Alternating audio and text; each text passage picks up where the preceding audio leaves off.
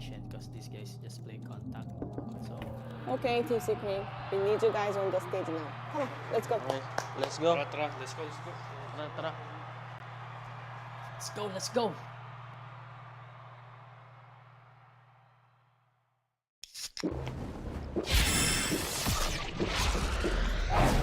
Red Bull gives you wings.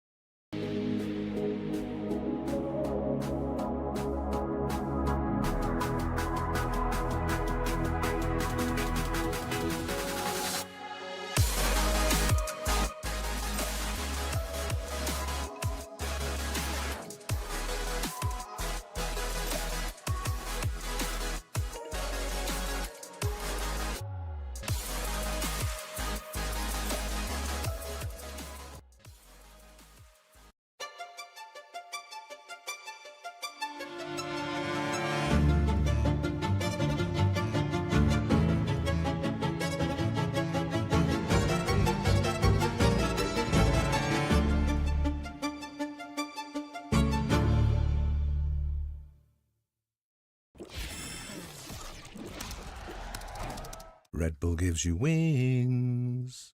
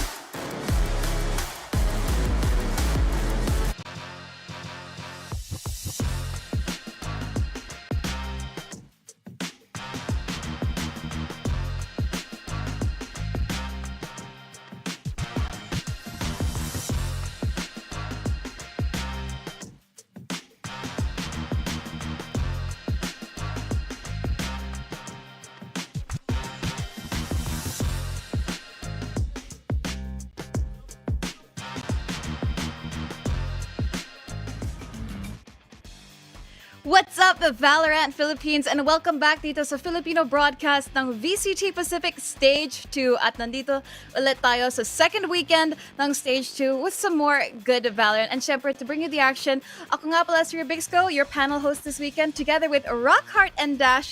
What's more? So guys, kumusta yung feeling na nag-full 6 games tayo kahapon, went straight to bed and woke up here? Yeah, honestly, tayong tatlo rin yung magkasama dito eh. Yung kahapon, yung natapos yung game natin. Tapos pagising natin, dito ulit tayo sa panel. Panel tayo magsisimula today, guys. So, masaya naman. Masaya. Valorant. I was literally like... Good morning. Good morning. We're back. Buti pa nga si Vil nag-swimming pa siya last night. But anyways, Yeah. guys, True. welcome back. The games did go by pretty quick. Pero bagong lahat, we do want to offer you our special promo code with our official super app partner for VCT Pacific Stage 2, Grab. And we have a promo just for you guys, our viewers, dito sa Filipino Rebroadcast, where you can score Grab's lowest prices ever, up to 15% cheaper fares on Grab Car Saver, delivery fares as low as 15 pesos with Grab Food Saver delivery, and of course, thousands of budget-friendly meals as low as 99 pesos with Grab Food Saver meals. All you guys have to do is use our code on the bottom of your screens. That's Grab Food 60 and up to 60 pesos off of your order with a minimum spend of 550 pesos. So what are you guys waiting for? Use Grab right now and get yourself some yummy food before our games today. And speaking of our games today, with that, mag-recap muna tayo sa mga nangyari kahapon kasi so many things happen. We've had a lot of teams switching up the narrative, giving us surprises every day. And look at our standings right now. We got DRX now, playoffs secured. Yeah, honestly, surprise ako dito eh, sa standings natin. Kasi yung mga plus tsaka yung mga minus, parang, bakit ba't ganito? Ba't parang kakaiba? Yung plus nila, iba, pero yung number of games kasi nila, yung hinahanap dito and number of wins that they have. That's why this is like this. And DRX heading into the playoffs because of their standing. And also, their performance yesterday was nice, but PRX just got on top of them. And kung ikaw naman ay isang Pilipino, kitang-kita mo naman, isang tapak na lang o di na lang talaga. Team Secret!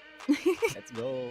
That's right. And if we consider the standings, this is also taking into account yung performance nila from stage 1. So that's why we got a lot of numbers already on the board. So there's still a lot of chances para sa ibang teams natin to catch up kasi we still have isa pang, one left. So we still got a really long time for all of these teams to kind of find themselves sa standings natin. Pero Rockheart, di ba, we got a lot of happy surprises, agent picks especially, like nagkaroon tayo ng ISO picks, Neon, a lot of Cloves and Harbors as well. Actually, we got super excited. Dash almost fainted. Nung nakita yung double Neon kahapon. It was like, what the heck is happening? Then literally one team will pick up a Yoru and an ISO in the same round. It's like, this is the new age of Valorant where ISO will destroy people on Icebox if you give him a chance. So, guys, yun yung mga kailangan nating bantayan dito for sure later on. Wait for the map picks. And because of that, because of the performance of the teams yesterday, I believe na we'll have a lot of diversity today. Kasi you know what? If teams, sabihin ng mga teams na naglalaro today, oy, may mukhang matapang yung mga team kahapon, means siguro may there should be like a good basis to maybe release them today. That's why I'm so excited about this. And obviously, for Japanese Valorant mamaya sa ating second matchup, for sure, you'll see Yoru and maybe the ISO will also pick up here. I really hope na makita nga natin yun, no? This incoming games na meron tayo. Kasi with the teams that we have for today, these teams are at the bottom of the barrel. Honestly, they're at the bottom of the barrel today and they would need to do as much consistency as they can. Yes, there's two things na pwede nila gawin. One is mag-innovate sila. Try nila yung ISO, try nila yung Yoru, whatever. Yeah. Try nila yung Neon. Or two, stay with the comps that they know and play with the confidence that they have with those comps. That's right. Or hear me out. Okay. Yep. Reina. Oh, Hindi pa that's natin right. nakita kahapon. Yeah. Still, the one duelist that we're still waiting to come out. So sana, honestly, akala ko that Paper X was going to be the one to finally bring her out because something always brings out that arena. But we have yet to see her. But for the sense of, Japanese Valorant, they do tend to stick sa usual comps and things that they use. Pero hopefully, one of these teams, or even both of them, will be a little bit experimental this time around. Pero let's talk about the things that happened yesterday. Kasi, again, if we notice the standings, RRQ actually fell down in the standings. They're no longer in that top 4. Team Secret is now in that spot. So, yesterday, Talon versus RRQ. Sobrang evenly matched. Kaya pa yung nag-cast for that series. It was so drawn out. What do you think of the two teams? Sobrang intense ng game nila yesterday. For me, there was a bigger chance of RQ winning during the first 2 games. Surprised lang ako na, especially in the first game, that could have been their win because of the amount of pressure that they already have on Talon Esports in game 1 in Lotus. Yung second game, tinapos sila and in Icebox, parang nag-fizzle out sila. Pero in the second part of that game, nung nasa Icebox na sila, at least nung second half, they were able to get 8 rounds against Talon Esports. And it was so, I would say, telling. It's very telling of the power level of Talon right now. Like, we can kind of do this to a team like RRQ, and RRQ getting pushed down is, I honestly, the biggest surprise from yesterday. Where, there is, tama si Dash, may feeling ako na dapat tapos na yun, 2 rounds pa lang. Yeah. Two maps pa lang. Pero, Talon's really rising power is what really is very interesting yesterday. Yeah, I think I totally agree with you kasi we were talking about this with Vil and Ray Ray on the panel kahapon with how RRQ just had that really, really good foundation as a team where Talon, I think they all just surprised us kasi yung ang formulaic ng gameplay nila, and in the end, the formula worked out in the end. So congratulations to them for, getting another win under their belt. But now moving on to second series natin kahapon, PaperX versus DRX. Si Davai, he finally got his 1,000 kills, but again, DRX, they showed up on Haven, but the lose streak continues. Yeah, and for me, during their game again in Haven, I was surprised about how they used the Yoru and the ISO on the side of PaperX. Kasi nung ginamit nila to, they were good. During the first half, nung nag-a-attack sila, they were good. Pero when it came down to the second half, I was surprised na parang nag-freeze na si Jeng. Hindi na siya nakakahit ng mga shots niya. Si Forsaken, hindi na rin sila makakill. And that's why DRX just run them over nung sila na nasa attacker side during that game. Pero I can still see a lot of promise as long as hindi pa napapatch si ISO. There's still a lot of chances for them to use this. I feel like that's exactly the point, right? Like, maybe ang point ng PaperX dito ay medyo madami pa yata kaming leeway. And maybe we may ilang days pa kami. Just... yeah, and okay, spoiler alert, they won that whole series anyway. Yeah. Pero yes, yung map number 2 in Haven, I think a lot of teams will definitely look forward to that. And sabi ng PaperX, you know what? Let's try to do this really fast-paced comp. Let's see if we can steamroll them. It didn't happen. Pero there's a lot of room for improvement. I have a feeling they could try that again. Yeah. I mean, I think so too. Kasi I think that PaperX has also talked about yung tendency nila to kind of experiment with new compositions and even playing on the fly as they go. Because again, at the same time, they do know that they're a little bit secure in the league, but at the same time, they still came back extra hard on that third game on Icebox. But it's really interesting to see how DRX, again, now without Stacks, we keep going back to Stacks at the end of the day, and how DRX is functioning without him. And I think yung dapat i-highlight natin is si Flashback. He's definitely filling in those shoes of Stacks. Pero the thing is, we're not really feeling that presence from the rest of the members of DRX anymore. Yeah, and from the changes that they had with their composition, having a different initiator from their team probably is making it harder kasi Stax was best in slot na initiator nila talaga back then when he was still in DRX, and we saw that power nung nilabanan nila yung Gen G with Stax on the side of T1. They almost won that series, and I thought na wow, Stax is that good when he's allowed to go crazy. So here naman for the side of DRX, on the side of Flashback, I think Flashback is doing well. There's still some adjustments with some members of DRX dito sa comp nila, pero I can see some promise for what they can do on their side. Pero the problem there is parang kulang na yung time nila to scale. Honestly, the individual performance of Flashback, I think na-mention yun kahapon na parang si Flashback na lang gumagawa nung map 1. Right? Yeah, I nung think... map 1. yeah. Umabo lang sila Buzz tsaka sila Mako nung map number 2 and 3. Pero yeah, Flashback doing good. Pero yes, it does seem like an integration, slow integration para sa DRX. Definitely. And I feel like even though kakastart lang ng stage 2, it still is towards the end of the league for these teams. They have to qualify for the next few global tournaments. So I think a lot of stuff are still on the line. DRX, although, they're also in a very comfortable position, just like PaperX being playoff secured and all. Pero at the end of the day, how do you think they rank in terms of power? DRX? In the Omega group or overall? Overall sa Pacific, how high do you think? Parang top 3, middle of the pack, or? Honestly, last stage, top 3 sa akin yung DRX. Uh-huh. It shouldn't have been T1 for me nung last stage. Pero this stage, because of the changes, Yeah. siguro middle of the pack, 5 or 6. Ganun. Oh, okay. How about ikaw, Rockhart? I actually agree. I feel like, okay, benefit of the KDRX, paper Oh, yeah. kalaban nila. Yeah, Diba? true. Maybe if it was a different True. team, it Tama, would have been yeah. different. I agree. Right? Important so I still think fact. top 3 or top 4. Yeah. I mean, at the end of the day, we can't really discredit DRX just yet. Because still, again, very, very early on in this stage too. But we really do hope that they parang find their footing. Kasi like you said, Rockhart, yung kalaban nila kahapon was PaperX. It's very hard when you put the best against the best, right? Because one, obviously, there can only be one a winner. But I think I'm very, very excited para sa matches natin today because we've got, again, Global Esports versus Bleed, and then yung Japanese showdown later, which is going to be Zeta versus DFM. But we are going to be going to the COEX Atrium in Seoul, South Korea in just a bit because I think that Bleed and Global Esports are in the building.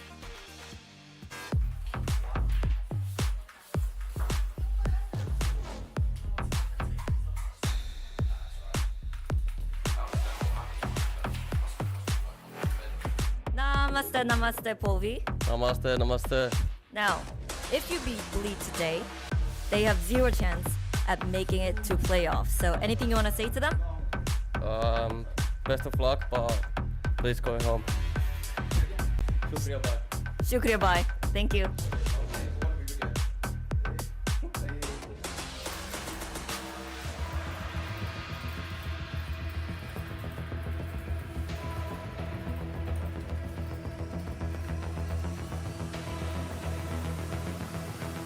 Hello, crazy guy. A message has arrived from Polvi.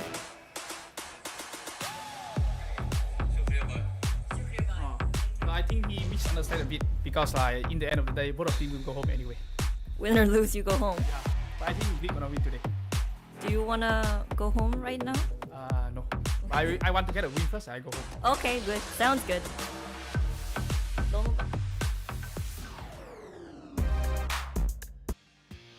Grabe yung interesting. message nila for each Interesting. other.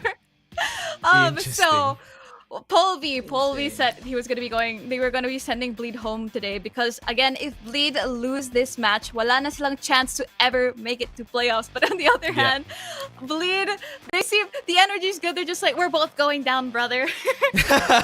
That's the funny part. We're both gonna go home anyway. Might as well play it. That's basically what they're saying. So with this, if ever na mangyari na Bleed manalo dito, they're sure gonna go home. Pareho sila pag nanalo yung Bleed dito sa match na to. So at least they're gonna pull them together with them. If ever they're gonna go home, ganon. Ano ba? Feeling, nag-usapan nila ito, sobrang advanced booking nun. Tapusin mo lang yung regular season, nagpapauwian na agad kayo eh. May regular season pa tayo, manalo-matalo. Maaga-aga pa. Yeah, it's Parang really. discount sa airport. Oh wow! Oo. book an early flight now. But anyway, up next we've got a Bleed versus Global Esports. Now, ito, if we look at our flavor graphic here, so there is Hopium. Geez, Hopium running at full capacity. Current standing, they are 9th with Bleed against Gen G. So ito yung chances of making it to playoffs. So Bleed, only chance nila is today to make it. But for Gen G, they have to beat either RRQ, Zeta, and Gen G. When it comes to the scores. Pero if 2 wins, they have to pray. Oh no. So they Yeah. wait, and they're gonna go against T1 and Gen G. Yun yung susunod na kalaban nila. This is not gonna go good. Ang brutal talaga ng group nila. Magdasal kung kailangan mag 0-2 yung RRQ, Zeta, Yep. and Genji. Yep. Yup. Para What? manalo sila. That's crazy. Ibig sabihin, conditional din yung 3 wins nila. Pag naka 3 wins sila, conditional pa kung makakapasok sila. Ooh, what is this? What is this? They're going to have a perfect record from now on. So as long as they beat every single team, they can go to playoff. They have to fight against Genji and T1 then, so, oh no. What matters is they didn't lose hope, diba? Yeah. They're still Power going of for that friendship. perfect record. Power of friendship na lang talaga yung kailangan nila dito for the team. Pero, kasi, it's very conditional din eh. Kung ganun yung global esports, mas ganun itong Bleed Esports. Kailangan perfect record. 13-0. Everyone, 13-0. Kailangan nila gawin dito sa mga susunod na games natin. I mean, if we take a look, Honestly, I mean, honestly, at that point, they really have to leave it up to the performance of the other teams here. You know, we've seen moments like that with Team Secret, pero if we look at the performance of both Bleed and GE, they do have something in common. If nakita nyo, if you can see the team that they're up against at the top of the bracket, they've both been against Team Secret. So that's one thing that they have in common. Maybe they can isolate some weaknesses that they've seen, but again, we've got two of the parang highlight players of both these teams. You have Polvi, parang siya yung bagong face ng global esports. And of course, Crazy Guy now being back in the mix, bringing back that old roster. How do you think that these two players play a part in their teams? For me, Polby, really good at the operator, especially in the icebox. Really good positioning. And always, kung magkakaroon ng icebox na map, there's a big chance that this team would win on the side of Global. Pero on the side of Bleed, Crazy Guy, filling in the shoes of Ye, na kakaalis lang on the side of Bleed. This will be... Honestly, Crazy Guy has been doing well compared to what Ye has been giving Bleed during the last He stage. said it! Sinabi ni Dash! Sorry. Alam ko, Ye fan si Rockhart eh. I'm gonna have I'll side with you on that one. I do side with you on that one. Pero Rockhart, you have something to say? I really feel like that's the unsaid fact right now. It's the elephant in the room for Bleed fans. Like, oh, yeah, On the bench at the moment. Ye's gonna do it. Ye's gonna do it. Oh, but man. we do have to give it to Crazy Guy kasi at the end of the day, this roster mas familiar sila with playing with Crazy Guy again from Ascension pa lang. So it makes sense how he just meshes so well with the rest of the team. So we really can't blame them. But it looks like our players and our coaches are up for the map veto. So Rockhart, I'm trying to test something. So can you predict kung ano yung third map natin ngayon? Kasi na-predict mo kahapon. So I'm gonna see if we can get you to do it every single day. Third map is Icebox. Icebox. Ha. Okay. I concur. You concur. Okay. Feel ko, Icebox yung... Oh no! Wala na. Alam nila eh. Kasi Global Esports is really good at Icebox. Kaya hindi na nila binigyan ng chance si Global na makapag-Icebox. Honestly, the utilization of Polvi is gonna be so huge in Icebox. Kaya they didn't even want to risk it. So I understand why Bleed would do that. It would have been a great coin toss though. Pero I guess they don't want the coin toss. They want the sure thing. Ooh. Lotus and Sunset being in the mix here for Global and Bleed. I do hope na mas maganda na yung positioning dito ng Global and even Bleed. They don't really have a good record. Both of them don't even have a good record on both of these maps. And Haven being the third map, kung aabot tayo sa third map. I think it's a really, really interesting set of maps kasi, you have two really big maps like Lotus. You've got Sunset as well. I think it's been a more challenging map for these new teams this year. So I feel like parang a good setting siya for a test of skill between these two teams. Yeah. And I do hope na hindi... I think one of the things that they do here, ito nga is sa side ng Bleed, they always have the Viper on their composition, the double controller on their side. Pero this is pretty much classic, having a Fade Ren on their comp together with a Viper on the other side din. Pareho sila ng composition. Pero sabi nga naman natin, this is the new patch and we're all hoping na mag-iba sila ng kanilang mga agent picks. Yeah, the fun thing is these stats are from pre-patch. So guys, take it with a grain of salt. Fade kind of interchangeable naman with heroes like the Sova. Always great to have that info in fighting against trouble, holding that Odin, hiding in tree as usual. Something that never changed, rotating doors and Odin's banging off. That's Lotus for you. And at this point, Reina is actually pretty good in Lotus if you think about it. I hope they give her a chance. But yeah, probably not gonna be that much of a drastic change. Yesterday, we saw Neon on both sides of the fence in this map.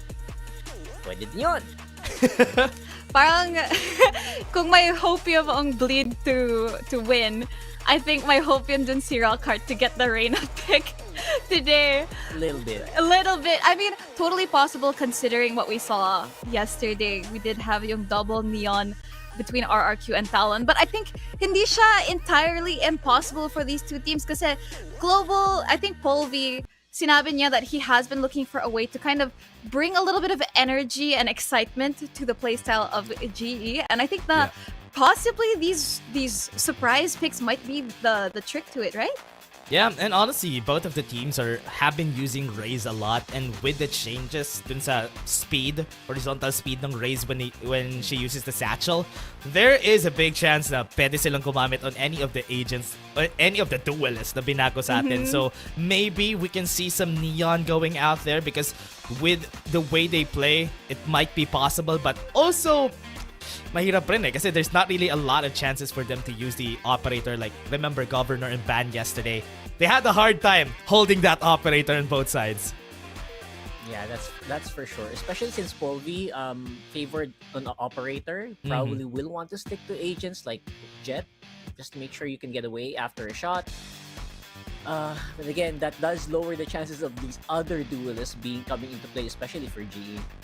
Yeah, and I think na, considering everything that we've said about GE, I feel like one thing that's going to matter at the end of the day is how well I feel like the entries will be on the attacking side. We did see kahapon when we played our Lotus games that yung momentum definitely shifted here. And for the side naman, for both of these teams, they've had experience here recently against Team Secret. So I feel like it's a really good parang recent experience for them to be able to adjust, and hopefully they apply that here in this map. Pero, in their matches against Team Secret, what do you think? Ano yung main weaknesses ng teams na to? Kasi personally, I feel like on that day, ang baba ng energy levels from GE. Yeah. Honestly, nung game nila, nung sa GE, one thing that I love about them is how good they are on the defense. Their Sunset defense was good during that last game against Team Secret. But also the same thing kasi, remember that one game, the first game ng Team Secret against Bleed, yung 10-13, they ended up on a 10-2.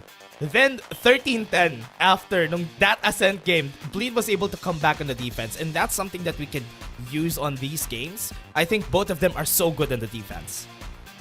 Para naman kay Polvi, GE, the biggest weakness is Polvi, to be honest. Their biggest strength and their biggest weakness, because Polvi is so spicy. I don't know, spicy. The right term, because 50-50. he plays the operator up close and personal. Oh.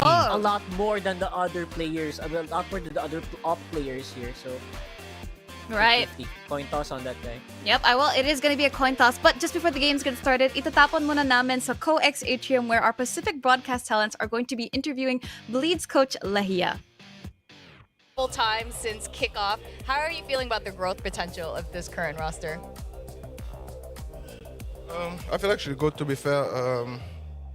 I think it was very hard to let go of Crazy Guy because I think him and I have a very good connection with each other, and he's the guy who can translate what I want from him in the game, as an IGL. So yeah, I'm very happy with the team that I have right now, and hopefully we will show it also.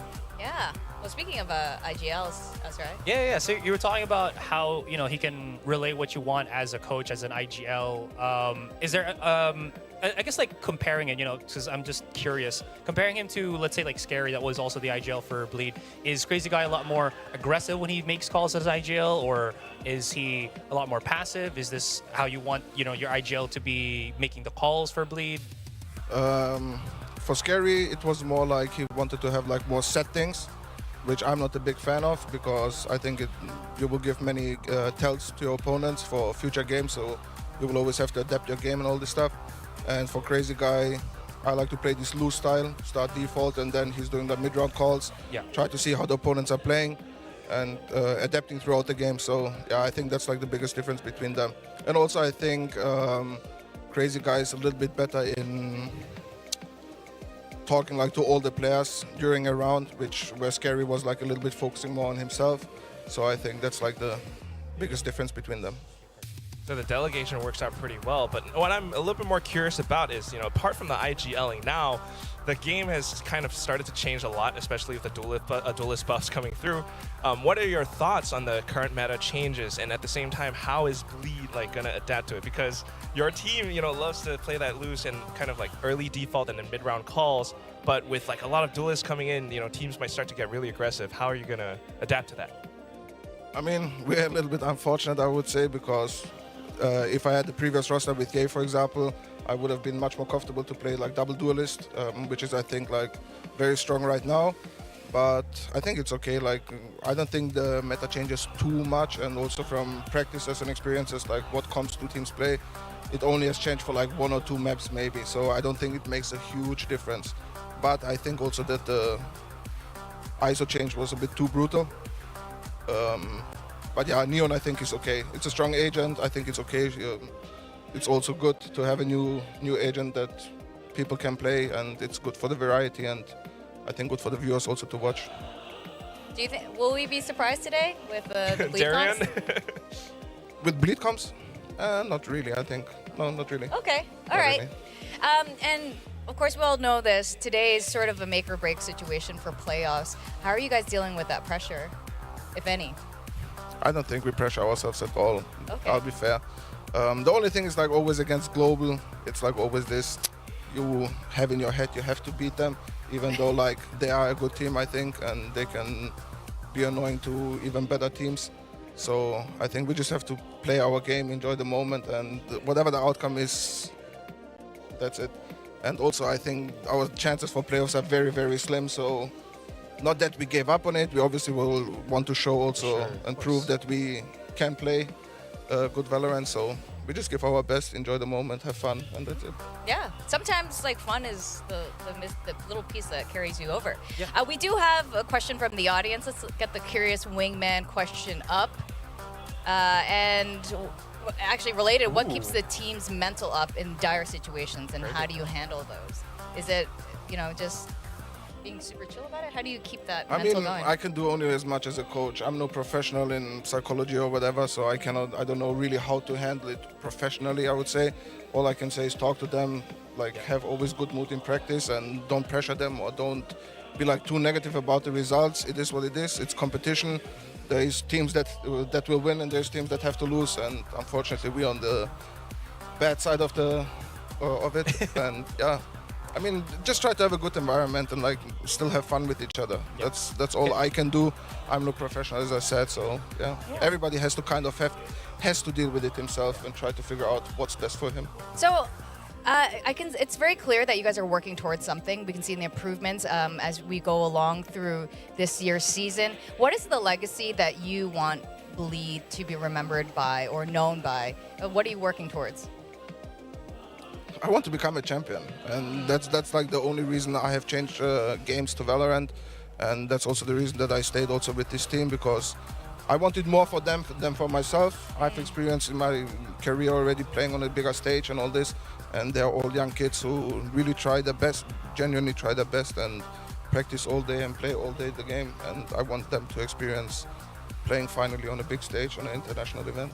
Oh, that's really special, and I think it really says something about coaches having competitive experience and knowing what that feeling is. Well, all the best of luck today, Ligia. Thank you for joining us, and yeah. Good luck. Good luck. Luck. Take the mic. Yes, take it with you. Well, there you have it, guys. We're not gonna be experienced. Wala tayong ma-expect na changes in composition kasi hindi daw nag-shift ng meta that much, except for a few maps. So I think medyo malungkot si Rockhart about the arena. It's a trap. It's a trap. Don't listen. meron pala silang surprise, no? Tapos in the coming games, labas pala yung mga picks na hinihintay na Rockhart. So tignan pa rin natin, baka lang naman bait lang yun, yung nakita natin sa interview. Nagtatago sila ng strats yan. For for sure. Yep. 100% hidden strat. Good job. Keep it up. Well, at this point, I think the first match of the day is going to begin, and Infinity and Black and Blue will be joining us to bring you the action. But it's going to be Global Esports versus Bleed, and with that, the second weekend of VCT Pacific Stage 2 starts now. Global Esports. Undefeated. That's why they call me undisputed. I'm breaking up another Bleed season. Esports.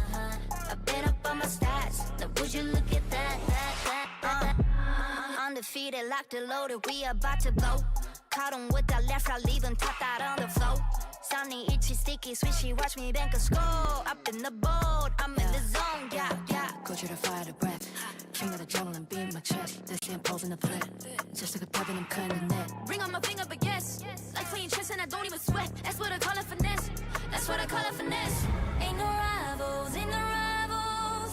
They can try, but they're never ever slowing me down. Unrival, this is my show. Crossing my heart, they know we are undefeated. That's why they call me undisputed. I'm ranking up another season.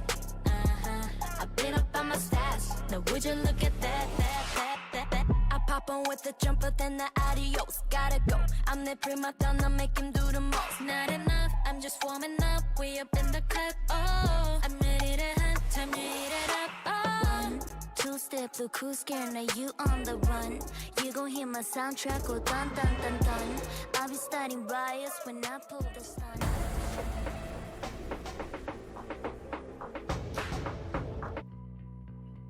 Nagbabalik na naman tayo dito sa VCT Pacific na kung saan may mga dalawang teams, Bleed versus Global. Hindi pa nila nahanap ang kanilang mga first win, pero kami ang iyong first casters of the day. I'm Black and Blue. With me is Infinity here. Infi, kamusta ka naman and what do you think about this upcoming game natin? Medyo mainit-init sa ating environment. Pero what I look at the game right now, I think their last match was way back, Matagal na yung match nila. It was, I believe, the kickoff this year. Yeah. 2-1, nanalo yung Global. So, it's going to be interesting kung paano maglalaban tong dalawang teams because even in the last split, hindi sila nagkita. Well, I mean, in fairness, diba nung last split, they put in Ye, hindi gumana, they put Crazy Guy back in, pero so far, hindi pa nananalo ang Bleed. Now, albeit, may chance sana silang manalo dun sa unang laban nga nila nung huli, nung kinalaban nila dito yung Team Secret sa opening day ng ating VCT Pacific, pero siyempre, Team Secret yan, kaya talo sila. So, Bleed, so far, ngayon na ibinalik nila si Crazy Guy, mahanap na ba nila ang kanilang first win? Nakalaban nila ang Global Esports. I think itong Bleed, madami silang potential eh. In fairness, yung Global din naman, they won 2 games ng regular season nung huling split, but they have so far not been able to make the playoffs just yet.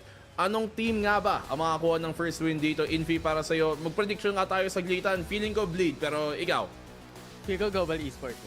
Global Esports ang makakuha ng first. Bakit? Because I feel like, you know what, binilagay nila si Benkai as their primary IGL now coming into Split 2. So, it's going to be interesting kung makakapag-adapt na sila. Because in their prior game up against TS, sinabi mo nga, natalo sila. So ngayon, nakapag-adapt na ba sila? Okay. Grabe yan ha. Dire-diretso dito. Alam mo, sa totoo sen, sumasang-ayon naman ako sa utak ko na Global nga dapat ang manalo dito. They have more experience. Pero Bleed, being at Ascension team, nasa puso ko sila. Sana sila nga ang manalo. And we're gonna see here what they can bring to the table. Global Esports composition nila dito sa Lotus na kanilang ipapasok na ngayon si Neon, which we have not yet seen.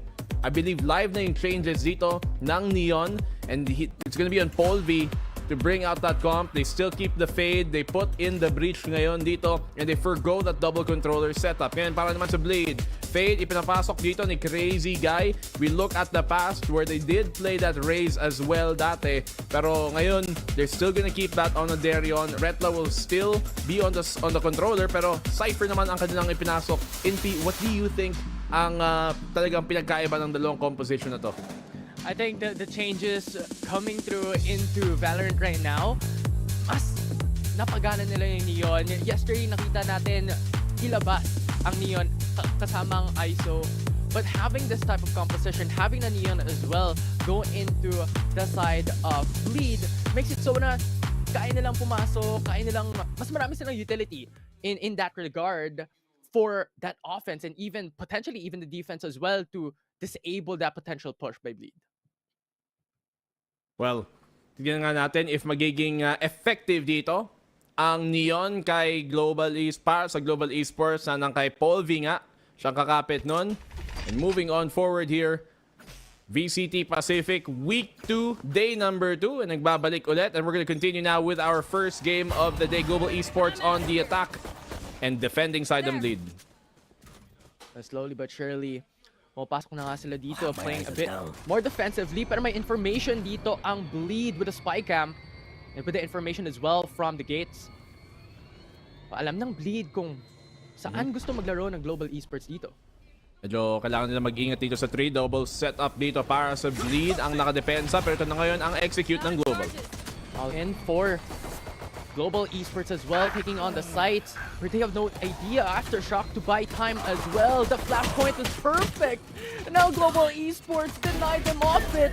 It's Bleed. Zest takes 2. Grabe naman si Zest doon sa pagpasok ng A main. 2v2 na ngayon. Nag-settle as syempre yung Bleed, hindi sila sure kung nakalabas ba talaga dito ang Global sa may parabol. Or magko-commit ba sila sa A? Is it a fake? Is it not? Crazy Guy does have the sheriff to make that contact. Alam na nila tuloy ngayon na dalawa nga ang nakalabas at nakaatras. The tag doesn't come through for the side of Bleed. Alam nilang nag-walk through ang Global Esports pabalik pero hindi pa to for sure as you still have Lightning Fast alongside Benkai returning back to A site. Okay. Double fake out dito para Global. Playing the mind games. 15 seconds. May oras naman sila. Buot na lang bentang-benta dito yung pag-fake nila. At kumagat naman din ang Bleed dun sa pag-fake nila. Global will be playing the post plant. Meron silang isang fault line pa rin. May smoke din si Lightning Fast off of the cooldown. Bleed, nag-iisang utility nila to help them in this is going to be that hunt. They need to get information early. Si Benkai susubok mag-peek. Oh, they get one. Oh. Crazy Guy goes down. Now brings it down to 2v1.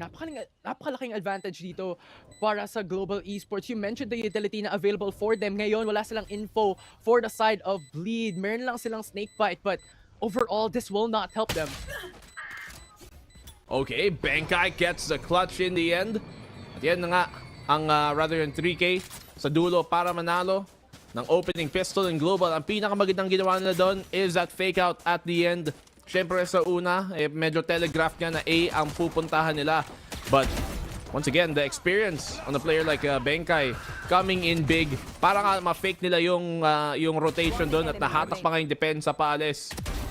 What a great post plant as well from Benkai. Siya nagsimula, siya nagtapos. Hit them hard. Overall, nakapag-adapt nga sila. Ito yung tanong natin. Nung nagsisimula pa lang, nakapag-adapt na ba ang changes of the primary IGL coming forth towards the side of Global Esports? And thus far here in pistol round, there are showing huge signs of life here.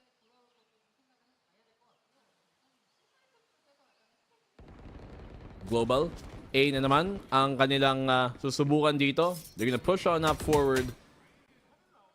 Rather actually hold. Hindi sila magko-commit agad-agad. Yung Bleed naman ang lalapit dito sa may C. And because they've cleared this out, they can infer na yun nga A site siguro ang susugurin dito ng Global.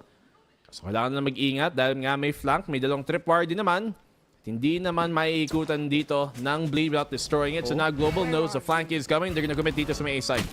Yeah, especially the second tripwire is already broken. Kaya ngayon medyo nag-aalangan sila na tulakin agad ang A side. And Bleed already goes in.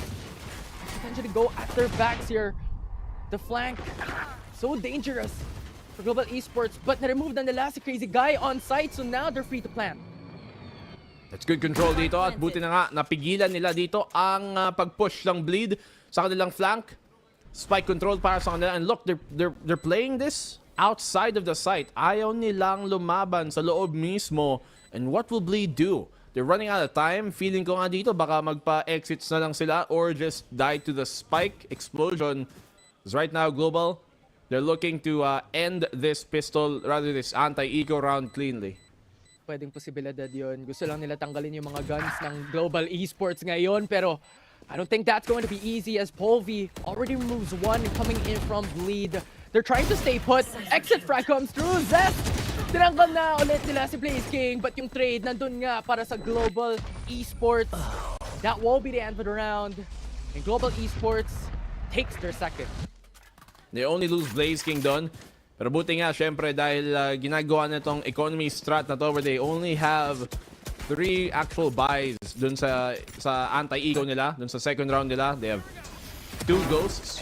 Means na wala masyadong nawala sa kanila in economy coming into this round. Even after losing the 1. Now they have an even more proficient bonus to play dito gamit yung arsenal na nadampot nila. And gusto nga yung pinakita kanina ng Global Esports, yung patience nila coming into the A site. Inantay nila yung wall ng Viper to go down first before they push. Pero ito na nga, Global Esports, natanggalan ng isa. Crazy Guy gets that first initial pick-off. And Bleed will not hold off any more patience here. 4v3 down in favor for Bleed. Okay, Bleed finding the picks they need ngayon. And now they're gonna be in a much more difficult position makapasok dito sa may A site. If they can find off a pick here without getting traded out, edi mas okay pa sana para makabawi. I think they know Crazy Guys here. Narinig ata ni Russ. Utility, Hunt will come down off a cooldown. Will he find the angle? Yes! Ayun na nga, 2v3. And now they actually have a chance para makabawi dito sa kanilang bonus. Grabe naman ang pagbawi ng Global! 1v2, Retla stands alone. And now he's put in a difficult spot to clutch. The hope was there, step by step, methodical movements coming in from Global Esports na nagbigay sa kanila ng massive advantage and even taking that plant. And we all know, kailangan to ng Bleed Esports na maipanalo. Kasi ito na yung buy round nila. It's just the bonus coming in for Global Esports. Now Retla trying to find a good positioning, trying to find a good hold. That will be Russ goes down. 1v1, Blaze King here. Nakabang. He knows that he's going to be faking this out, playing the mind games. Retla has an intuition kung nasa nga ba si Blaze King. Pero yung angulo, nasa kanya ba? This is no problem. And he still hits the shot, Retla! Grabe naman yung clutch para lang bumawi dito. 1-2 and Bleed. Rectify and save the round na dapat naman malinis para sa kanila. So much back and forth, but Retla just hold off that hope. It just gave them so much time. I mean, yung patience nila, it was Global Esports was able to take so much trades and make the man advantage into their favor. Pero yung nagawa ni Relta was those isolated fights na naipanalo niya para makuha yung round. Good stuff coming in from Retla, but I mean Bleed. May worrying signs doon. That was a 2v4 na muntik ang pangmanalo ang Global Esports. If not for the big play coming from Retla. Paul V shut down dito sa simula. And Bleed nagsisimula na may dalawang pick galing kay Darion. And Bleed still holding off. Ang ganda ng discipline nila dito. Hindi sila nag-rotate agad as Global Esports. Naghanap sila ng panibagong site na pwedeng makuha, and that's the site that they're looking for. Pero mayroong spy cam as well dito si Retla para maalam kung nasaan si Global Esports, and they know. Huli ng tripwire, tapos may tag pa nung camera. Retla nasa loob ng site. Alam nilang nandito siya. Will he be able to escape? Yes, he does. He give up the site for free. Blaze King gets the one, and all the frags going Global's way. Ganda na flashpoint doon. Ngayon, they initiate the fake on plant to just make Global Esports come out, or rather Bleed come out. Darion very low as well, 20 HP left. Di pa rin nila makuha yung plant. The spam is coming in but not connecting as much as they should. Ngayon, 3v2. Naka-bulldog pa lang si Crazy Guy. He has one more prowler left. Naka-ready na dito si Benkai as well. The fault line is there. The stun comes through. Concussed already. Russ takes one. It's 1v3. It's Crazy Guy against the world. But Benkai finishes it off. And they take their third in this game. Well, Global starting off strong dito sa attacking side. It is a more favored side dito nga sa Lotus. Pero ito nga din naman ang pick nila eh. So, dapat lang, di ba? Kung dito pa kayo matalo, ewan na pa sa map number 2. Pero Blaze King, that's a good retaliation to get them started on the take again sa may pa-site dito sa C. And even though may mga moments doon yung Bleed like si Darion sa simula nakadalawang pick, Global pa rin ang nakabawi. Ganda ng pinapakita nila dito. I mean, stats-wise, Global Esports has more of that win rate here in this map. Ito nga rin yung pinili nila, and I think that just mirrors and supports that data. Pero tingnan natin kung ano gagawin dito ng Global Esports. As usual, on what they're doing is that they're opting to go for that A site. A site push here. As you mentioned, baka mas mahirapan sila considering Bleed. Dito sila nakapwesto. They took the gamble para mag-abang dito, mag-stack sa may A site. Pero parang naamoy yata ng Global eh. Kasi napa-atras na tuloy sila here towards the C site instead. If they can keep the defense dito sa may A, edi mas liber pa yung pagpasok nila sa C. Yeah, a 3-2 split as well coming in from Global Esports means na they really just want that pickoffs. They want those kills first. They want those initial setups for them to be able to get that advantage. Alam naman nila na when it comes to that eco, they have that massive advantage. Ang pangit lang dito is yung spike ng kay Polvi. Which means kung natumba siya, they're gonna know where to go. Polvi is gonna commit here towards the A side. Kala nila mag-rotate niya. And Scary, nakaabang. Will he get the one? He does! He'll deny the plant as well! That's true! And now it's Lightning Fast who gets those trades in. Pero napakalaking damage na ginawa ng Bleed Esports dito. Now they have that chance. Crazy Guy and Retla swiftly moving in. 2v3. Crazy Guy nga. Low HP. Dalawang sheriff lang ang kapit nila. Global have once again rectified yung mistakes nila. You have to be careful about these moments. Oh! I can't believe Lightning Fast. Nakuha pa rin niya yun off the spam, off the information na sound cue lang. But yeah, Global good anti-eco at the end.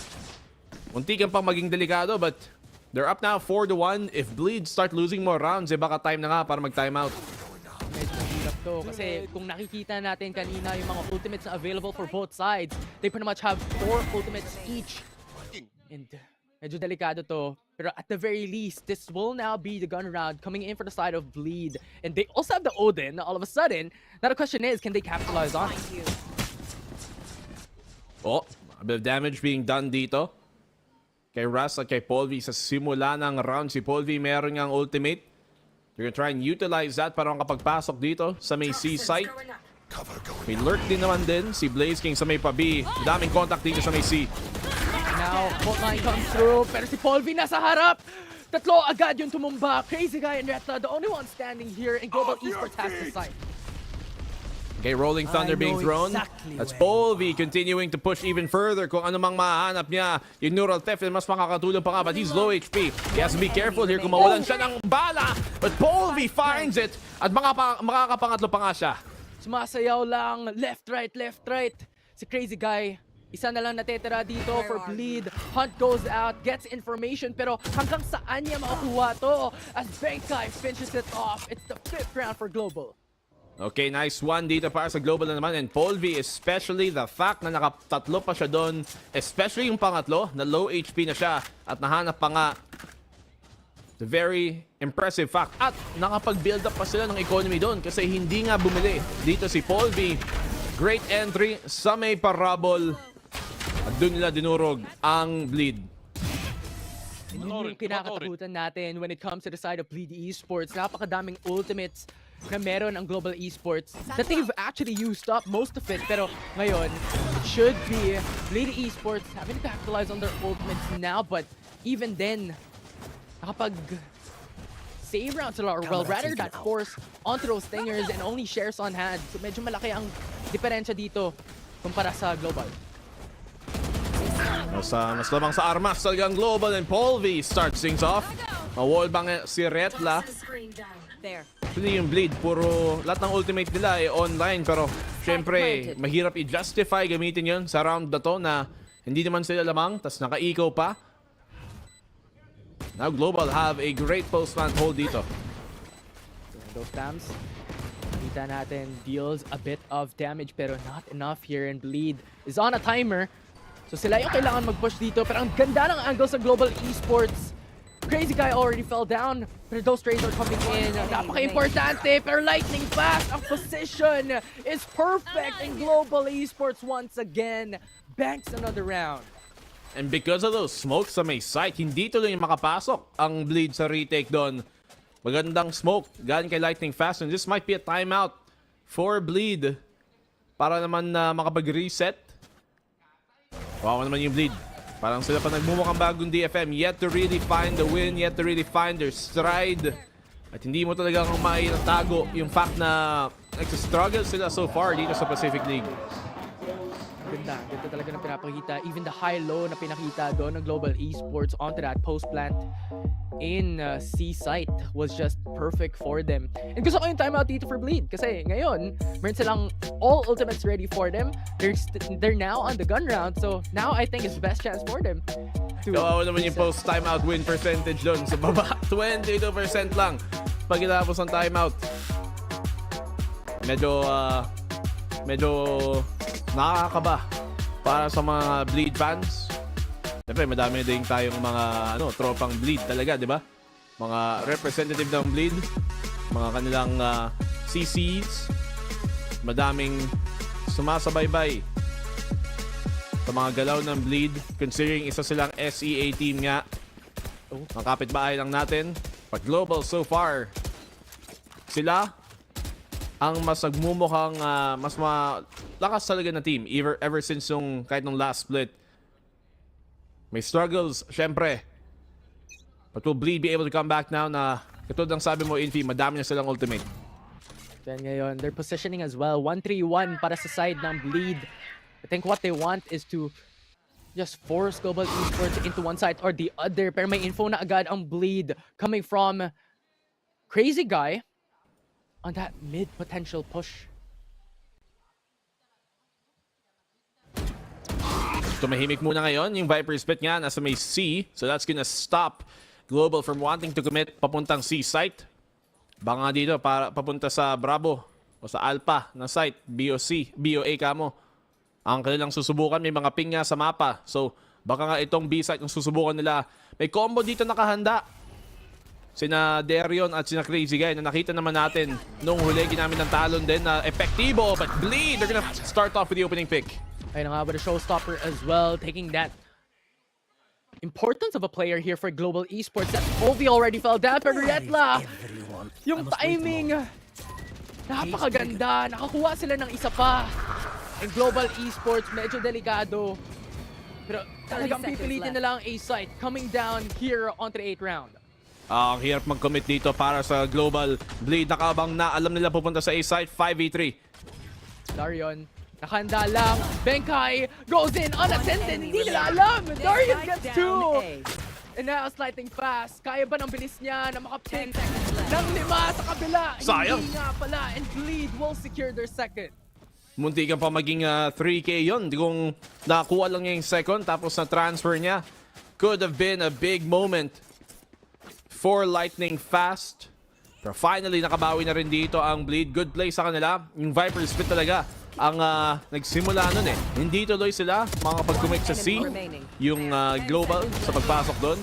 At dahil doon, napilitan silang pumunta ng B kung kailan naubusan pa sila dahil napitas. Sa 3v5 eh syempre dahil nga sa pick dito ni Retla. Neural Theft too much for them to deal with. And now Global, A-site ang kanilang i-commit. Bleed nagpo-push out dito sa B at C. Tingnan natin, walang nakatambay dito for Bleed for A-site. So it's a free side coming in for the side of Global. Nakita naman natin, gawin to ng Global time and time again ever since the beginning of this game. Wherein gusto talaga nila yung A-site. Now Bleed just wants the Flood retake. Oo nga, retake na lang ang susubukan dito ng Bleed. They do have the Nightfall para sa retake nila, but where and when will they use it? Walang nakaabang dito sa may mound for Global. Bolby trying to get aggressive. Nakakuha na nga na isa. Crazy Guy knows na meron sa 3. We're Lightning Fast. Just waiting patiently, pero Ross muna na nakapitas. Daming utility nilang pwedeng i-dump dun eh. Paranoia yung C's, but look at this. Benkai and Polby will chime in on the fight. 2v4 ngayon at lamang na naman ang Global. Medyo hirap na sila dito, Global Esports. Ang dami pala nilang angulo na nakuha para sa kanila. Pero instead, Bleed doesn't want to risk it. At magsisave na lang sila for the next round. Tama, walang risk it off the biscuit. Tipid na lang muna, Bleed. Crazy Guy at Retla will save what they got para sa laban dito. But Polby still drops the gun on Crazy Guy. At kahit nahanap siya, that at least cuts into the economy of Bleed. Makakabili pa naman sila, to be fair. Pero it's good to get this damage done. If that means if Bleed lose this next round, mapapaiko sila kung kailan round 11 na. Pikit na lang muna.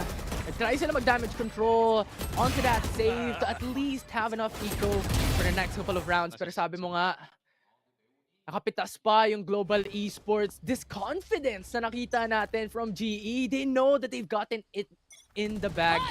Tingnan natin kung ma-repeat nila ulit. Kaya na lang pagkapanalo. The prior rounds here as they try to go for A once again. Face your fear! Paul V, low HP na naman, pero nakita naman natin kanina, napakadelikado niya kahit low HP! Paul V, a double for him! Hinako lang din ang bleed, kanan lang makakatakas, but Paul V is always on the chase. Laki na nakuha doon ni Paul V. Low na nga siya. Although nakakuha siya ng info dito from Zest, that's already massive coming from side GE. Dalawa! Oh my God! Zest! Oh, they're unaware!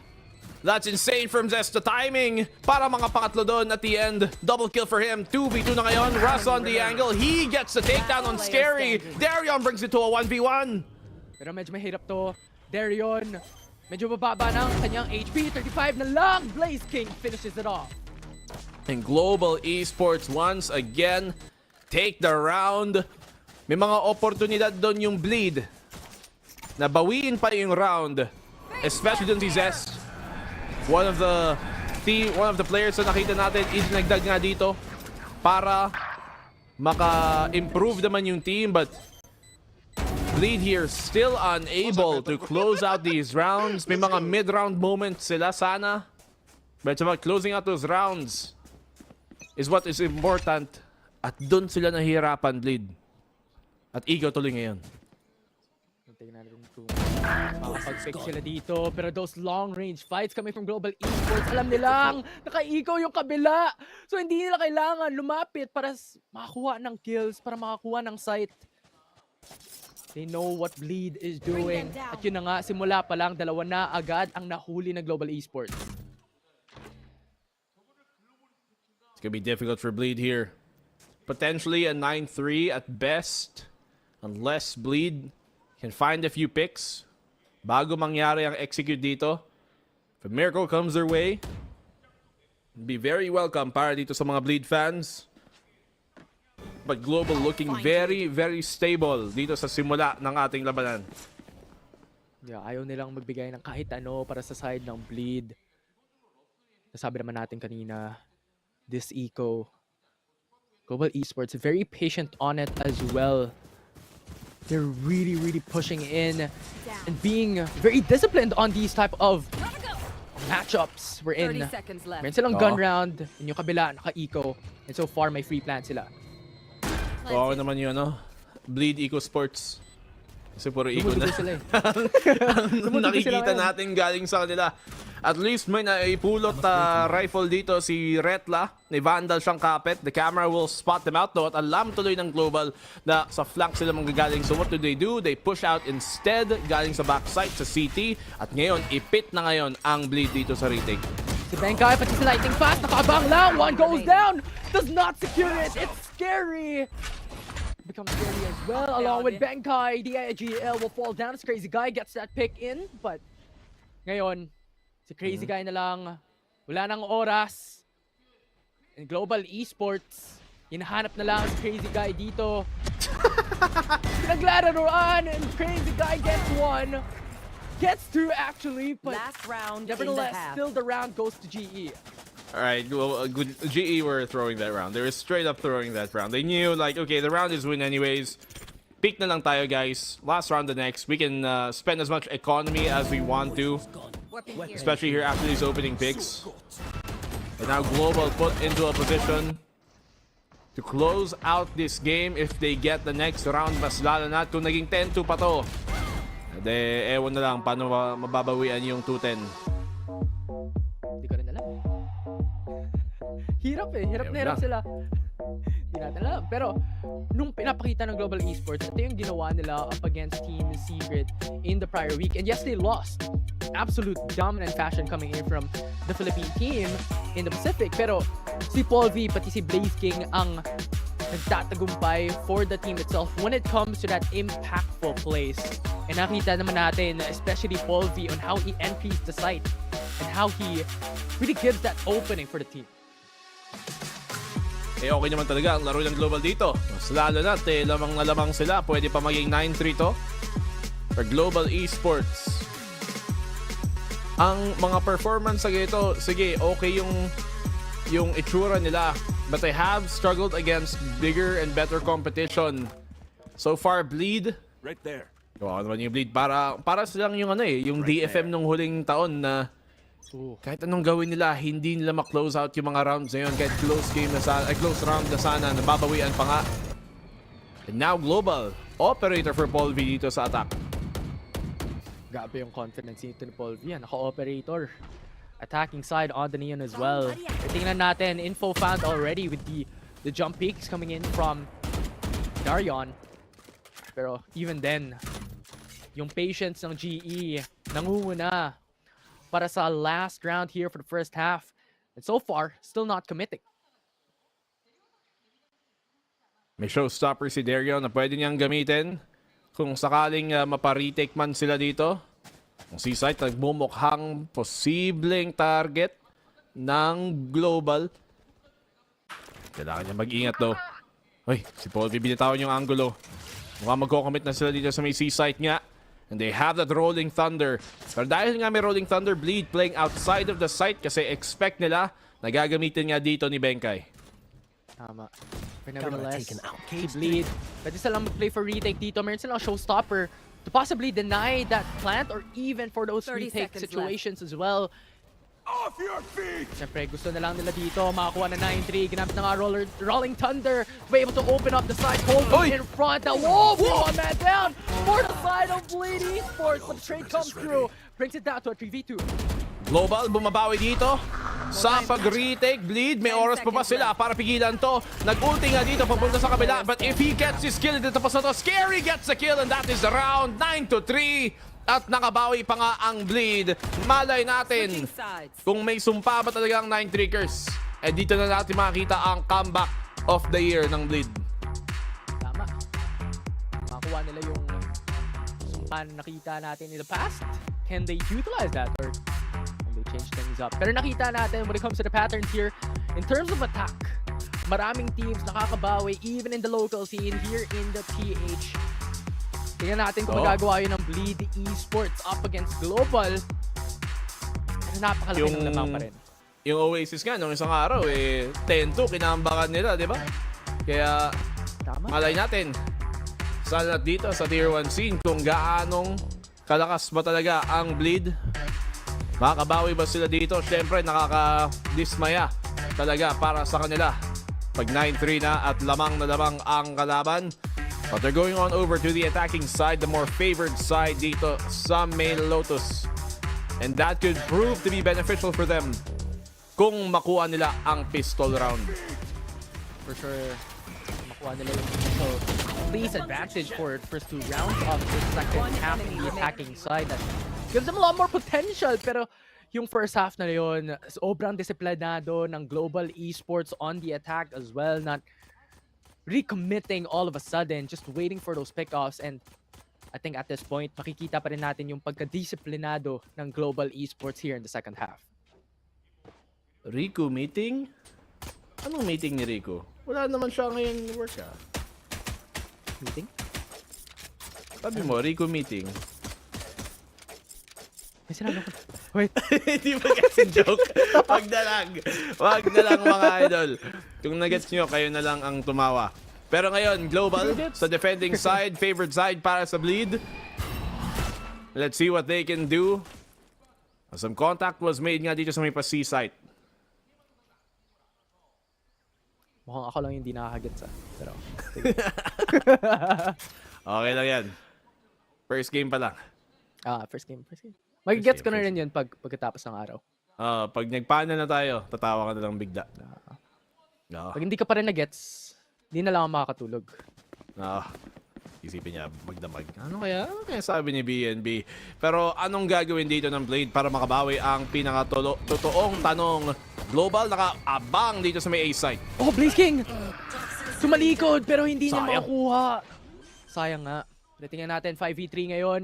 Plant is already done and dusted here for the side of Bleed. Ito nga ba ang simula ng pagka-comeback ng side ng Bleed Esports? Pero Russ, nakakuha ng isa.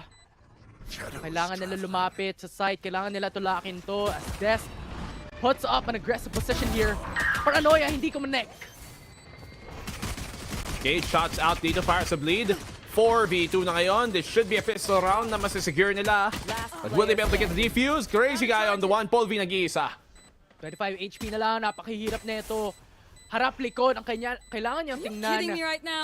Paul V tina para sa fake, pero Darion, katapusan na ni Paul V, secures their 4th round for Bleed. Global Esports.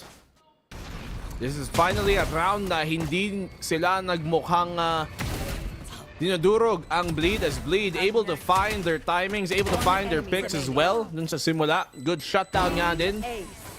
Kay Blaze King na sumusubok pa sana dong mga sausaw from the flank sa may door. And Bleed have earned themselves a good anti-eco round to play. Vandal, 4 na Bulldog, handang-handang lumaban. Aggressive tong Global Esports, pinapakita, nag-stack sila sa A-site, pero coming from it. Walang info dito ang Bleed.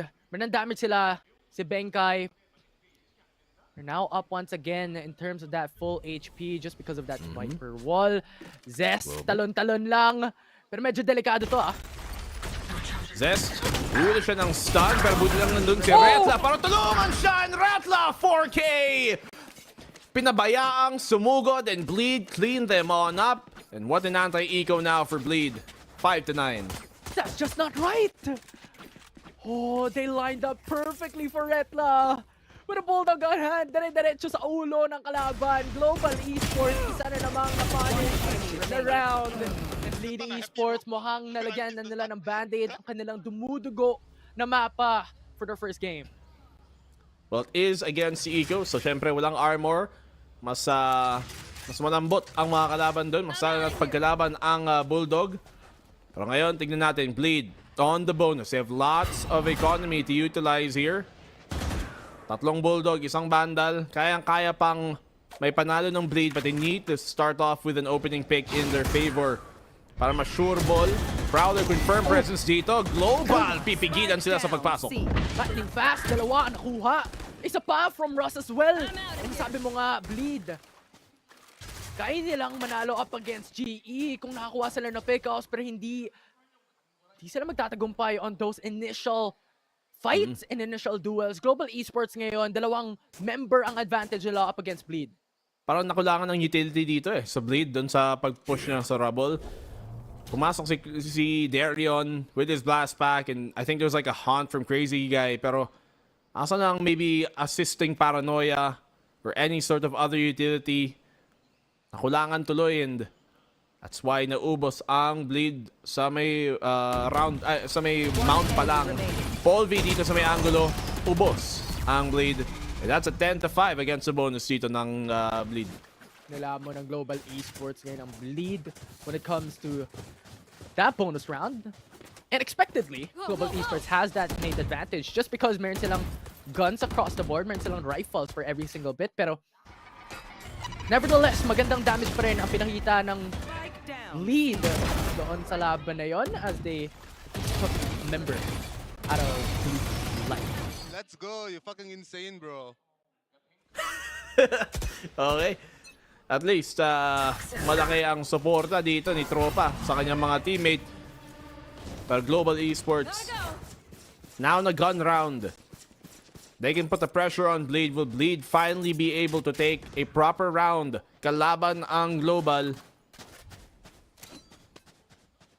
Yan ang tanong. Ang tanong na hindi ko masasagot. Sila lang makakasagot. No. Tama. Sim. Mismo. True. 5-10 as Bleed. Unti-unti naubusan na rin ng oras. Their commit here, looking to be on that C site as Global have put most of their defense towards B. Yeah. Nevertheless, hindi rin to masyadong disadvantageous para sa side ng Global Esports. Kaya nilang mabilis ang rotate. Ay na nga, nakapitas sila isa-isa. Global Esports. 3 na ang naipatumba. 2 na lang natitira, Scary at Zest para sa side ng Bleed Esports. Medyo hirap sila dito. Napakaganda ng position na ginawa nila para mapag-rotate ka agad-agad. Polvi! Hindi kinaya ang lakas at Benkai at Lightning Fast. Mapapanalo ang round na ito.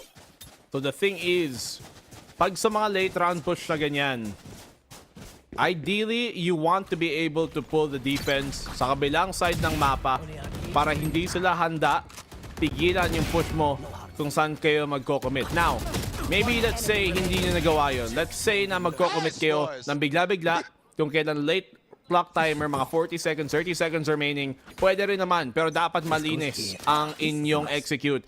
And neither of those are true for Bleed. Hindi sila makapag-pull ng default at hindi rin malinis ang kanyang execute. And Russ opens up with a pick. Muntik na, dalawa pa. Lead kaagad. Dumudugo ngayon. The Global Esports still a 5-man complete comp here. Scary Crazy Guy and Retla, the only ones remaining here for the side of Bleed. Medyo delikado na, and Global Esports know that they have the advantage. So hindi nila kailangan maging aggressive. 5v3 as you said. Neural Theft online for Retla, sige, pero kailangan na ng pitas para magamit yung ulti na yon. Match point na ang susunod dito. Kung hindi maipanalo ng Bleed ang round na to. May tripwire nga sa mukha niya. C-site, sige, libre-libre, bukas na bukas. Uy, nakagapang pa! Grabe. Ayos yun ah. Grabe makalimbo. Tama. Marunong ka ba maglimbo? O naman. Ano pagkatapos ng limbo? Jump. Miyerkules. Mercury. Tama ka din. Linggo. Gets ba? Gets na ba yun? Oh, gets ko. Weekend, gets na ba? Retla, nakaabang but he's gonna go down. Tingnan natin kung mapapatuloy pa nila to kasi dalawa na lang ang natetira. Scary! Magiging scary ka ba? Pero hindi. Global Esports. Isa na namang panalo at sabi mo nga kanina pa, match point na ang kasunod para sa side ng GE. Mukhang mabilis ang labanan to, mga kaibigan, mga tropa, mga kompadre, kung saan sa'yo manggagaling. Match point. Global Esports. 12-5. Walang nasasabi dito ang Bleed. Nakakalungkot talaga panoorin ng Bleed. Sila ang team nga na nanggaling sa Ascension kung saan ang gandang-ganda ng laro nila. Pero parang nung nawalan sila ng mga ibang key player nila, namely yun nga, si Juicy isa. Parang nawalan din tuloy ng tamang kilos at galaw yung Bleed. 5-12, will they be able to stall this more? Ayun, nagiging aggressive si Paul V. Namatay na nga agad-agad. Mukhang Bleed is still holding on for hope here. As dalawa agad napatumba. Push out dito, Benkai. Good punish lang para makabawi kahit papaano para maging 4v5. Retake ngayon para sa Global. Can they pull it off? Kaya na ba nilang tapusin dito? High-low para sa Bleed. Gusto nilang maiplanta ang spike sa C-site. Pero ang patience ng GE pa rin. Oh, the spam! Napakaganda! The spam is there. Bit of damage comes through. Crazy Guy down low. 2 HP na lang natetira. Low HP nga siya. May snakebite doon para sa pag-delay doon sa may city retake. Global nahihirapan dito. Nasasayangan ng oras. They might just commit towards trying to save this round instead. Let's Bleed. Tignan natin. Ooh, Scary. Ang ganda ng kanyang position dito. Blaze King medyo down low already. Isang tap sa ulo. Natumba. At napabagsak. Bleed Esports secured their 6th round. But Bleed at least get the round. Pero syempre, mahaba-haba pang kailangan nilang bawiin dito. Malayo pa kanilang bawiin. Mataas ang kanilang iaakyat para lang makabawi, para lang makapagtay, para pilitin ng overtime. Dahil dito sa regulation, lamang na lamang pa rin ang Global, but still good stuff coming from Bleed on the punish. Pagkakamali yun ng Global nung masyado silang umiinit. But now, Bleed looking to go B. Masyado mainit at tostado. Tingnan natin. Marunong naman ang Bleed na gumapang. Tingnan natin kung magagapang pa nila ang 6 rounds na natetira para mapatay pa to. Ito na nga, Darion pumasok na pero Russ na-punch agad si Darion coming into the site and now Bleed Esports lost one of their members. Naipit yung mga miyembro dito ng Bleed. Hindi nakapasok sa B. That allows our Global to try and pivot off of it. This might be the end. Blaze King nakaisa na naman. We'll see as Scary gets info on the backside. They have understood that GE is playing a bit aggressive here. They have to pivot themselves into another site. Ayun na nga, binuksan na nila ang gate puntang B. Might just be the bait. Will they actually commit to it? Mukhang hindi. Parang sa seaside nga sila, babalik dito. Kaso yung Global nakaabang eh. Ang dami nilang mga pwesto dito na mahirap biyakin ng Bleed Crossfire. Nakaabang na Paul V at saka si Rasta. Si Blaze King ba naka-high-low? Kita yung baril. Ayun na nga, napitas na. Kasama na Nightfall. Meron silang information pero napakadaming crossfire here coming from GE. Crazy guys, Kerry na lang natitira but it's a 2v2. Sa kabila, it's Benkai and Lightning Fast. Tingnan natin kung paano nila ito gagalawin. Smokes across the board here as they control the site. What a pick there from Scary. Yung dalawang pitas niya, able to dismantle yung high-low setup ng Global. Nakapag-plant pa sila, trying to avoid the spam. Uy, na-dink pa nga dito ni Benkai through the wall. They're getting some damage done pero hindi na ma-deny pa yung plant. 2v2 ang retake ngayon. Scary, medyo scary ang kanyang buhay dito. Tingnan natin, Benkai Lightning Fast, slowly creeping themselves in. Na-spam pa nga, Scary down low as well, 25 HP remaining. Pasukin na nga, kasama ng fault line. Very good concussed here. Scary has to win this, pero hindi na kinaya. And GE will secure the game, secure the map in their favor. Pinatagal lang dito ng Bleed. In the end, Thanos pa rin ang Global Esports. I am inevitable, sabi nila, dahil masyado nang malaki yung lamang sa match point. And they take the opening map ng series na to, yung mapa na kanilang pinili. Our map number 2, tingnan natin, pagpunta natin sa Sunset kung saan yun nga yung map pick ng Bleed. Makakabawi na ba dito sila? Will they be able to bring us into map number 3 and get their first win? Malalaman natin pagbalik. Yan ang malaking tanong dito, BNB, kung mababawi ba nila ang following game to bring this to a marathon, to bring this into the distance of a 3-game series. Yeah, para malaman naman natin din syempre kung ano ang iniisip ng ating panel dito kasi syempre madami silang sasabihin. Ipapata natin ngayon sa panel, guys. Kamusta naman? I think I can say para sa panel that we are a little bit in shock for how fast this game goes. So 6-12 in favor of Global Esports is again no joke on for both of these two teams. Ang ganda ng dominating win for Global Esports. Truly an unstoppable force para sa players ng Bleed Esports. Pero guys, any reactions, emotions? What are we feeling? Kaya kasi sinabing good setup kanina kasi yung mabilis kasi they have lightning fast sa Global Esports. Kaya mabilis lang yung game na yun. Ang daming memes na pumapasok ako, but I will definitely suppress that. Yep. And I will say that Oh no! Ang hirap maglaban ng Bleed.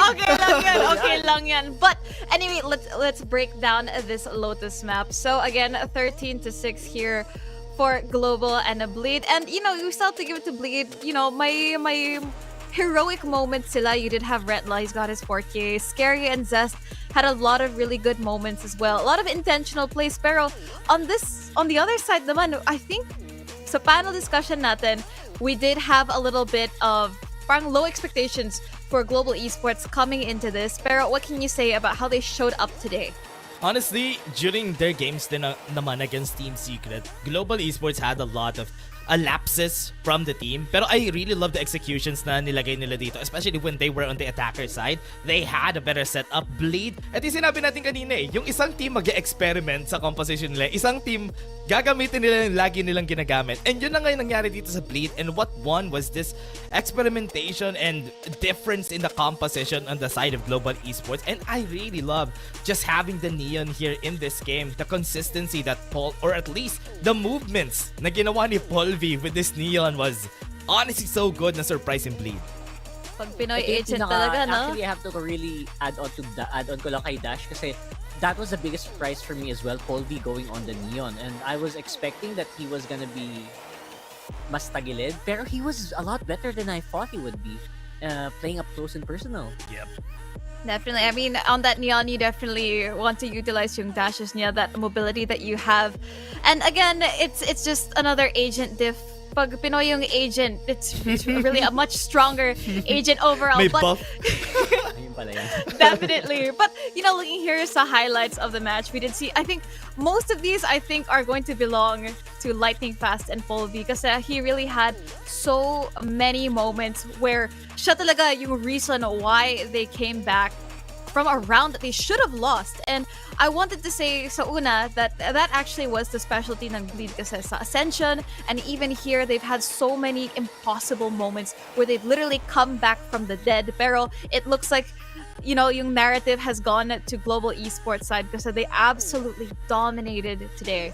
Yeah, the number of rounds rin kasi caught up on them. If ever man na tumagal pa sila kanina on the attack, could have been a better showing for the side of Bleed kasi they only had small chances, and nakita na naman natin yung pressure when it came down to it na global esports is match point, we might not have a chance here, and yun na, dun na sila nag-crumble. But I really love how Lightning Fast has been playing ever since na nakita ko tong global esports. Lightning Fast, especially with the clutch moments, yung mga high impact frags na ginagawa niya whenever he is on those clutch moments, talagang makikita mo for the team.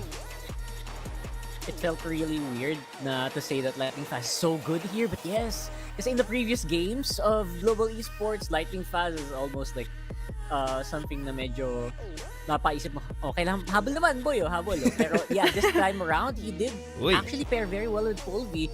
GE, man, looked so good at this one. Yep, definitely. And moving on over sa susunod na mapa natin, which is gonna be Sunset. Map pick to ng Bleed. Pero based off of what we just saw, sino sa tingin nyo ang mas magiging komportable sa map na to? I really can say 0-2 and 0-3 sila dito sa mapa na to. Pero there might be, just because of the round overalls, feel ko may chance dito yung Bleed. And also, if ever man na-KO sila, I think still na si Zest for me is still the best in slot when it comes to a KO. So, I hope lang na makita natin to this game. Pero teams have been adapting on that Gecko ever since. So, really can say, especially on this new patch. What do you think, Rockheart? New patch can bring about some pretty big changes here in Sunset. It is still a map na in your face for the most part, right? In your face pa rin to. I still think the Neon is gonna make an appearance, especially now na nagkita natin, may mga teams na komportable na kay Neon again. And even the teams that are really good in Neon in the first place bago yung patch happened, probably will do better. So, great test here para sa GE. Please, Paul, go on na Neon again. Salamat. I think definitely fit. It's a very fitting agent para sa kanya. I really feel like him on these more proactive roles then kind of lets him get into the action, and then if ever like he dies a little bit early in the round, pwede siya mag-focus on the IGLing. Pero interestingly enough, kung napansin nyo, in the highlights actually, or even at the end of all of these rounds, usually it's always Polvi at the end. If not Polvi, si Lightning Fast most of the time. And I think that says a lot about how he's able to kind of keep himself alive. Kasi yung man count at the end of the day gave them so much control over that Lotus map. And I really feel like global esports, kung yung narrative kahapon was a little bit of the firepower of Talon versus the balancedness ng RRQ, I can say we can see that a little bit dito sa series na to. Yeah, pwede natin makita dito sa mapa na to yun, honestly. Pero ikaw muna, Rockhard, sige. I was gonna make a joke na, ba't si Polvi na iwan baiter? Pero hindi naman.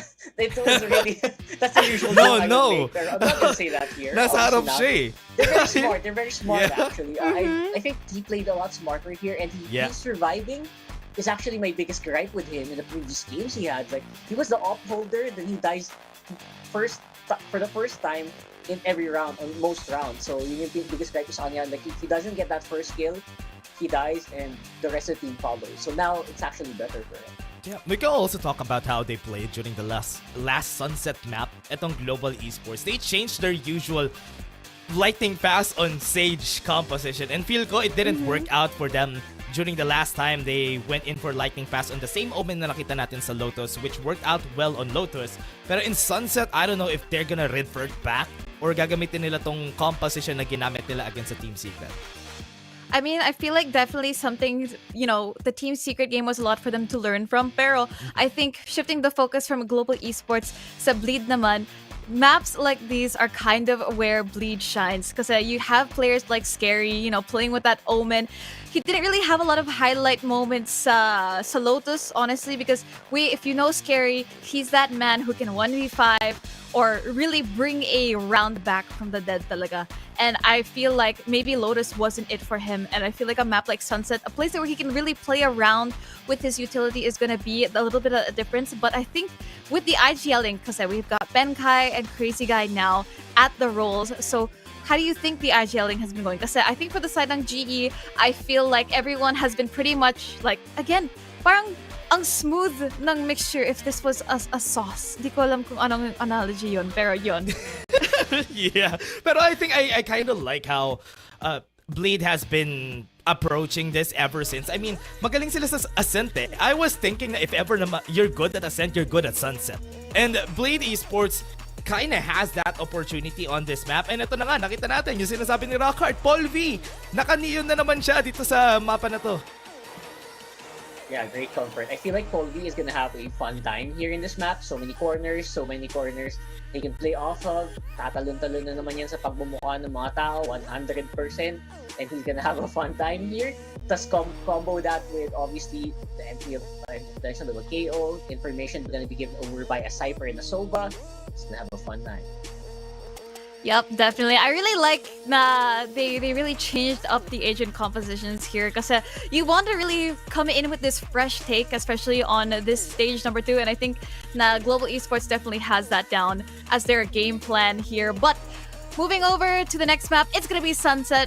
This is going to be a last chance at playoffs for Bleed. So let's hear it from our casters, Infinity and Black and Blue. Well, so far, ang opening series natin dito lamang na lamang ang Global sa first map natin. Will they be able to bounce back dito sa map number 2? Well, si Paul V parang enjoy niya mag-neon dahil nilabas na naman niya dito Infi no? Oo nga and napakita naman niya kung bakit viable ang kanyang neon on the prior game, on the prior map. Napakabilis ng pinapakita niya on that matchup up against Bleed. Well, Global naman dito, they have liked to use that so far. Parang naging effective nga versus yung Bleed sa opening map. But is this really a choice sa pinagpracticean nila? Or is it something different na nakikita natin ngayon talaga coming in from Global just because of that first map? Bleed, knife out dito, suppress kay Blaze King, which actually signals na baka nandito nga yung mga trips, but he hasn't placed him down yet. Oo, ayun na nga, pinakita niya. Hindi kumonekta, Paul V napatumba agad, and Bleed takes that first kill on the first round here. Medyo mahirapan dito ang GE, and so far, Bleed, disiplinado, hindi agad tumutulak sa B-site. Angulo dito.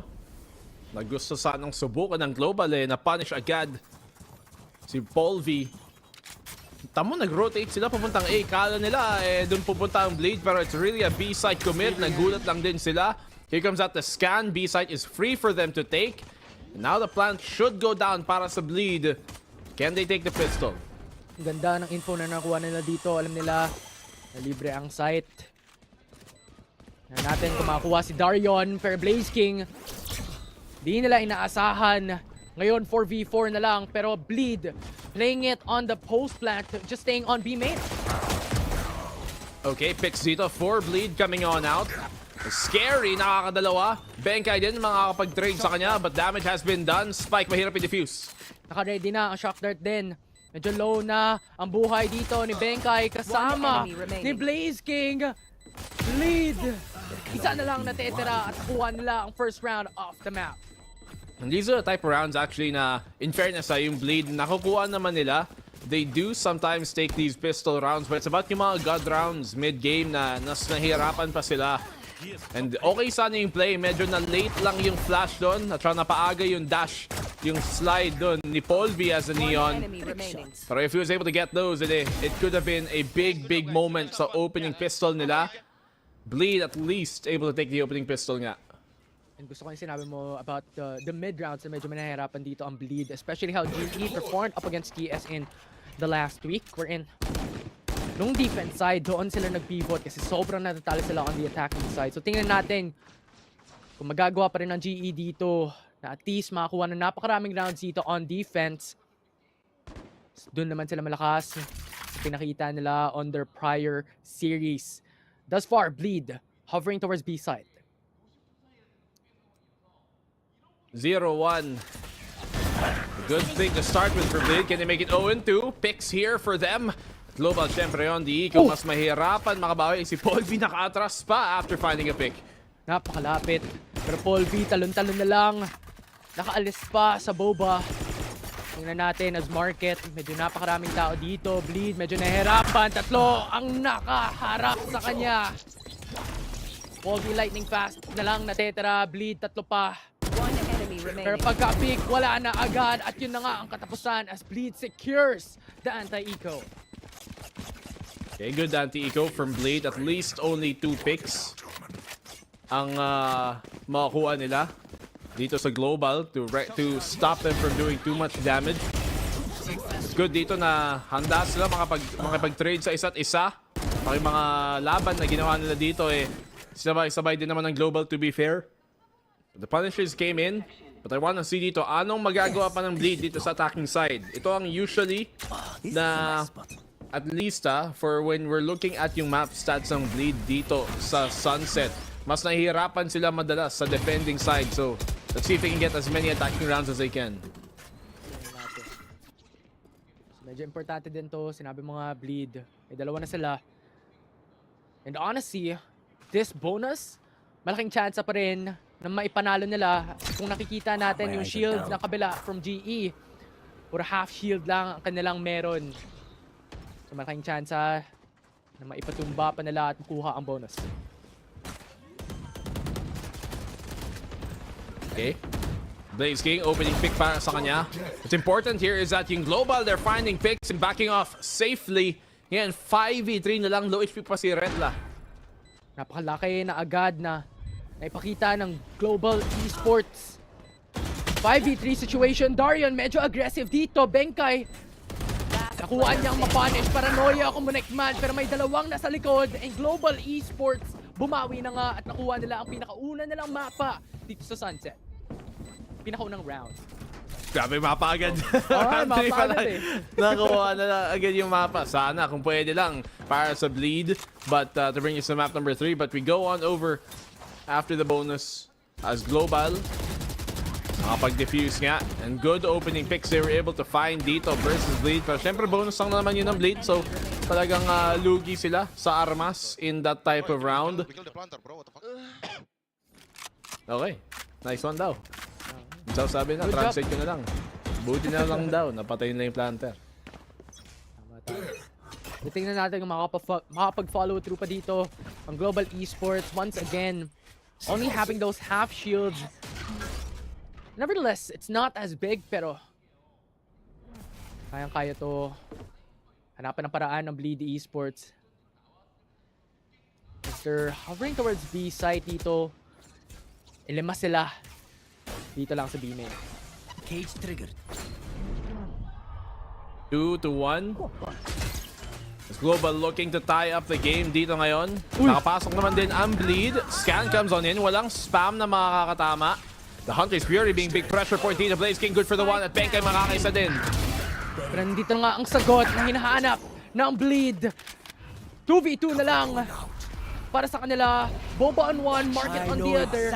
Pero gusto nila magsama. From the shadows already there, hoping for that information. Aldro nakalabas na. Nakuha nila. Makuha si Scary na nakaabang lang. Scary. High-low will not be enough and Benkai will secure it. Good round dito for Global to bounce back into this and tie up the game. They've done a good job of getting their picks even before the fight doon. Blaze King lumaban, nakahanap ng angulo. Benkai off the Hunter's Fury to find the opposing Sova. Kay Crazy Guy.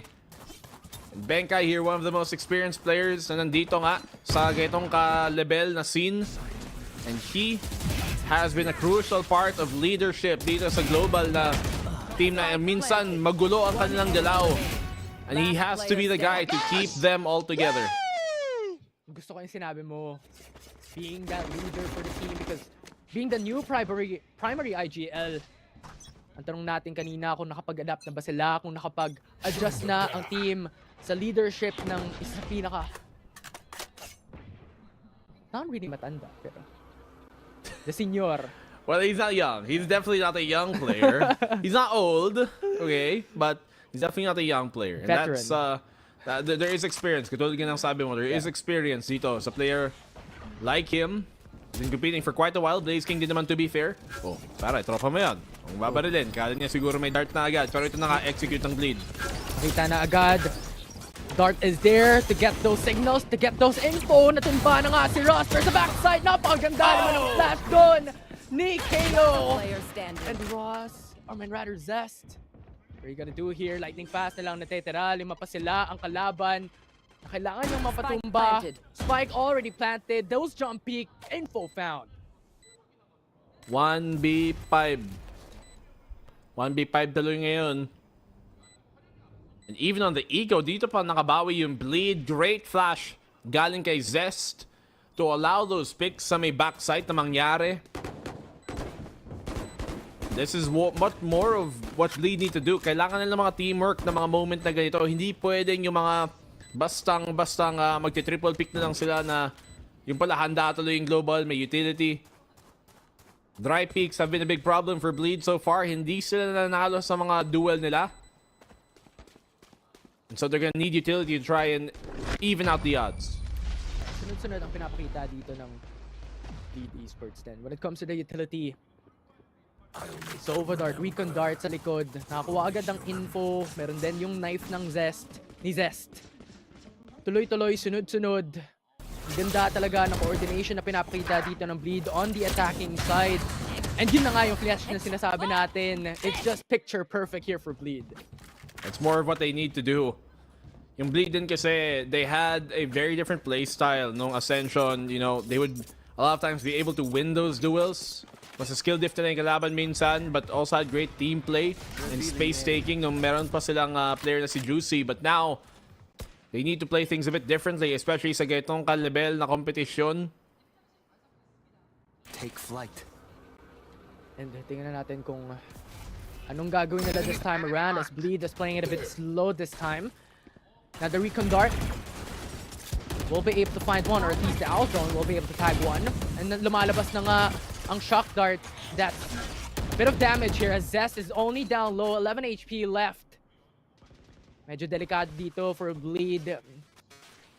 Yan ang pinapakita na ng Global Esports ang kanilang disiplina sa laban na ito, and Bleed just pivoting themselves instead onto the B site, waiting for the right opportunity. Smokes goes out, Paranoia comes in as well, and this will be the signal for them to come through as Polvi just spams it out, will not be able to tag anyone. At ayun na nga, nakapasok na sila, they have the site for themselves, pero si Zest ang magiging sacrificial lamb for the team. Now into the backside, the spike being planted already in Benkai. 30 seconds on left. the right peak, on the right time, and Global Esports huge punish against them.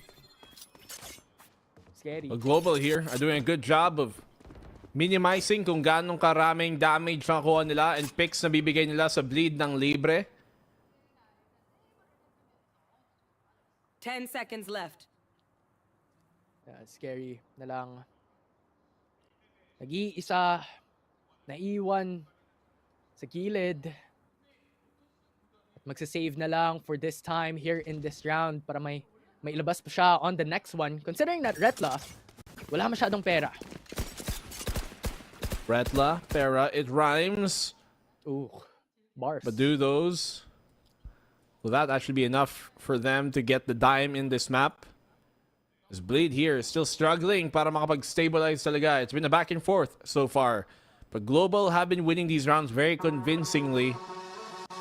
That forces the timeout dito galing sa Bleed na naman. Still a better start dito sa map number 2 kumpara nga sa map number 1.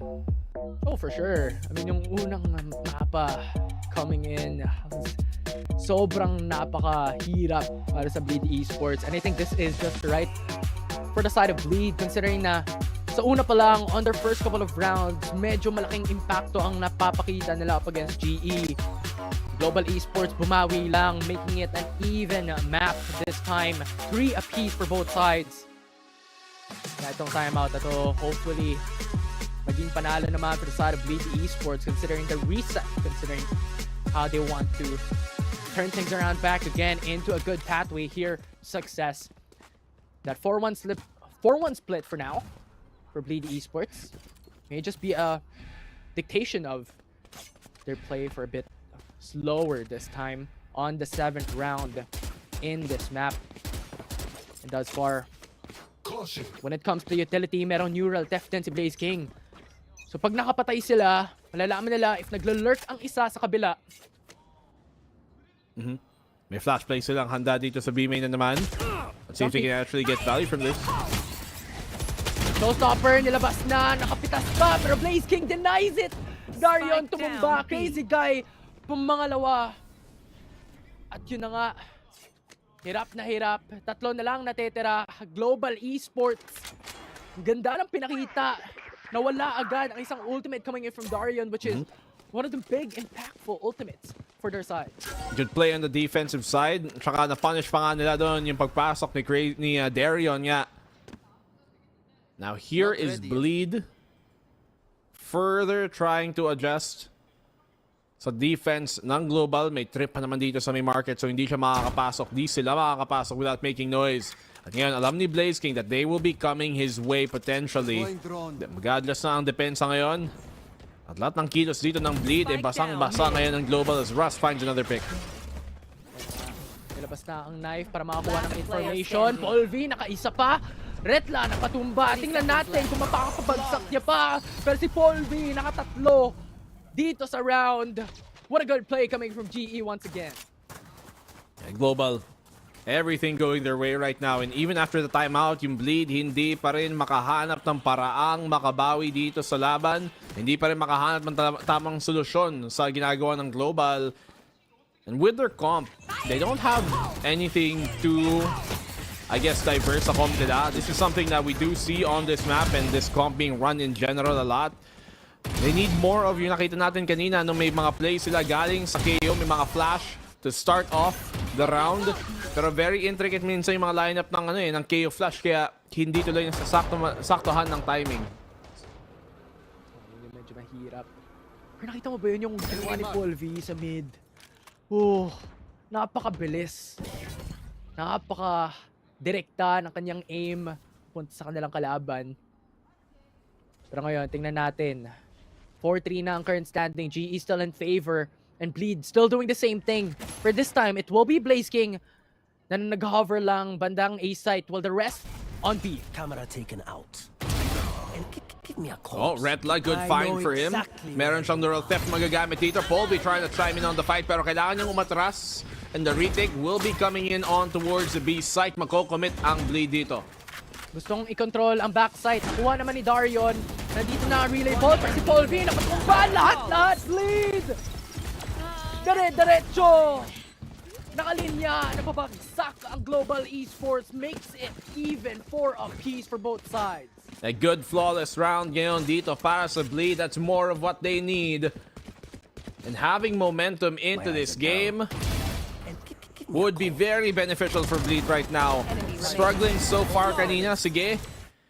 But they're keeping this one close at the very least. At yung attacking side nga nila is something na they usually mas mataas ang win rate nila dito sa Sunset sa attack. And that is more of what they need to do. They need to get these rounds as much as possible kasi pagdating sa depensa sa second half ng Bleed, baka dun pa sila mas lalo pang mahirapan. Tingnan natin. Kasi right now, medyo maganda ang posisyon ng Bleed Esports. They have the Hunter's Fury and they also have the Null Command. So pag gusto nilang itulak to agad-agad, pwede nila tong ilabas. Pero yung KO knife coming in for the side of GE understands na merong kalaban na tumatambay lang sa gilid. And Elbow has it secured for the side of Bleed.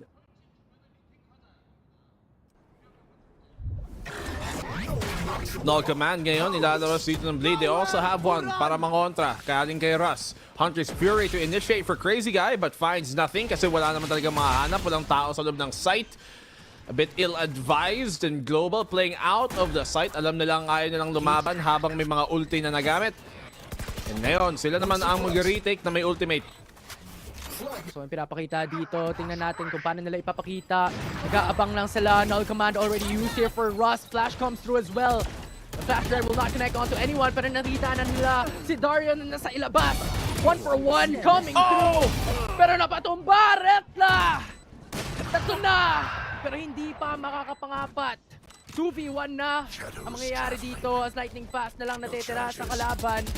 For the side of GE. Last player standing. Russ naman makakita ng info pero hindi siya magpapakita. At lightning fast, hindi na lang lalaban. Gusto na lang isave ang operator, but Scary is just being scary here on the sideline.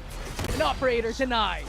Good job here for Bleed, and especially dun si Retla anchoring things down kung kailan nagiging delikado pa ang sitwasyon. Siya ang nagdala ng bagong henerasyon dito ng Bleed. 5-4. And especially the way na nagpagamit sila ng ultimate to start dito yung Bleed. That forces them to get the free sight, yes. It was looking like a good retake for Global. May lineup nga sila para dun sa KO, dun sa may backbox. Tapos yung execute galing kay Polvi, siya nagsimula sa pagsugod. But once again, Retla shutting things down, landing head after head. Ngayon tuloy deads ang Global. Bleed Esports for the first time nakalamang. Aside from yung pistol. Medyo masakit yun Oh. Pero sabi mo nga, ganda na pinapakita ngayon ng Bleed Esports here on the attack. And as far Global Esports, ang ganda din ng mindset na ginawa nila on the prior round. They were just hovering and waiting patiently, not holding and anchoring the site and giving it away. Kasi meron silang null command coming in from Rust. Pero yun nga, yung pinakita ni Retla, ibang klase. It's just out of nowhere. They got 4K and all of a sudden, the tables have turned. The turned have tables ngayon. Tama. And Bleed Esports. Finally, a proper lead midway through the game for them. Maaangat pa ba nila to bring this to 2? So far, the only lead that they've seen in this series is yung nanalo sila sa mga pistol round kanina. Will that bring them finally the success they're looking for? Meron ngang ultimate dito si Polvi na naman. They could use this for a retake. Definitely could. Tingnan natin kung anong gagawin nila, or they could save it for the next round as well. Considering na wala sila masyadong pera coming into the next round for side of GE. But so far, still holding their position as Bleed wants that mid-courtyard control, pero lumipat na sila dito. Papuntang A-side, 3-2 split right now. And Blaze King and Benkai switching things up and rotating towards their teammates. Well, things slow down here for Bleed. Hindi pa magko-commit agad-agad. Pero paunti-unting naubusan ng oras. So, last 30-second push manggagaling sa kanila. Right here. Taking a very slow approach dito. May mga tripwire pa naman sa harap nila. Russ will be able to find a kill off of the flank. At ngayon, mapapasugod na lang ang Bleed. Tingnan natin, napakalaking kill na nakuha ni Russ doon. 5v4 right now. Oh, the recon makes it huge. And that One enemy remaining. The huge Spike down disadvantage. A. Bleed cannot push through. Hirap na hirap sila. Si Polvi nasa likod pa. Pero crazy guy at the very least. Nakapitas ng isa. Magsisave na lang sa huli. Well, that's a round. Quickly turned over by Global. Writing was on the wall as soon as naubusan sila ng oras. Tas napitasan pa ni Russ on the flank. Made things so much more difficult to Bleed to try and commit. Too much utility for them to deal with without enough time to adjust to the utility coming their way on the stall. That's Global tying up the game here right now. Defending side para sa Global. When you look at their more recent performances dito sa Sunset, Right here. it's actually a lot more proficient for them on the defense kumpara naman sa offense. So both teams right now playing on their statistically stronger side. But will that be any much of a difference dito sa ating second half? Tingnan natin. Ito yung ginawa ng Global Esports up against the teams in the prior week here in Pacific. On the defense, doon sila bumawi. Tingnan natin to. Tumakapit sila dito as Polvi immediately gone for the count. 5v4 now. Bleed has the advantage. Bleed Esports. Good pick off for them finally. And what I want to see here for Bleed is actually be able to turn these opening picks into converted rounds consistently. Yung Global mas magiging aggressive because they have to now dahil 4v5 kulang sila sa player count, which means they're the ones who are forced to go aggressive and find the pick. At ayan na nga yung pick na hinahanap nila. Benkai finds one and they back off. Lightning fast naman, nakakita sa taas. market. And now you have the flash drive going out as well. And ngayon, forced na si Bleed na lumipat. Hindi nila kayang tapatan ang B-side from the shadows already. Going into A side unattended. Hindi nila alam na nandito lang si Omen kasama ni Blaze King as well 30 seconds left. on the alley. But so far, no plant as of yet. Spike is within sight so far. Good job here by Scary to not immediately plant the spike para hindi maibigay kung saan siya. And as well as hindi magkapag-rotate agad ang global because they're gonna be kept guessing kung saan ba talaga yung spike na yon. But they do plant it now. 4v4 retake. May scan na ngayon si Benkai off the recon, off the cooldown rather. May knife na rin si Russ. And Bleed don't have much utility to fight with. Scary, aggressive positioning. Flash drive is perfect, but it's not enough. Scary, still being scary and still now going for a lot of picks. But Lightning Fast is too quick. They got those pickoffs, they got those eliminations, and now it's a man advantage coming from the side of GE. Now spamming through on the smoke. Darion going in for the back. Go get him. Is this going to be 1v2. enough? Xepius is held, and that will be GE who takes it down for the last round. Sayang yung clutch ni Darion.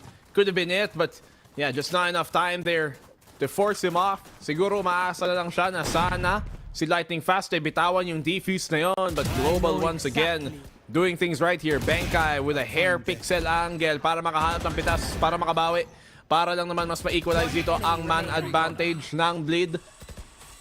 Benkai kahit nakatatlo siya, rather with his triple kill. Ayun na nga, nakapag-rally tuloy ang Global behind him to get the round. Push dito naman galing sa Global. Outlaw kay Paul V. Sayang, hindi pa nakakonekta. Si Darion. Now, walang makakuha sa kanyang boombot. So, alam niyang lumabas na ang GE coming in from main. But so far, very quiet for both sides.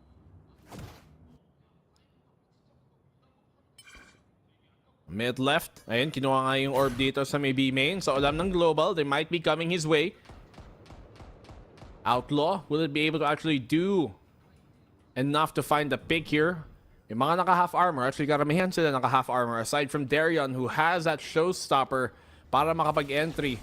Might advise to give it to someone else. Ito na nga, Outlaw, tumama. Gets the damage done. But Darion still has his ult. Oh! Holy! Volvi in premeditated fashion. Alam niyang dun gagaling and dun low HP si Darion. He takes him down. What a read from Volvi. Lightning strikes right on his fingertips. We'll see, but Paul V goes down already. 4v4 right now. Tingnan natin kung anong gagawin dito. Ng side ng Bleed Esports to make it even, but Benkai already finishes up. Scary this time around. The plant, the spike, already down. Already counting. Lightning Fast brings down Zest. 2v4.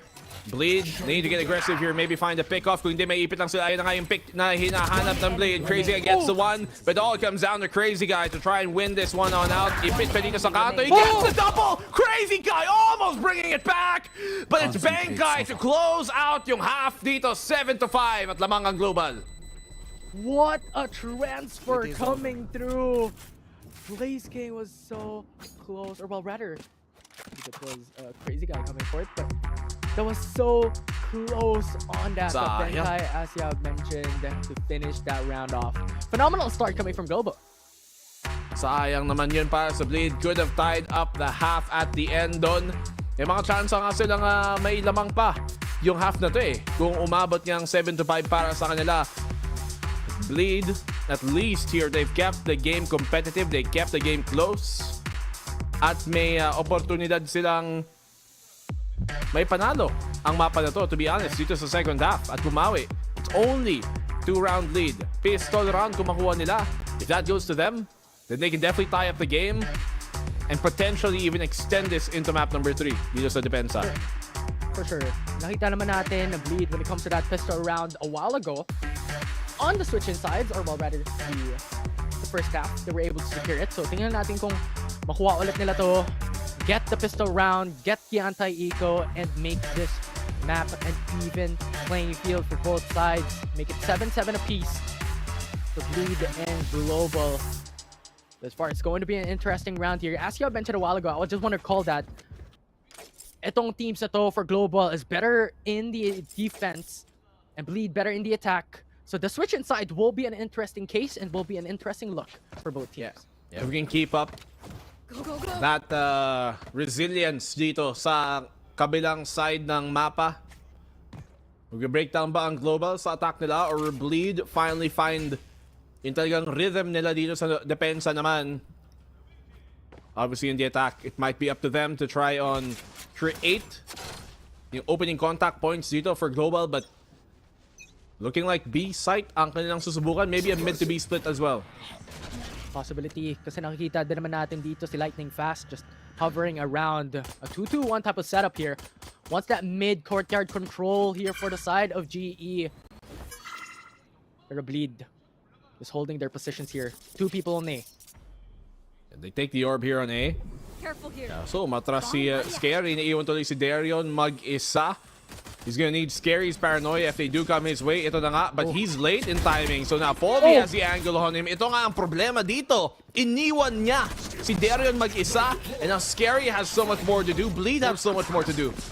Ang ganda na paranoia to buy time here in Global Esports. Ayaw na lang pumunta sa kanilang site na nakuha kung nasaan si Darion. A site will not be the target here. B instead will go for the push. Blaze King! Timing! Get Scary!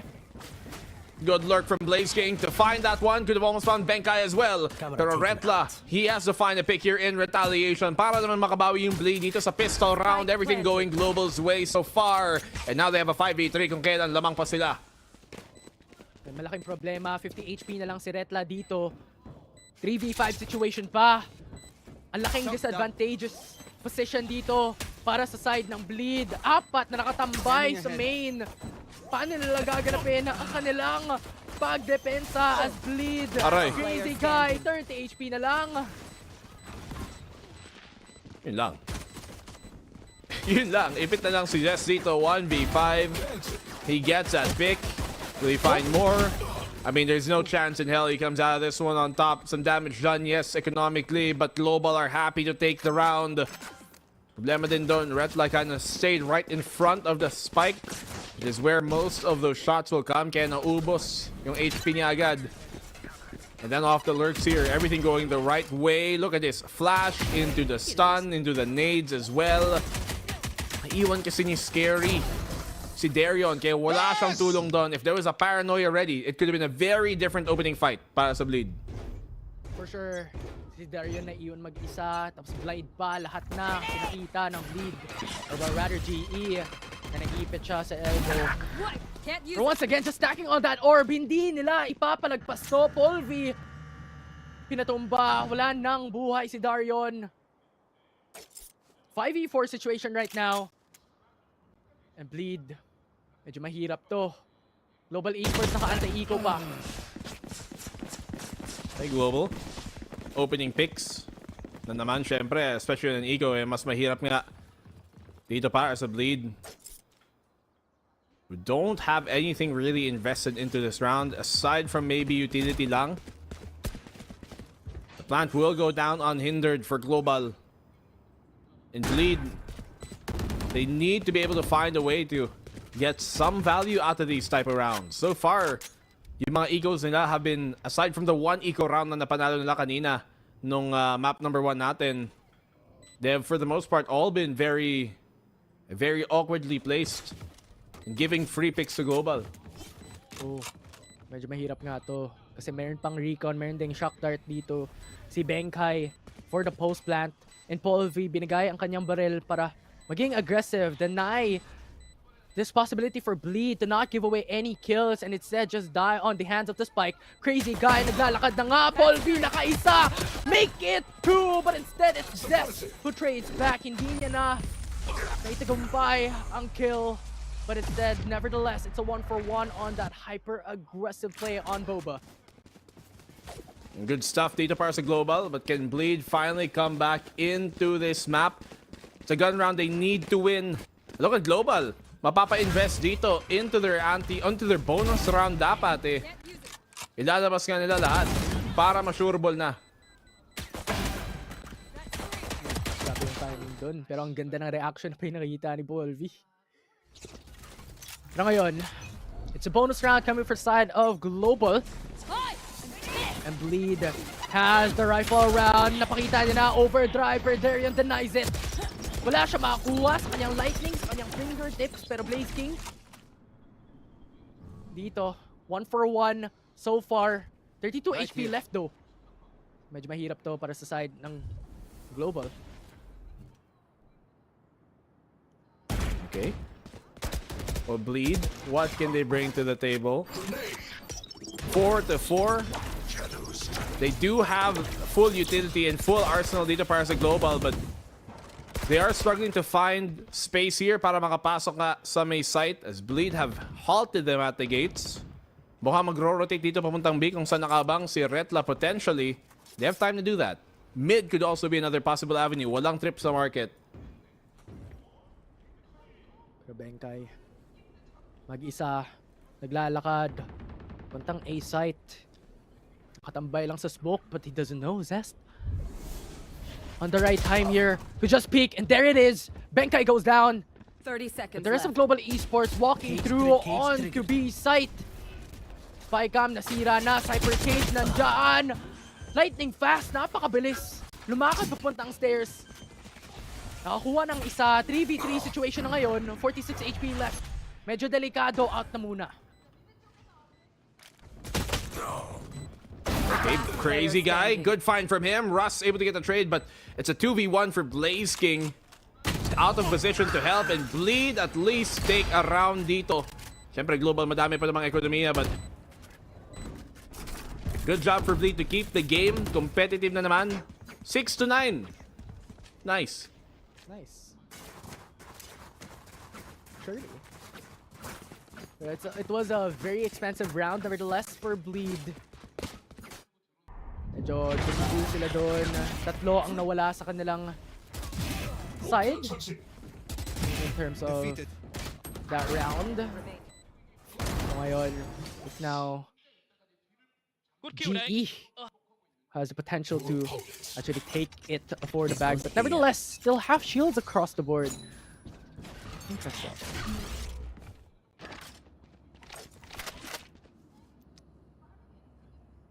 Walking. Shadows traveling. I mean, Redland has a Guardian, but can you actually find the timing for this? Sa tamaan ng paranoia, it's hard to use this up close. But there's a tripwire. Para na makahanap ng mga picks dito. Information gathered. Retla finding one. Retla buhay pa rin dito sa may backside. Polvi on the big swing. But all the frags are going Global's way. Now scary, Darion. The only ones left here for Bleed. 2v4 situation. Napakahirap. Mission impossible nga naman. Spycam detects Darion on Boba. Planted. The spike gets planted, and now it's all up to Global Esports to just stay on main. They still have the Shock Dart, or well, rather, yeah, the Shock Dart to be able to punish.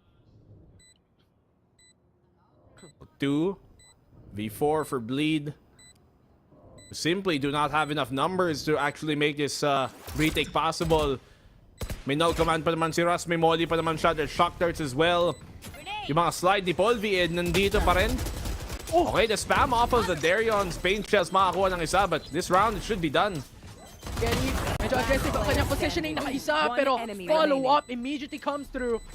Now ngayon, yung recon na ipalabas na, hindi na gagawin ni Darion as wala ng time to be able to take that defuse. Once again, Global Esports locks in around.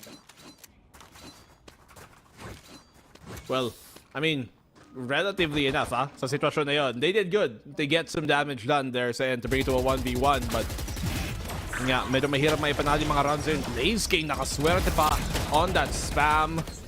And obviously, even though Redla tried his best sa may backside, kinda outgunned gamit yung Guardian. Mahirap maging precise pag madaming ang nakaabang sa'yo, madaming ang nakahanda na sa swing mo. The second and the last time out for Bleed dito sa regulasyon ng labanan. But nevertheless, I love the confidence as well coming in from Scary.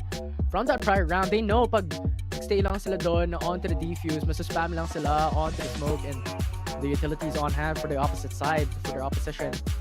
Kayang-kayang i-deny.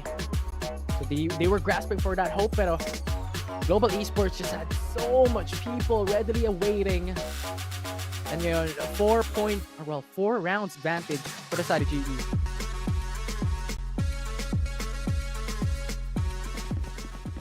Well, GE,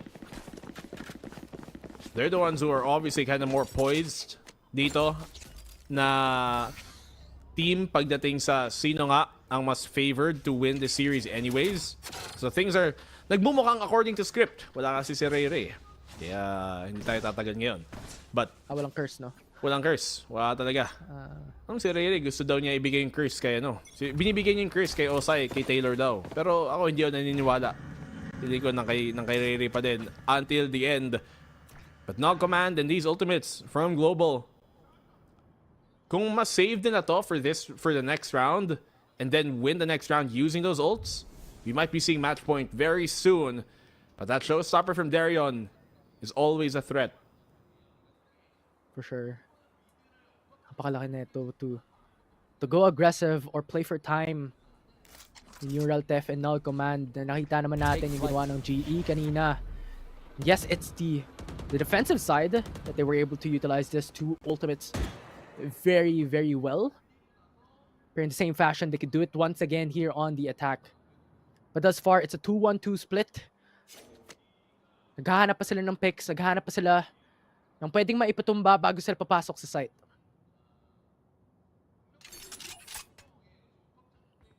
Medyo cut noise dito for Global, but they're looking to commit now towards B. Ito na nga yung smoke papunta sa may market. Can look to commit now to the site itself, pero yung mga tripwires sa harapan nila, they have to make sure they don't get caught by this or the spam could be deadly. Here they come for that push. Ayun na nga, nahuli pa ng tripwire. Crazy Guy connecting off that information. Paul binaiipit dito. Bleed doing a good job sa kanilang trap setup. Oh! Na-deny pa, Blaze King, nawala na ang showstopper. Sinabi natin napakalaki na ito para sa side ng Bleed. Pero hindi ito papasok. Ngayon, Kerry, nasa likuran. Kaya niya bang hulihin ang Global Esports? Naghahanap, hinahanap pa. Pero with classic on hand, hindi ito magiging sapat. And Zest, patumba si Paul V. Flash drive comes out here in main.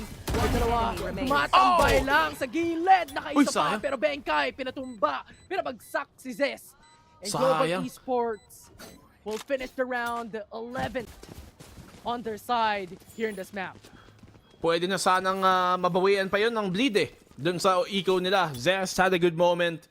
Retla obviously galing sa Neural Theft na binato dito ng Global Esports. Si Blaze King nakakuha pa siya ng informasyon, so he's able to get that kill. Zest had a chance there to get the clutch going. Obviously too low HP, and so the spam was enough for Benkai to land the shot. That 11-6 na ngayon. Match point at the cusp dito kung may panalo pa ng Global, and they have that neural, the Null Command. Isa na lang. They're Bleed. They're holding their positions here. 4-1 split here. Si Dario nag-iisa sa B site. Sa A site naman, alam ng Bleed na pwede na lang tong i-deny. Pwede sila mag-anchor dito. Pero hindi makapasok ang Global Esports. Pero yun nga, Null Command still here. Available for GE if ever gusto nilang tulakin ng tuloy-tuluyan itong A-site. Pero matutulak ba nga nila? Bleed, madaming nakaabang dito sa may A-site mismo. That's going to be a problem moving forward if they can't find an opening pick first. Does Bleed here have a good opportunity to extend this even further and keep match point away? May mga dart dito, rather may mga drone to get that information early on. Crazy Guy will be the first point of contact. My ult is ready. Recon dart, nilabas. Nakakuha ng information. 3v4 ngayon. Blaze King. 30 seconds left. Naghahanap. Nasa gilid lang. Pero plant still not planted, or spike still not planted. 20 seconds remaining here for Global Esports. Pero dito na sila. B-site will be theirs. Good plant here coming in from Global. Even better punishes as well coming in from Benkai. That scan allowed them to find the first pick. At dahil nga dun sa scan na yon, finding actually 2 picks from it, giving them the man advantage. Bleed now fall back into a position na kailangan tuloy nilang mag-save dito dahil ekonomiya nila biyak na. Match point maisi-secure dito ng Global. At maganda ang patience na ipinapakita ng Global dito sa attacking rounds. For sure. Hindi sila nag-commit pag alam nilang alanganin. Nakita naman at sinabi natin kanina, Bleed kanina, nakastack ng 4 sa A site. Pag ituloy-tuloy nila yun, medyo delikado. Or like this, if Bleed still wants to get a couple of rounds in their side and make this an overtime, they have to save. Biyak-biyak na ekonomiya, kailangan nila mag-save, kailangan nila ng guns papuntang match point. There they are. Spike down A. Will they even be able to force up, actually? I don't think their economy will really be able to support that. You can see the Global Esports viewing party there, live from Mumbai.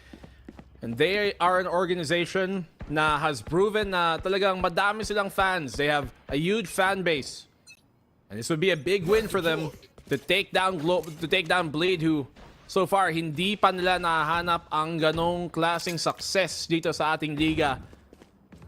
Now Bleed, you can see their buy. Hunter's Fury available. If Retla can find the pick gamit yung Guardian niya, di ba kayong Neural Theft din ay makakatulong dito sa kanilang depensa. And I reckon Global Esports can play this a bit slow. They have the From the Shadows and even an All Command as well to be able to utilize that. So if ever mag-rotate agad ang Bleed, kung saan nakita natin to kanina, nag-rotate sila agad. And lightning fast, nakaikot, papuntang A site para mag-plant. Pwede nila tong gawin ulit. Null command if they want to force. So may dalawa silang options coming down into this round. Nakita niya, just past the threshold doon ng kanyang angulo. He does have that knife as well to check kung meron malapit na tao. Kailangan niya mag-iingat. Double swing gonna come on in and Russ will find the opening pick. 5v4 na ngayon. Neon papasok na. Paul B. Ayun na nga. Si Retla. Napatumba pa. Delikado na to, 5v3, miracle na lang ang magaganap para sila ay makapunta pa. Sa susunod na round, tingnan natin kung magagawa nila to. Vandal, Phantom, and a Guardian across the board for Scary Crazy Guy and Darion, pero medyo delikado, medyo mahirap.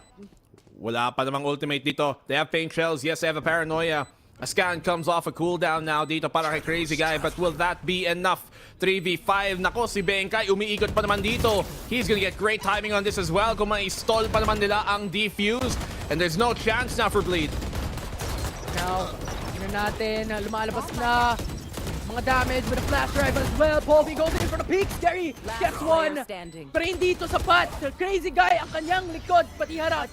Hindi mababantayan. And Global Esports secures the map to then secure the series. And Russ finds everything in that post plant. At kung sakali mang hindi gumana pa yung 4-man hold nila dun sa loob ng site, then, well, Benkai off of the flank would have been able to secure the round for them. Global Esports find their first win. Ang una nilang panalo dito sa ating series, sa ating season para sa Global Esports. It's a long time coming for them. For Bleed, hindi pa rin nila mahanap ang kanilang kilos dito sa Pacific League. They've adapted, they've adjusted.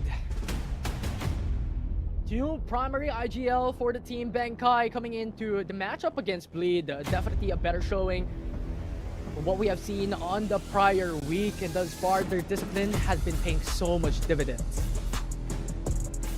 A bow here in defeat for Global, rather in for Bleed. But Global, it's a good first win for them dito sa kanilang Split 2 season. Siyempre, matatawa. Sino pa naman hindi masaya pag nanalo ka in this case?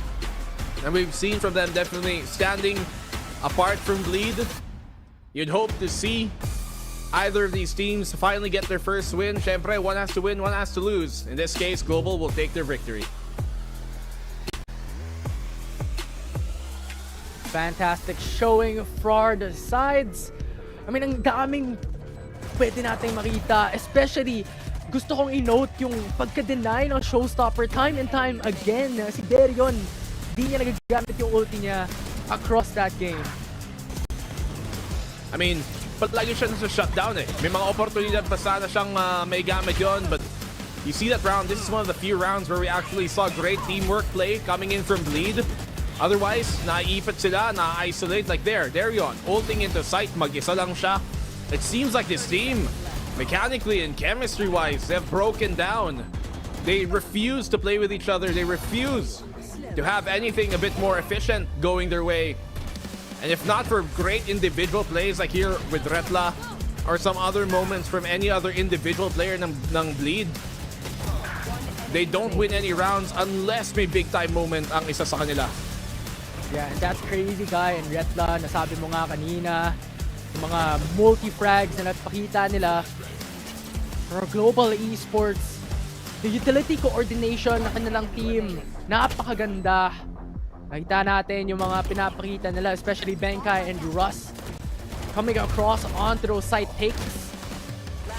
Sobrang ganda at patong-patong kanilang utility para maipasok, maiplanta ang spike sa side. Yeah, ang hirap talaga dito for Bleed Esports when they don't even have that same level of even mechanics here have just been slipping for this team, and they were a team that we've seen from them during Ascension were able to dominate, but in this case dito sa Pacific League, yung mga individual plays nila have not been coming in truly. What I do want to see from Bleed, sana naman mahanap nila ang kanilang first win, because so far their opening run here throughout the year has been very, very concerning for Bleed as a team and as a org. Yeah, hinahanap pa nila ang kanilang footing. But yun na nga ang katapusan ng series na to. Tingnan natin kung ano masasabi ng panel. Rabisco, take it away. Maraming salamat to Black and Blue and Infinity. And there you have it, ladies and gentlemen. Global Esports takes the win, crushing any hopes for Bleed to reach the playoffs. However, this isn't going to be the last that we see of Bleed kasi they'll still be here in the tournament, here in Stage 2 these next few weeks, working hard to prove themselves and Shepherd to come back stronger. Pero guys, let's celebrate the winners of this series, Global Esports, kasi they were looking so sharp today. Yeah, for me, Global Esports has been doing so well, especially this game. Kasi sa mga nakita naman natin na plays nila, they were gelling well together, and I really love this new look kay Paul V on that neon. And I really like that. I really like what I've seen, what I've witnessed from this series. Actually, completely agree. This is the Paul V na mas komportable for some reason, right? Like he's a primary operator player in that team. Pero you know what? I like seeing him play up close and personal, just like in map number 1. And yeah, this is the most gel. Is that an adjective? Is the most gel that we've seen Gelling. Global Esports so far this season or this thing. Definitely, I think na maybe he's found yung comfort pick niya, especially now. Again, yung players natin, they are on this new patch, so they're all allowed to, well, not really allowed, but they have found this freedom to experiment with these new agents, or not really new agents, but these updated agents. And I think now they finally found an iteration that works for them. So it's really good on Global Esports that they finally found this for themselves. Pero on the other hand, we have to commend them kasi yung individual skill and yung overall mechanics ng Global Esports, they did such a good job. Sabi nga ni Black and Blue that they did a really good job of shutting down the players of Bleed, especially I think na-point out din ni Infinity yung how they shut down Darian and how he's not able to ult and things like that. So it was just not letting Bleed come online. Yeah, and ang hirap din makita na people like Darian and even Zest on the side of Bleed not being able to perform. Kasi kanina nakita naman natin talaga, they're getting shut down, they're getting a stop every step of the way. Wala man lang way kanina si Darian na makakuha ng rounds against Global Esports. I mean, nung attack, yes, they were able to get some space, they were able to get some rounds, but it's just 5 rounds, and once they go to the defense, it was done. The game's done. Yeah. The biggest surprise for me for Bleed was Retla, bro. This guy has been doing some really good work, at least trying to keep the rounds even. These are mga rounds na panalo nila, so that's the biggest, like, wow. Okay, good job, Bleed. Slowly but surely siguro, di ba? I think I really like that you pointed out Siretla because he did have his moments on Lotus and now even a bit here, Scary as well on Sunset. Pero I think if we can kind of put Bleed into this analogy, they play very individualistically. They have a lot of really good parts, a lot of really good players, pero they cannot get the machine working, and that's what they have to figure out. And I think yun din yung problema ng Global Esports coming into this match. Yun yung point natin kanina, that we have a really good roster of players, but they just can't figure out how to work with each other. Pero as the games go on, we can really see na the chemistry of Global Esports is really developing. Yep, and nakikita naman natin dito Global Esports now that they have one win, it's looking good. It's looking good. One win, two more wins. 2 more wins for them, just for them to get it, and also to pray that the teams that they're fighting the spot with will lose all their games. But for now, Global Esports have a chance with this. Remember, next na mga kalaban nila is gonna be T1 and also Genji. So, more step-ups yung kailangan from Global Esports. Also, remember na bawal matalo. Yeah. Hindi ulit tayong mga ganyan. So, tuloy-tuloy nyo lang. Pero you know what? This is VALORANT. Anything is possible, right? It looks like a very tough life. Pero sabi nga ni Marisa, it was all about the line. Yes. Definitely. And I feel like, seeing the MVPs as well, Scary, of course, one of the most influential players for the Bleed roster, being that MVP. And Polby, on the other hand, again, finding his comfort on that Neon pick. Sana, maybe he'll stay away from the op. We might be seeing him kind of pivot on over to this Neon pick in future matches, but we're gonna have to observe them dito sa next few weeks ng Stage 2. Pero para sa inyo guys, who has given the most value in this series? For both teams, or one or two? Global or Bleed? Okay. Both. Okay. Both. So you can also say a Bleed player. Okay. For me, just to play devil's advocate, to Scary for Bleed. Scary performed so well on the side of Bleed. Kumbaga, parang sinabi ko rin kahapon, siya lang yung sumusuntok pabalik kanina sa Bleed. Yeah. I mean, there were some moments, some shining moments from Retla. There were some shining moments rin kanina from Zest for a bit during Game 1. Pero Scary was keeping it consistent for Bleed, at least even if they're losing. How about you, Rockhart? My favorite player. Parang alam ko na yung sagot. Yeah, I actually kind of answered CA. that for Bleed. So, guys, I feel like it's really good. Pero si Yay, Let's go! Moral support! Malay na nanonood! Diba? Totoo. Nasa likod pala siya, nasa likod. Hindi, pero kulang. Pero yeah, for Bleed, okay na yun. I feel like Retla, konting trabaho pa.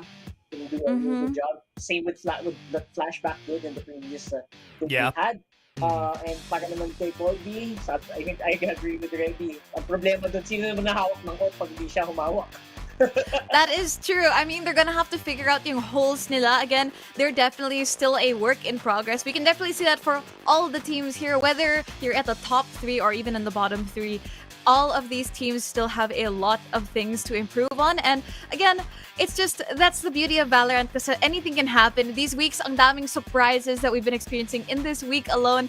And speaking of surprises, we do have a surprise for our audience dito sa Filipino rebroadcast ng VCT Pacific Stage 2 with our official super app partner, Grab. And you guys can see that we have up to 15% cheaper fares on Grab Car Saver, delivery fees as low as 15 pesos with Grab Food Saver delivery, and of course, thousands of budget-friendly meals as low as 99 pesos with Grab Food Saver meals. And all you guys have to do is, upon checkout, use the code GRABFOOD60 and get up to 60 pesos off of your order with a minimum spend of 550 pesos. And I think it's the perfect time for you guys to use this promo code because we are going to be going to a short break before the next match. But guys, do you have any favorite foods for this next match? Kasi it is going to be a Japanese showdown. So I think fitting yung Japanese food. But actually, we do hear that it's going to be the end of this series. I know, right? But Global Esports takes the win, and we're going to be throwing to the stage with our birthday girl, Jen, who is all the way in Seoul para sa winner's interview today. I think the match today was mainly us trying to support Povey as much as we can, because it's the first time that we implemented Neon into our agent call. So we just wanted to figure out the ways that we can activate him the best way that we can. Yeah, and that was mainly our main game plan. Because we had Neon on both Sunset and Haven, right? Yeah. Yeah, so it's it felt very natural for us because it just fits Povi's Yeah. playstyle a lot more. Yeah. Because he's very aggressive and like he's just diving in without fear as well. And you set him up for success. So are you satisfied with the type of performance you had today yourself? For me, I think yeah. I'm more proud of like I think I did pretty good like individually, but I'm more proud of like the kind of calling that I did today, like the IGLing. Oh yeah, yeah. Yeah, then yeah, it was mainly like me making good calls for the whole team and painting like a very clear picture for them. Yeah, I think that's what I'm proud of today. That's what I actually wanted to ask you next, because starting stage 2, you're the IGL of the team. I mean, there's so much pressure, the new patch and the changes that you have to lead the team through and the teams you're facing, making changes as well. So what are some things that you're focusing on when you're IGLing or as an IGL? And what are some things that, want to improve? For things that I want to improve, it's more of like how calm it is during chaotic situations. Like Yeah. kind of lowering the energy levels, so everybody's not like Okay. like yapping so much. Okay, who's during those the situations. biggest yapper in the chaotic situation? Povi and Lightning Fast, easily. Okay, Yeah, okay. easy. They're yapping. Yeah. Okay, so Yeah, you so want it's to like- calm them yeah. down. And I'm not sure what other things there are really. I forgot like the first part of the question. Sorry. But how are you feeling about the IGLing though? Like, do you feel there's a sense of pressure? Because for some players, taking over the IGL role like means you have to talk more. You can't really focus on your aim, and it's like two things: balancing your individual performance with making good calls. And sometimes it's not easy for some players. Alright, okay. So for me, it's a weird thing because like the more I talk as an IGL, the Yeah. better I perform. So I think one of my focuses for today's match was just like keeping the comms up and keeping like the calls up. Always like all the time, I'm always trying to do something, and I'm just constantly talking all the time, and then I just naturally perform better along with it. So it's weird to me. Okay, that is kind of strange because those two things, individual performance and making good calls, right, as an IGL, like usually they have a negative correlation. But for you, it seems to be working out perfectly. You have a big task next week because you face T1 and Gen G. So what's your expectations heading into that matchup? We don't really have any expectations. I think what we want is just to be able to walk away from this season being proud of ourselves Okay. with like the amount of effort that we put in, and yeah, just walking away with a result that's good enough for us. I Yeah. guess. Yeah. Leave nothing on the stage. Yeah. No so regrets. if we win, then good for us. Then if we lose, it's not the end of the world. All right, thank you so much for the interview, Benkai. And Benkai, before the interview, actually asked me what I wanted for my birthday. And since you talking aloud apparently makes you perform better, I wanted to throw it off to a short break. Oh. So, as a Okay. host. As a host. Yes. Okay. What do you normally say though? Just say, let's head over to a short break, but come back because we have Zeta versus DFM. All right. Ready? All right, everyone. We're gonna head to a short break, but when we come back, it's gonna be DFM versus Zeta Division. Yes. Yes.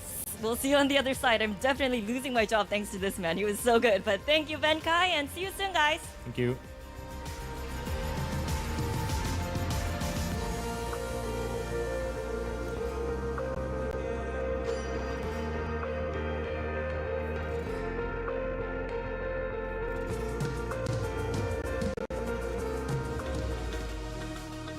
And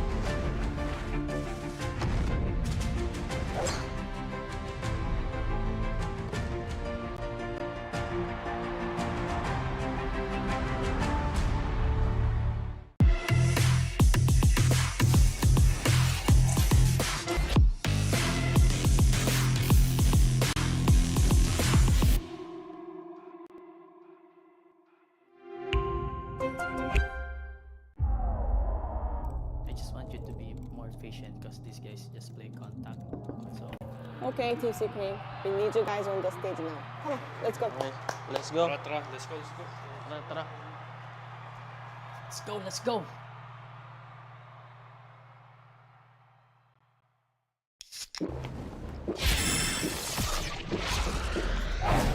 Red Bull gives you wings.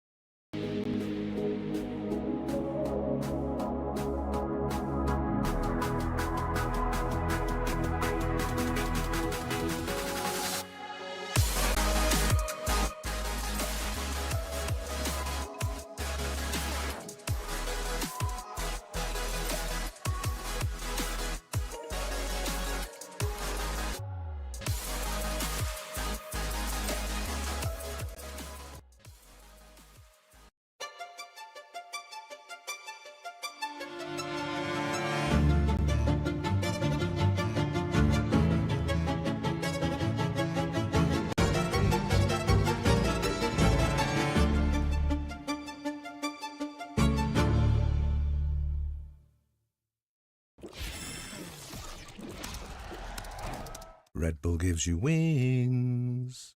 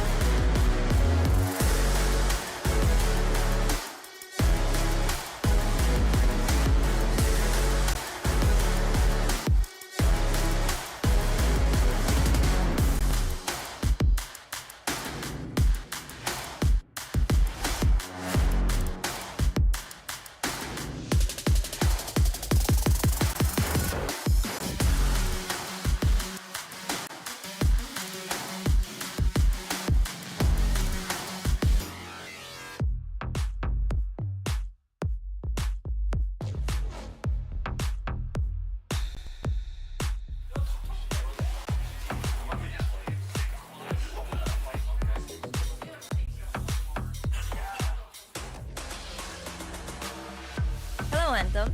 Now, who's winning today? Okay, DFM. Who should people root for today? DFM. Okay. Who's the better team today? DFM. Okay. Who's running ISO today? Oh, gotcha. DFM running ISO. You heard it from the man.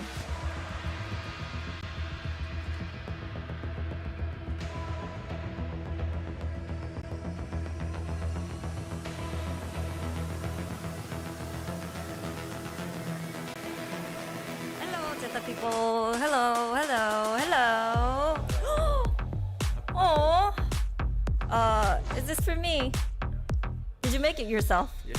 Oh, it looks beautiful. What should my birthday wish be? Zeta win. Oh, Zeta win. Okay. Anything you want to say to Japanese fans? 今日大事な試合なんで絶対勝ちます。応援お願いします。Thank you for the cake too.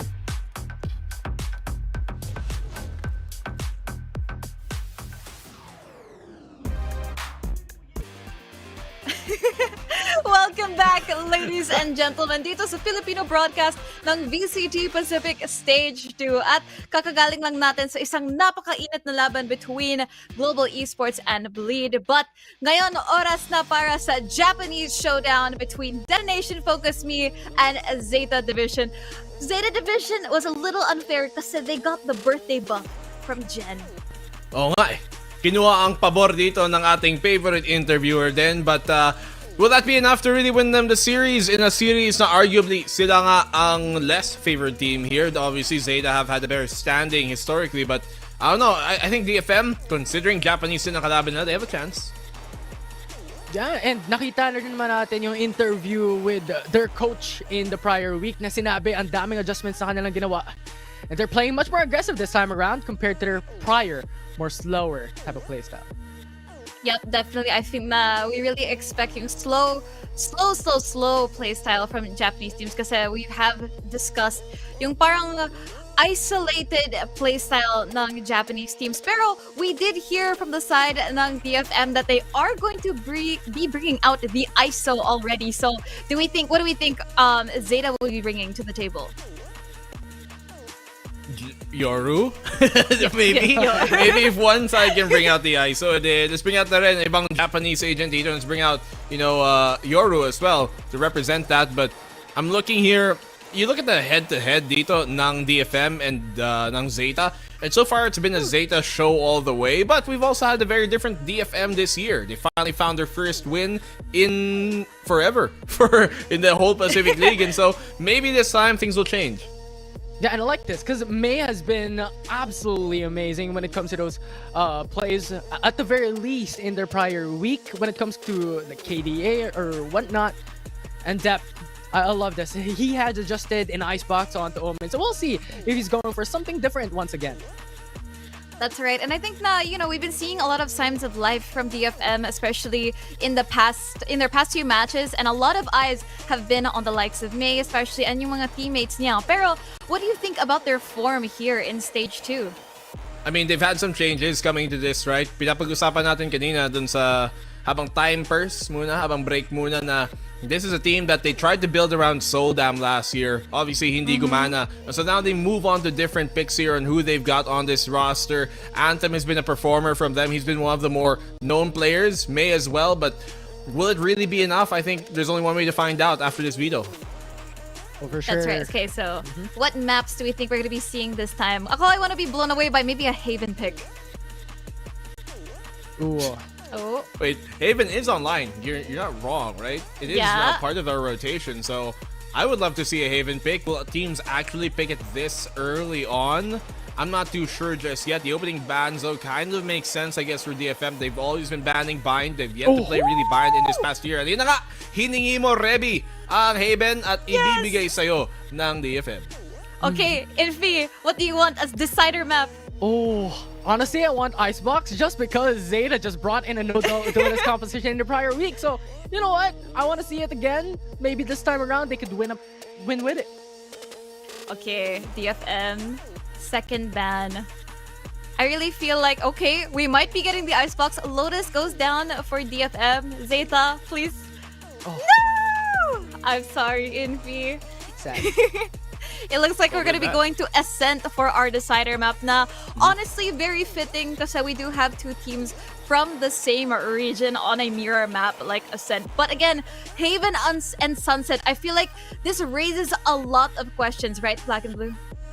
Oh, definitely so. Sunset, sige, okay siyang mapa dito para sa Zeta. They've been pretty 50-50 on this map, all things considered. They beat DRX on this map. They beat Bleed, but that's not much of a challenge so far.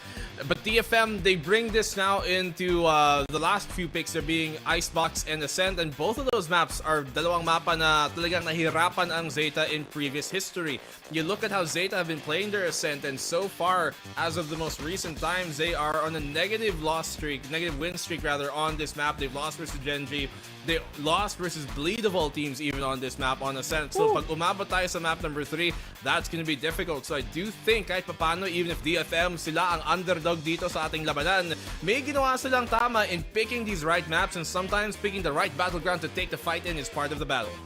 Oh, 100%, right? Because like both teams, like DFM, Zeta, like 50%, I believe, win rate on Sunset, and Ascent is not really looking that good. Only 25% win rate for DFM, and Zeta. We'll see how they can perform onto these maps.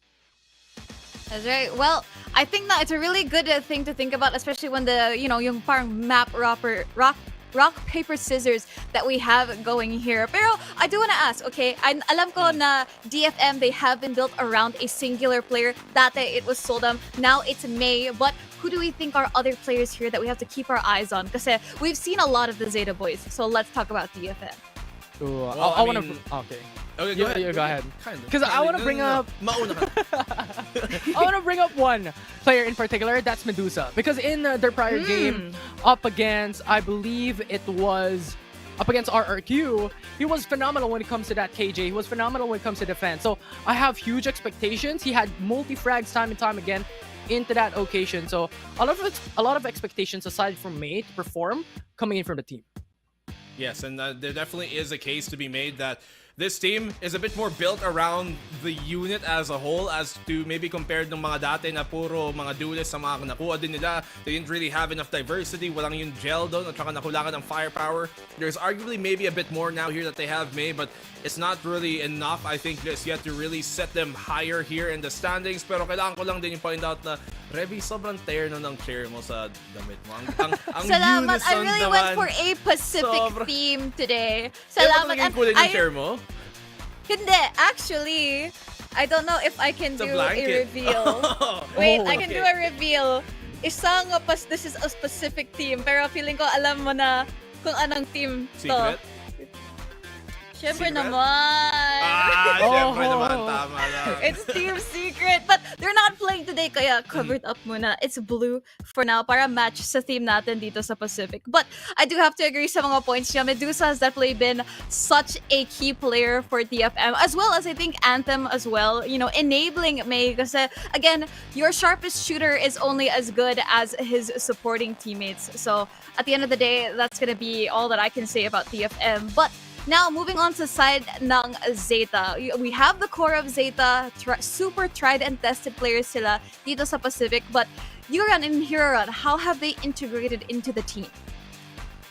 Arguably not the best just yet. Maybe they need a bit more time para talaga makapag-integrate, and we do know, syempre, yung core long-lasting na yan. You got Sugar Zero, you got Laz, all fan favorites, oo.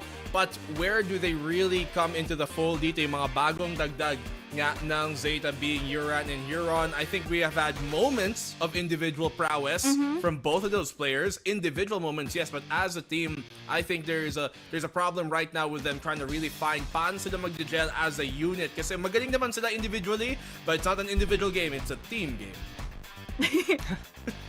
Yeah, absolutely. I mean, the roster is still young. The roster is definitely still young, so still a lot of adjustments to be made.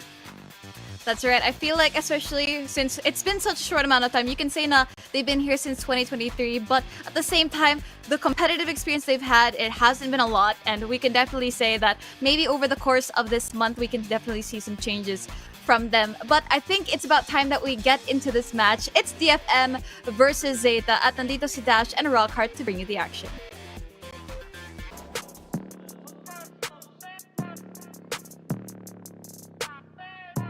Detonation Focus Me.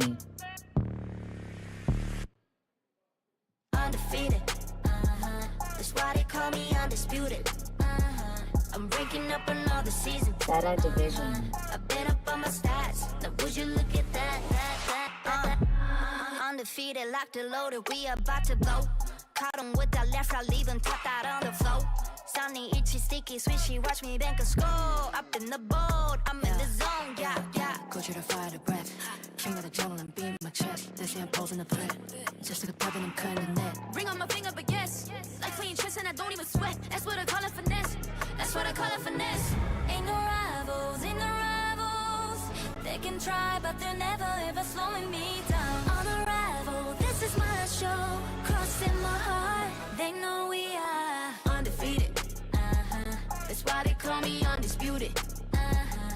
Drinking up another season. I've been up on my stats. Now would you look at that? I pop on with the jumper, then the adios. Gotta go. I'm the prima donna, make him do the most. Not enough, I'm just warming up. We up in the cut. Oh, I'm ready to hunt. Time to hit it up. Oh. Two-step, look who's scared, now you on the run. You gon' hear my soundtrack go dun dun dun dun. I'll be starting riots when I pull the stun. I got him shook.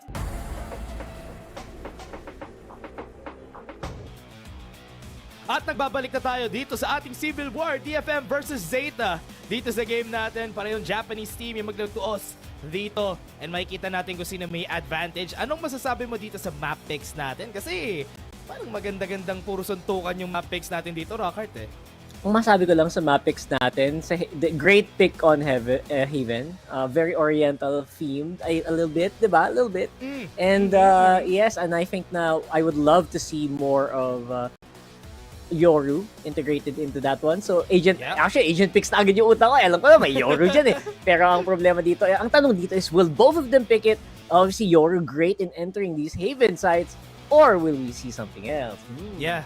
And honestly, ito yung mga mapa na ine-expect ko rin, especially coming from Zeta. Zeta is not really good working with maps like Icebox, Breeze. Pareho sila actually. They're not really good at those maps. But ang maganda dito kasi, when it comes to these maps, there's a lot of things that they could work on mid. There's a lot of early game fights na pwede mangyari. And yun yung magaling to mga teams na to when it comes to the T-Pons. Pero let's take a look at this muna. Kala ko agent select na. Pero ito, makikita lang muna natin ang ating mga player. And you know what? One thing's for sure, aside from the fact na one thing's for sure sa game na to eh, for sure, Japan will get a win, is one thing, any of these players are actually really good individually. Like, I always loved seeing highlight reels from a Japanese team pop off kasi I know it's gonna be a huge pop off moment. Like, literal multi-frags, and they are very confident with their slicks. The reaction time of these players are really off the books. No Yoru, but guess what? It's a Neon day. Honestly, I would really love to have a Neon here, especially sa attack. We can make an argument that the fast lane could really divide up the site, the A site, even C site, making it easier for Zeta to just flood into the site. Kaya I really like this. But on the other hand, having the breach in this map, this is one of the better agents that we have in this map, and this is gonna be workable to for the team, and I really like that. That's true. I feel like that breach has been a huge tempo changer in a lot of these maps, not just Haven, just even a lot of maps in particular. So I would love to see that in play, and especially for Zeta Division. Very excited to see a breach flashpoint into someone just getting shotgun in the head. Yun talaga ang pinaka gusto ko makita ngayon. Wait, tsaka isa naman, wala ba tayong dyan? Backslide kill with a Neon. Yeah. Honestly, gusto ko rin makita yon kasi having the two slides ngayon kay Neon makes it way easier to just get into the site. Kasi yun naman talaga yung gusto mo with the Neon sliding into your site. And with this is gonna be the first start. I hope to see how DFM and Zeta would be able to approach this. I want to see their approach on Haven. It's been a while, Haven. We missed ya. Yep, that's right. So here we go. Really, really exciting for this one. Obviously, Omen is the top smoker pick here for this map just because of the flexibility and, of course, the range you get for that. That is definitely going to come into play. Windows, ang una nating magkakaroon ng ng silipan dito. Sabay pa yung fault line nila, Dash! Suntukan agad sila very early in the game. 2v3 agad yung laban natin, Zeta. Dito pa sila, boy. Medusa gets one kill. Will he get more? Hindi. Hindi mangyayari yun. That's gonna be an A push. And Zeta, very happy to take that. Once more, it's just gonna be net. Hindi pa pala nagamit yung flashpoint niya. Interesting. Walang sabayang flashpoint dun sa mid kanina. And that will be one kill. Has a lot of tools. Also, can deny this non-stop. Will it happen though? Flick-an lang muna for the mid-time. That is the shock dart. And the nice collat or through the wall bang here para kay Net. And the clutch. Round 1 pa lang. Nagulat rin ako dun, Rockhart, no? Kasi nakalabas yung shock dart niya during that time. He tried it once, hindi tumama. But in the end there, look at this. Look at this replay natin guys. Nag-fault line pareho sila sa mid. Tapos diretso agad sila sa suntukan after. That is a lot of fun right there, man. This is, round 1 pa lang, it's a sign. Balagbagan to, suntukan to. Mamin. 100%. Ina-expect natin for both of these teams. Look at how they play on Zeta. Even if they lost that round, kita mo naman yung confidence ng team na to na pumasok lang with the Neon. And especially with that Neon, easy sa kanila makapasok dito. Medusa got one more kill. They're gonna get that Spectre. Pero meron pang tao sa C-side, papasok pa sila. May was able to get one. Dep, makakuha pa siya ng space for the team here. Yes, he would. They got a lot of kills pero they also suffered a lot of damage. Dep, mababa na din ng HP. Si May, ready with the Marshall. Alam niya na kaya niya mag one-shot dito kahit sa katawan. Kaya spam na lang. Information already given over and Dep just cannot survive that. I think he missed out on one.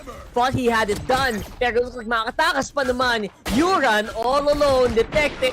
Paranoia lahat na. Talagang sinalo niya ang sama ng loob ng mundo doon. And now it's a 2-0 for DFM. Sobrang daming util, pero it was still an eco round for the side of Zeta. Naka-anti-eco itong DFM during that time. Still a nice try for Zeta. They tried to go for a push right here on Garage, pero parang hindi nag-work out in the end. Kasi naisa-isa rin sila ng DFM. You're gonna have to keep your eye on that one way. Actually, recently ko lang din nalaman na yung ganon, yung sa C. Just because, I haven't been playing that much of Haven yet for some reason. Nakita ko lang sa TikTok and it's really powerful, right? When you go on the defuse, you just have no info. But yeah, hindi pa naman nagka-commit player. Mamaya pa yata yun. But right now, obviously, it's just pure mechanics. Just raw mechanics, raw firepower. Wala pang masyadong weird stress na pina-execute dito. Both Zeta and DFM. Yeah. And ito na, magsa-start na. Gun round. Even on the side of DFM, they're gonna try to go aggressive right here on A. There's a lot of people here. Gonna be a relay bolt. Get some damage. Ang dami ng utilities binabato dito ng DFM pero wala pa rin nangyayari. Hinihintay nila makapasok itong Zeta pero ang Zeta nag-aabang pa rin. They're gonna be slow pushing right here on A. There. Quite happy to just play it slow. Zeta not really in a rush na makabawi in terms of points. I like it. Good discipline. Dep and Piron close by. And long-range fights. Medyo lamang pa rin naman ng Vandal dyan. Although, we will see one fall down. That's Dep going down to the Bulldog. Yeah. Lad's already getting space here para sa B. Meron tayo setup din sa C kaya hindi nila kailangan i-defend to. He's just gonna be waiting here. Si Dusa. Kaya for now, they are just gonna be waiting for the push. Nagtatry sila mag-take ng space right up in A para malaman nila if nandun pa yung members ng Zeta pero hindi nila alam. Nandito na sila sa C. That's right. And Medusa is in a very powerful position holding off Garage as well. Tapos the good old reliable turret right there on the side. So, nung nakita nila yon, nice detection, removing the Nano Swarm. That means Zeta probably can have an easy entry all the way into the site. Iron delayed just a little bit, pero all is good in the hood. Zeta, spike is down. Planting for long. Hintay nila dito. Ready na ba yung setup dito ng DFM? They're being very cautious dito sa retake na gagawin nila dito. I think they're not gonna... Wait, are they not gonna try? They're losing a lot of time here. And they still have a lot of utilities to work with naman. They still have the fault line. May flashpoint pa sila. Ito na. Push back away nila itong si Laz. Try nila mag-flood into the side. Pero with the flashpoint, wala sila makita. Blinded sila. Mag-iisa-isa sila. Nandito sila lahat. And that's gonna be Zeta just taking them all. Now, that was actually super clean. We thought, alam mo, baka mag-save sila. Sabi nila, why would we save? We have Bulldogs. We got a Vandal here. Let's go ahead and try to go for it. Pero Zeta was very surgical in holding down that post plant. That's really beautiful. Walang naiiwan, walang exposed na mag-isa. Zeta has everything covered in that last one. Yeah, they didn't even have a lot of utilities on the side of Zeta. Talagang lahat lang sila nag-peek sa connector. Okay. Ito na. A-site. Nandito pa rin silang lahat. Tatry uli nila for the second time ito. May guns na naman ng DFM.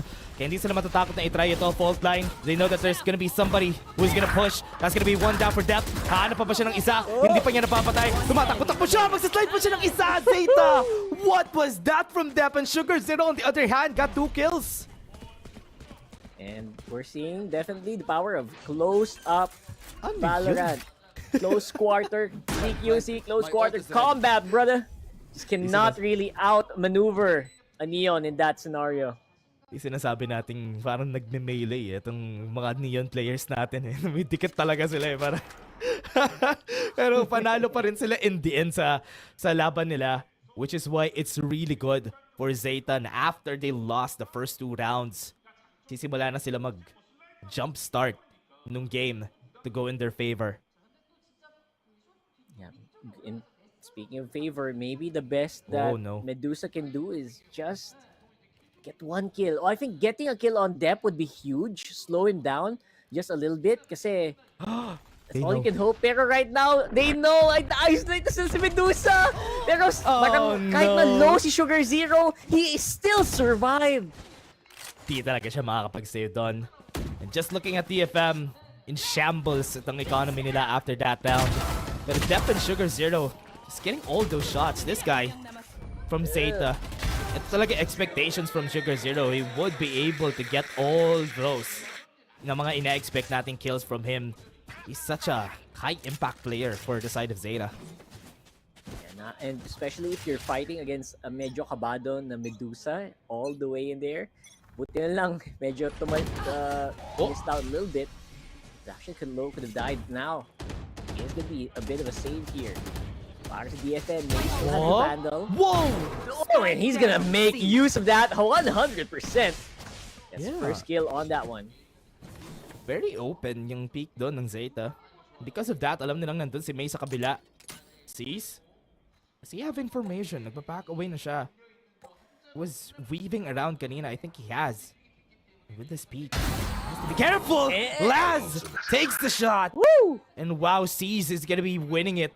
Ito na, yung thrifty na hinahanap natin from the squad. They're winning the fights. And Zeta, 2v5, another shot from May. And yun yung hinahanap natin, make that 4K! Ayan na alam nyo na kung bakit pinag-uusapan yung si May kanina sa panel. Literally, it will be hyper worth it to build around a player like that. Really playing off the information. Small information given, he gets a kill. Follow up with C's as well. Great hold up on the A. Great performance from May this game. Look at the one taps. Oh my. Kanina yun eh. That was really good from DFM. And ito na. Mapupunta na ba tayo sa point na magkakaroon ng isa na namang panalo itong DFM? Let's see. Pero maaga-aga pa naman. That was just ball dropped sa side ng Zeta. Very early on, nakangiti na yung mga yan. Oh, boy, pwede ha. Pero right now, obviously, malami pang rounds ilalaroin. Don't forget si Dep, naka-neon din. So, close quarters on B is not a great idea unless you have utils like the Paranoia, Flashpoint as well. You're gonna have to use a lot of them though, as we are gonna see them go for the execute. Pero nice counter by Uran to go and slow them down. Si May nakipaglaro, nakipagharapan. Tanggal yung mga nanoswarm, pero he will go down as well. 3v3 para naman sa labanan. Anthem and Medusa ready on the side. Si sees the shadows, pero naabutan pa ni Anthem. Was going for it on the Fury. That's gonna be one down. Hindi nila na half. That's not gonna be good. Was able to hit one by. Hindi. Nasa taas itong si C's kanina. Gonna go for it. Anthem fighting, winning. That's gonna be one more shot. Pwedeng niya gawin ito. He has the recon bolt. He's taking time. He's losing it, and that's gonna be Zeta winning the battle. Thank you. Yeah, ganda na laban natin. Si Sugar Zero pala yung nag from the shadows. C still has the from the shadows, which is usable here in the next one. As you can see, the consistency here of Zeta to take these kills very easily. Naman natin, Fury. Kala niya kasi mahap niya ata yun. Kinomit niya na. Kasi alam niya na mamamatay na siya. Might as well get the half. And because hindi nila nakuha yung half na yun, that is the biggest reason that they lost that. They took the time from the Hunter's Fury. And dito naman, Zeta at DFM. Ang ganda ng laban natin. Talagang suntukan eh. Yung ginagawa nila dito eh. Isn't that exactly what we said right before the game even started? Loading screen pa lang. Alam mo nang sa apakan ng mangyayari. May napakalinis kill for Huron. I was surprised na walang may hawak ng angle na yun. He was preparing for a recon bolt. That was not his fault. Pero ito, Dep, gonna peek on Medusa. Titignan ba niya sa mata? Mapepetrify ba siya? Hindi! Si Medusa yung mamamatay! Again, close quarters naman ng labanan. Dep always will have the advantage. But now, will be a question mark. Oh no. Will it be the same play? Sees, nakaligtas for some reason against that op shot. He's gonna have to back off for now. Pero that is a signal para sa DFM na A ang possible point of attack. Tinamaan siya sa ano eh, yung... Pag tinaas mo yung kamay mo, yung space dun sa kilikili tsaka dun sa arm mo, dun Ano siya ba tawag tinamaan eh. Hindi ko alam eh. Pero basta yung space na yun, tumagos doon sa space na yun. Ooh, yun na yung hinahanap nating shot from 30 Laz. seconds left. And this is gonna be a free C-site. Walang tao dito. And ano to? That's just a free C-site. TFM is just gonna be here. They thought na sa A sila magpupush. Heavy utils on A, pero looks like natrap sila ng Zeta doon. Literal na ginapang ng Zeta yung C, and ngayon masyado nang magiging late ang ikot nila. Laz also has a great angle to cut off anyone rotating, pero the timing is just a little off. Yeah, waiting for that cross kanina. Pero sabi mo nga, timing was off. Anthem, oy! Hindi makukuha. Fault line, tatama sa kanila. I think there's a fault line answer na pwedeng gawin dito ang side ng Zeta. Tinamaan sila. They're gonna be slowing down the push. Nasa gilid sila. They have to commit. That's because etong si Net magsa-slide na naman si Def. Kills from Zeta again. Sorry, I just can't help but laugh whenever I see a neon dashing on your face. You know you're gonna go down for like 90% chance. So it's like, alam mo, taas kamay na lang moments. It's like, oh my goodness. Tsaka yung tinanggal kasi nila yung movement error on that neon, which the firing error rather for that neon, which makes it easier to hit your shots. Look at this. Diretso pa rin yung bala nyo habang nagsa-slide siya. Way different from before. And I really love the neon on Haven just because dati a lot of people have been opting for the Astra Viper, and that really leaves the fast lane, yung ginagawa nilang fast lane to just get into sight. And this is Fast Seas was able to answer, holding their flight, and hindi niya magagawa ito. Nakapag-shrouded set sila sa gilid. Sugar Zero nanalo, pero si Seas was able to answer back. That's gonna be a 2v3. You really have to commend DFM, no? I mean, sometimes they will mess up a lot, pero they know how to deal with a slow push or a fast push rather. Ned! Grabe naman yun! Nakawan sila ng spike, man. Oo nga! Sneaky ah! It was also because of the smoke. Sila yung nag-smoke nun eh. In-smoke nila yung entrance ng seaside. Merong onting awang. Kaya pwedeng kunin yung spike. Parang gumamit ng stick, tas sinungkit. Oo. Wala ba? Hindi man lang sila nakapag-spam after kunin yung spike sa kanila. Well, okay. To be fair, if you spam there, even with the Phantom, there's a good chance they will know your location and your angle where you're shooting at. So that is actually dangerous as well, especially pag malapit sila. Pero yeah, because of that, there will be a slow rotation here from Zeta all the way to A. Pero will they be aware na may 3-man squad na pala sa likod nila? Ayun, alam na nila. Tumatakbo na sila. Diretso na sila sa A, walang recon bolt. That's gonna be their time. Isa lang. Yung field nila, isa lang yun nandun. Kaya they're still taking space dito pabalik. Very, very trusty sidekick right there, helping out a lot. I like it. Oh, what a shot. So that's gonna be Hero taking kill on Anthem. 2v2 bigla ang laban. Here we go. Remember, may lockdown siya. Sila, pwede niya gamitin to take more time. Fault line is gonna be used para i-peek siya. Walang trade na nakita kay Hero Ron. Pero si Seas, makakapag-TP? Alam niya ba kung nasaan? Hindi. Doesn't have information. What a shot! What was that? Uy! Yung flick na yun! That was a reaction flick. Hospital flick ata yun eh. Yun ba yung tawagin niya hospital? What qualifies as a hospital flick though? Pag yung sobrang bilis na parang nasira mo yung arm mo.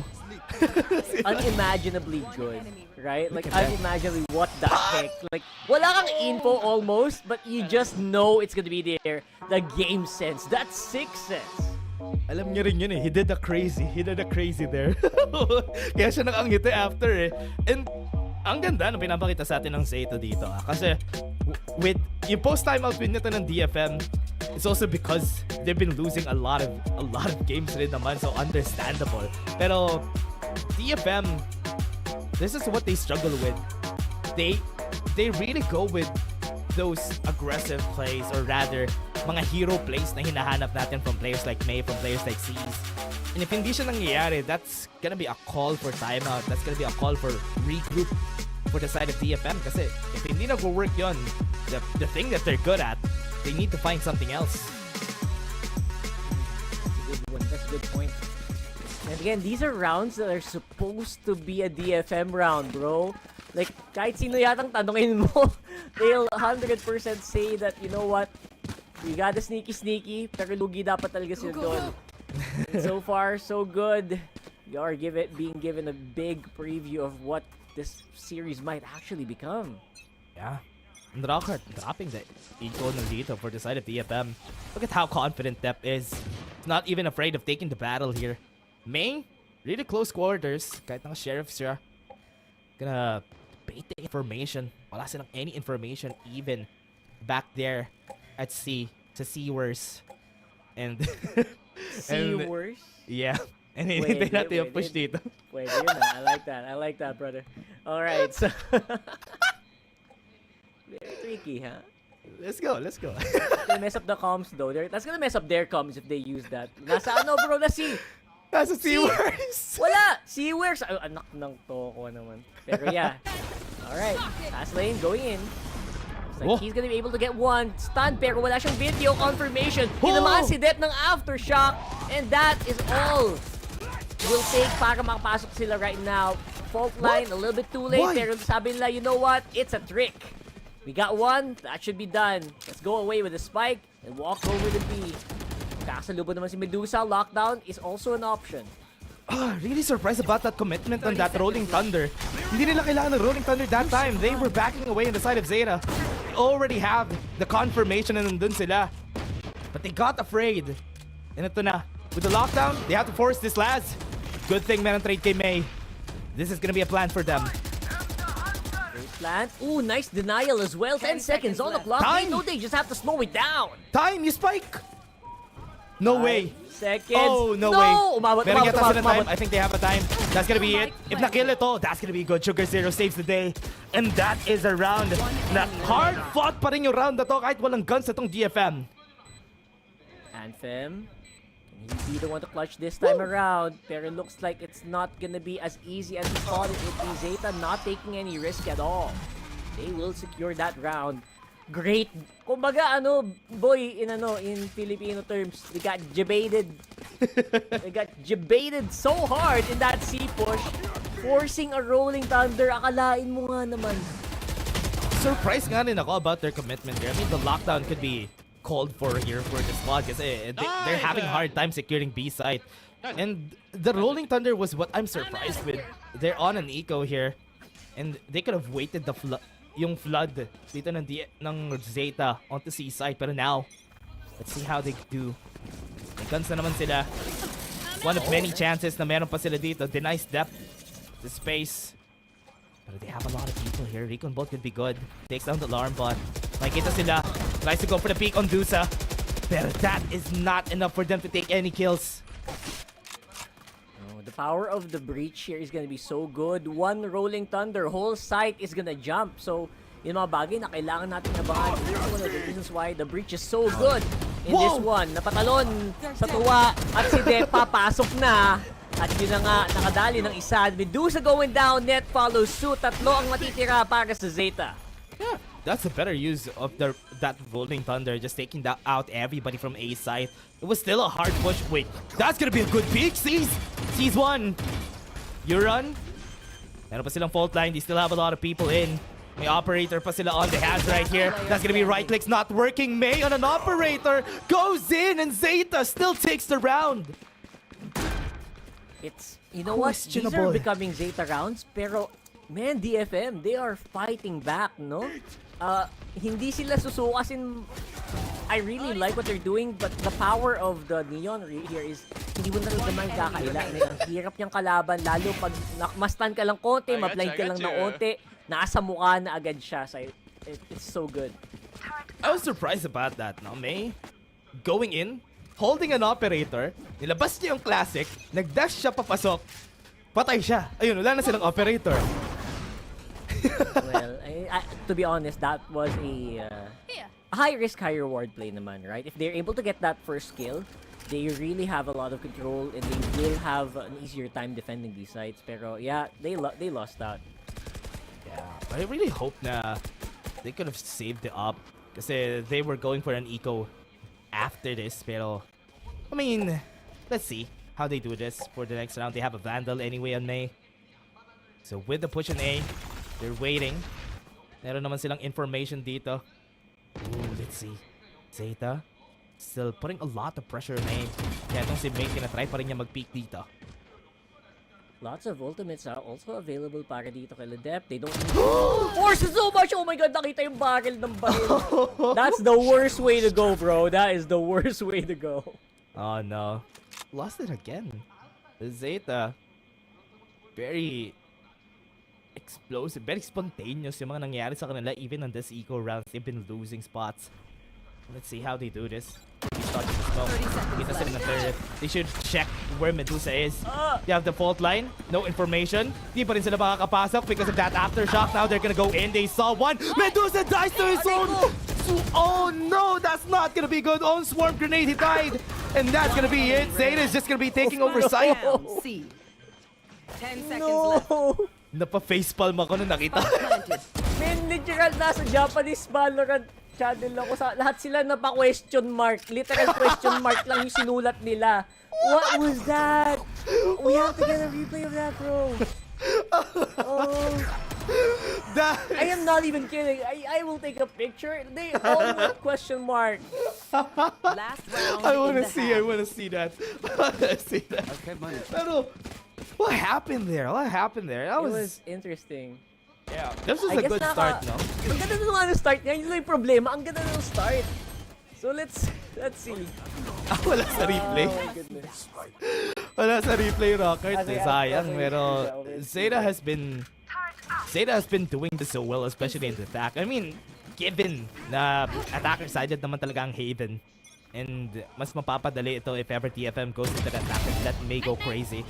Dep wasn't expecting that. May was up top. Nagulat na lang siya. Wasn't able to jump around after. Flashes are gonna be coming out. Everybody already on B. The rotations are really fast on the side of DFM. That's amazing, right? Si May, kita mo si May, kahit na nasa Gedli, kahit napakababa niya, nakaiwas pa rin. So that's 100% the way to go. And Medusa though, he will have a lockdown at least for this last round. Maybe slow them down. Pero Zeta, you know what? They're a man down, pero parang, alam mo yung pag nanonood ka, parang kaya pa rin naman eh. Yeah. Enters Fury din nakaredy dito si Hiroron. So if ever man i-drop nila itong lockdown, they have a way to stop it. So they should, the only thing na kailangan nilang gawin dito without depth, they have to get into site. They should choose a site to go to. Oh. And wait a second. That was just information trying to be taken here for Zeta right there down at long. But that is huge information denial though. Kasi wala siyang nakita literal. Kahit barrel ng barril. Diba? So, literally, I think, because of Sixth Sense, Game Sense, I think they will still expect an A hit. And you know what? Tama sila. Yeah, they have the information. They heard it a while ago. Didn't peek. And that's gonna be good for Sugar Zero. Was able to get one. If he gets this gonna be good. But no. Laz, left alone. No more time. And DFM, nakuha nila sa 8-4. Not bad. And you know what I was thinking that last round, man? Ano ba ang Tagalog ng barrel? Kasi barrel ng barrel, that's a bit of a tongue twister. Barrel ng barrel. Oh, ano Dulo? ba yung Tagalog ng barrel? Barrelias? Ano ba? Hindi ko alam. Wait lang. That's probably a made up word. Tatanungin natin yan sa ating trustee. Sige. Pero while that's happening, yes, while you're doing that, DFM, Zeta, Bariles. Bariles. Oh, tama. Okay. Close. I'll take that. Right now, as I was saying, DFM and Zeta, this is exactly, I guess, what a lot of people are expecting in terms of round scores, in terms of how the rounds are playing out, no? Very close. Huh. That is more on the fact na DFM is fond of taking risks. Sa mga rounds na nakita natin, I was really surprised na rounds na we don't really expect them to actually take the risk, they do. They fight even with operators on hand, pero that type of gameplay is gonna reward them dito sa attack. They try to take more risk. Let's see how their utilities are gonna work here pag pumasok sila sa site, especially pareho silang paborito yung A site. That's right. And yeah, you're absolutely right. DFM, baka medyo mas mag-enjoy sila dito because si Dep wala yung choice kundi mag-hold back. He's not gonna be able to go fast and go ham right away. Unless talagang like he's gonna find a safe angle or safe isolation where he can slow down maybe 1 or 2 members. Maybe yun. Maybe the Neon can come into play back then. But right now, in terms of defending, the Neon also will play close and steady. You can see, no cherry play para dito sa Neon na to. And they expect the A hit right away. A hit. Back agad sila. Gonna offer a retake. Pero based from what I'm seeing, Zeta is still... Yeah, actually, they know. They're gonna offer a retake here. Hahayaan lang nila na pumasok sa site, mag-ubos ng utility at ng members ng DFM. There's still a chance for rotation just because of the noise that they're making down here at C and even to garage. That's why right now DFM, slowly but surely, they're gonna go for it. They're gonna try to bait Medusa, then go A. Ooh. Nice.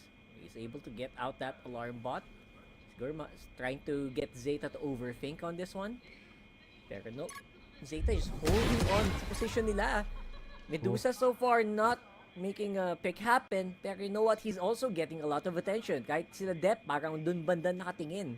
And this time, the A hit will be very apparent. Medusa, nag-iingay pa rin sa C. Sobrang layo niya against his teammates. So sabi ng Zeta, you know what? Maybe nandito sila. So they will be letting go of A for now. And finally, Medusa gets one. He still wins it? They still get two! After that, no way is that possible. Dep, asa likod. Nakita siya kanina ng C's. Do they have enough information dito? Nakapag-slide in na siya. And they're taking quite a long time, Dep. Oh no, yung likod niya. Oh no, yung likod niya. Nabatukan siya. DFM. This is just gonna be their round. Chocolate's gonna hit. And Hiroron, try niya mag-back away pero 1v3. Yeah, oh no. Definitely fighting back on this one. Hiroron, 52 HP. Sabi niya, you know what? I don't need to risk it too much. I just need to die, not to give away any credits, any extra credits. 200. Makakaisa pa, makadalawa. Oh, that's a big bonus for him. Pero yep, he's gonna go down for sure. And still, nakuha pa rin ni Net yung 200. Get that 200, bro. Whew. Tough round for Zeta. Ganito rin nangyari sa kanila kanina, losing the first 2 rounds, then coming back after. Pero this is more on how everybody overthought itong si Medusa. Initignan nila kung nasan siya and they thought na, uy, baka si C-side sila. Pero that distraction really gave so much to DFM para makapasok sa A-side. Yeah, actually kasi kung ikaw yung defender sa position na yun, isipin mo, teka, ba't nandito to? Ba't nagbabato pa rin ng utils to? At sobrang lalim na niya, like literally on-site na. So this might be a C push. It got the attention of almost all of the defenders. Except for, si Hiron lang talaga yung naiwan. And you know what? Because of that, naging madali para sa DFN na pumwesto for the post plant and also deny any entry para sa Zeta. Still playing it slow on DFM side. No guns on the side of Zeta. Pero risk ba nila to? Giving up A site again. Gonna do the same thing. They're backing away. Everybody's on C. And I think this is not really the right place to be in for the side of DFM. Tatakbo sila. Or rather, Zeta. Tatakbo sila. Mamaya sa A. Walk of shame sila. Papuntang A lahat mamaya. Oo, 100%. And because of that, because of the way that this map is built, you'll also be have to be super careful with yung ikot mo sa B, diba? Like, someone can really pick off some people who are rotating. Ooh. There goes the util dump. Wow! What a timing on that. Shock Dart removing 2 nano swarms coming in from Medusa. Oh, pasok na sila sa site. Or are they just gonna be waiting right here and just wait for the bomb to drop or to explode? And with the spike in their hands, See how they do it. Zeta, and they gonna take the risk or pagtitikin lang nila itong bomb para hindi magka-extra credits itong DFM. Wow, okay, interesting. Yeah. They're just gonna give it all. They're gonna go in every time na nagbaback na sila. They're trying to get any kills that they would be able to. And they were able to get 2 out of it while sacrificing themselves dito sa spike.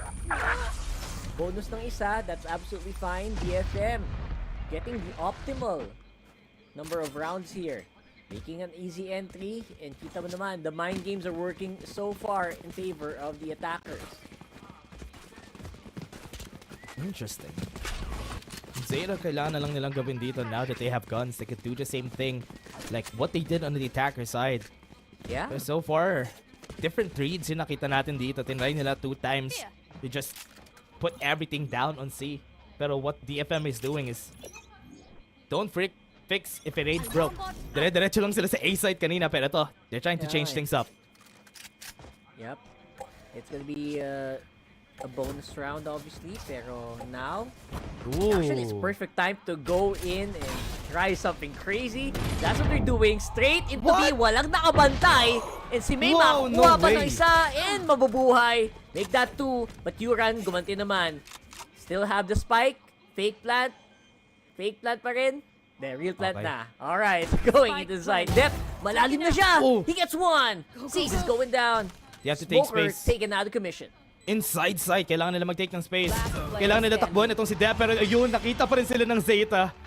And they lost. Hindi sila nagsabay. Kung nagsabay sana sila doon, just to clear out garage, could have been better. They could have actually gotten 1 actually, no? Maybe 2, kung sakali. Yes. Bonus still gonna go over. Zeta, you failed. Happy to take it. And they also take 3 guns, which is great for their economy. Okay, this is gonna be the time. Nakita natin sila pareho. Meron ng guns on their side, but May, during this time, no, during this round, May just got 2 kills out of nowhere. Talaga, if ever bibigyan mo ng space si May, at hindi mo a-anchorin yung site, ganun talaga yung mangyayari every time kasi May has been going crazy. The hero plays. Like, siya yung basically yung anime protagonist dito ng DFM.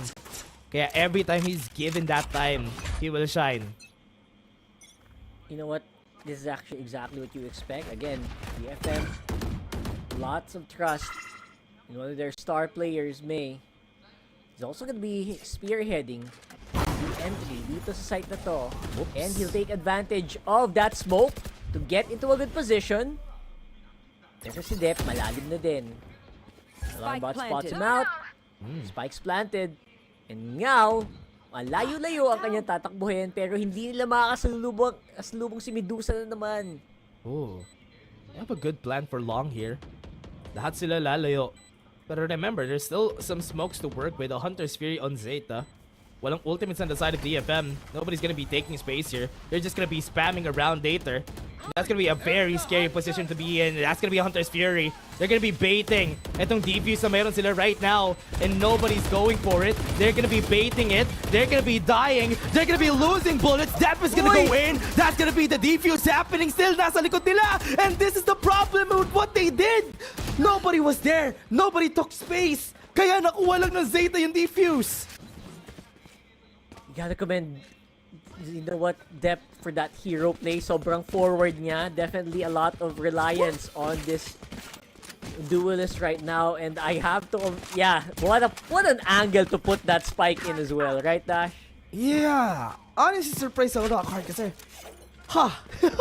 sobrang surprised ka dun sa ginawa nila na yan kasi they all backed away. There's still a controller on the side of Zeta.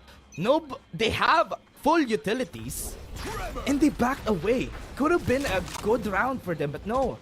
Ito na. Zeta, too aggressive for depth. There's a lot of people here. Full-time's gonna be there. Yuran got 1 kill, and they're gonna be moving forward. May is still in the smoke, waiting for the push. This is such a good smoke on them that they can't even push through dahil dito sa smoke na to. Yeah, madami naman information nakuha si May doon. I think he got some position of at least 2 players. So sabi niya, you know what guys, atras muna tayo bahagya Talaga nagtatagalog yan, And for now, I think that's, yes, they understand that. That is all they can hope for. Slow it down. Slow play.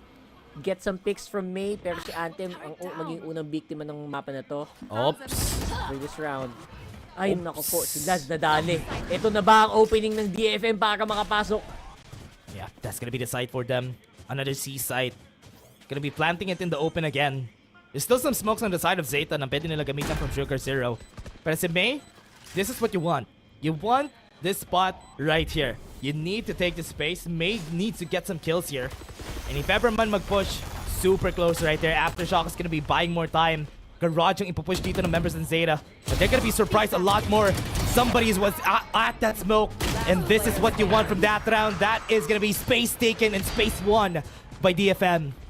Galing. Actually, super impressed ako sa ginawa doon ni May. Literal na umabante siya to the smoke instead of waiting in that position.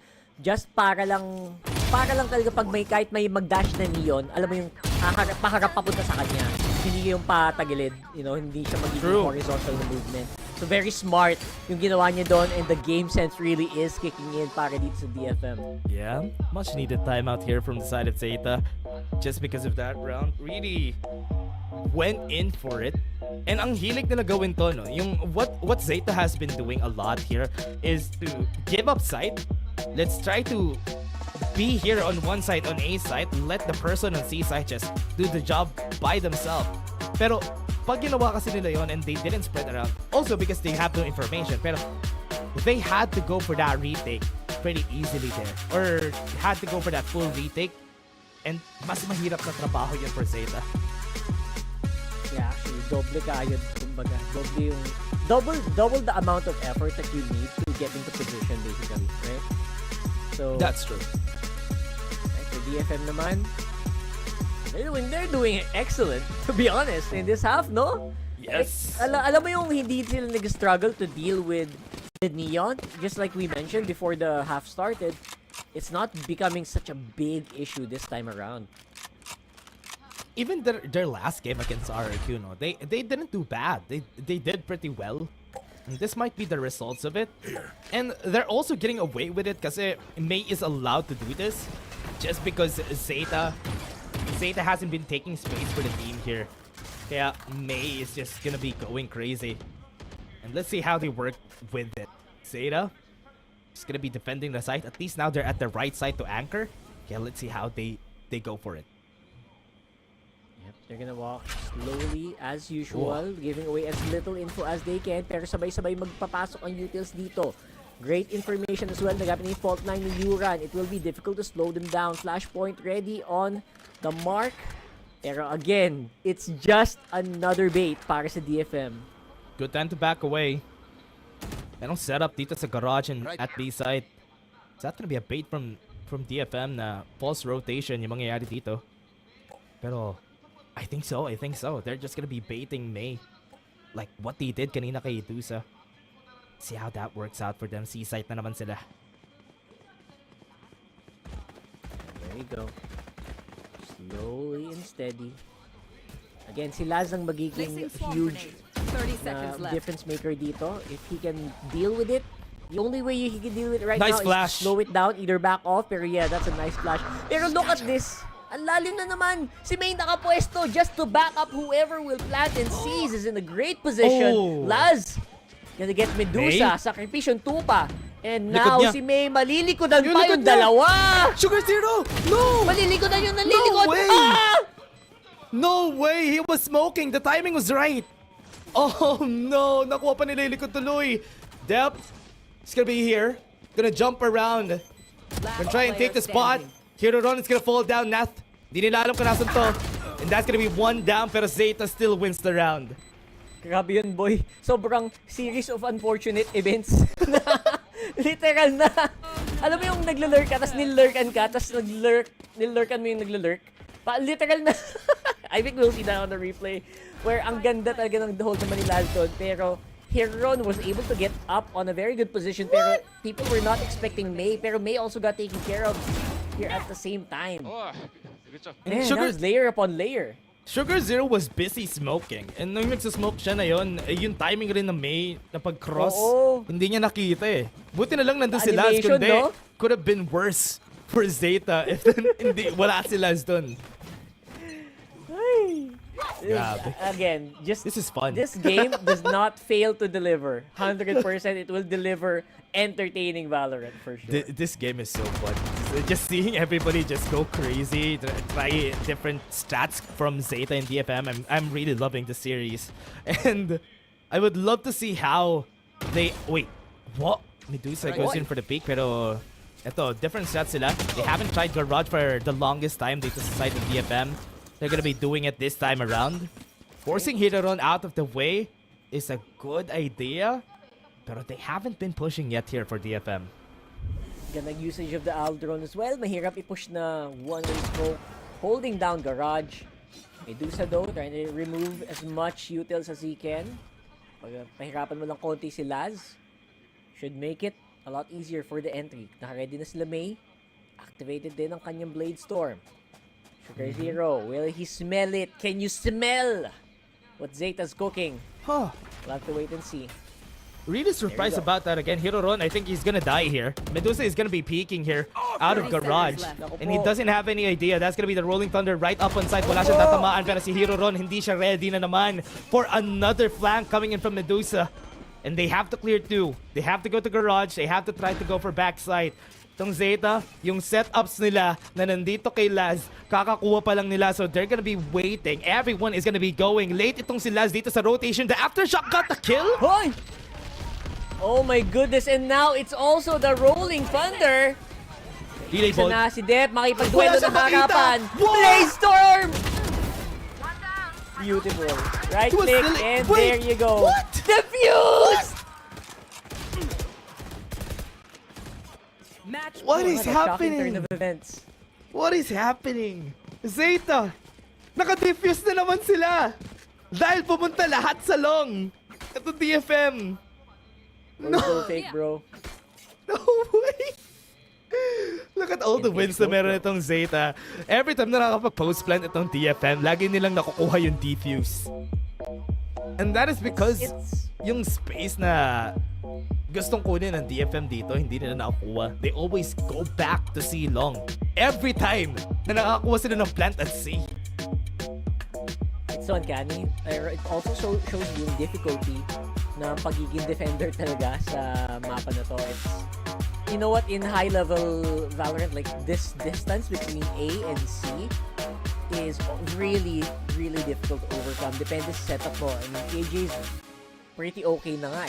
Medyo maganda ng pang-defend, pero you have to relocate everything, and there is a lot of time. It's so hard to set up a good defense. And yun yung tinatry i-maximize dito in DFM. Pero somehow, like, weird stuff happens. Like that aftershock kill by Yuran.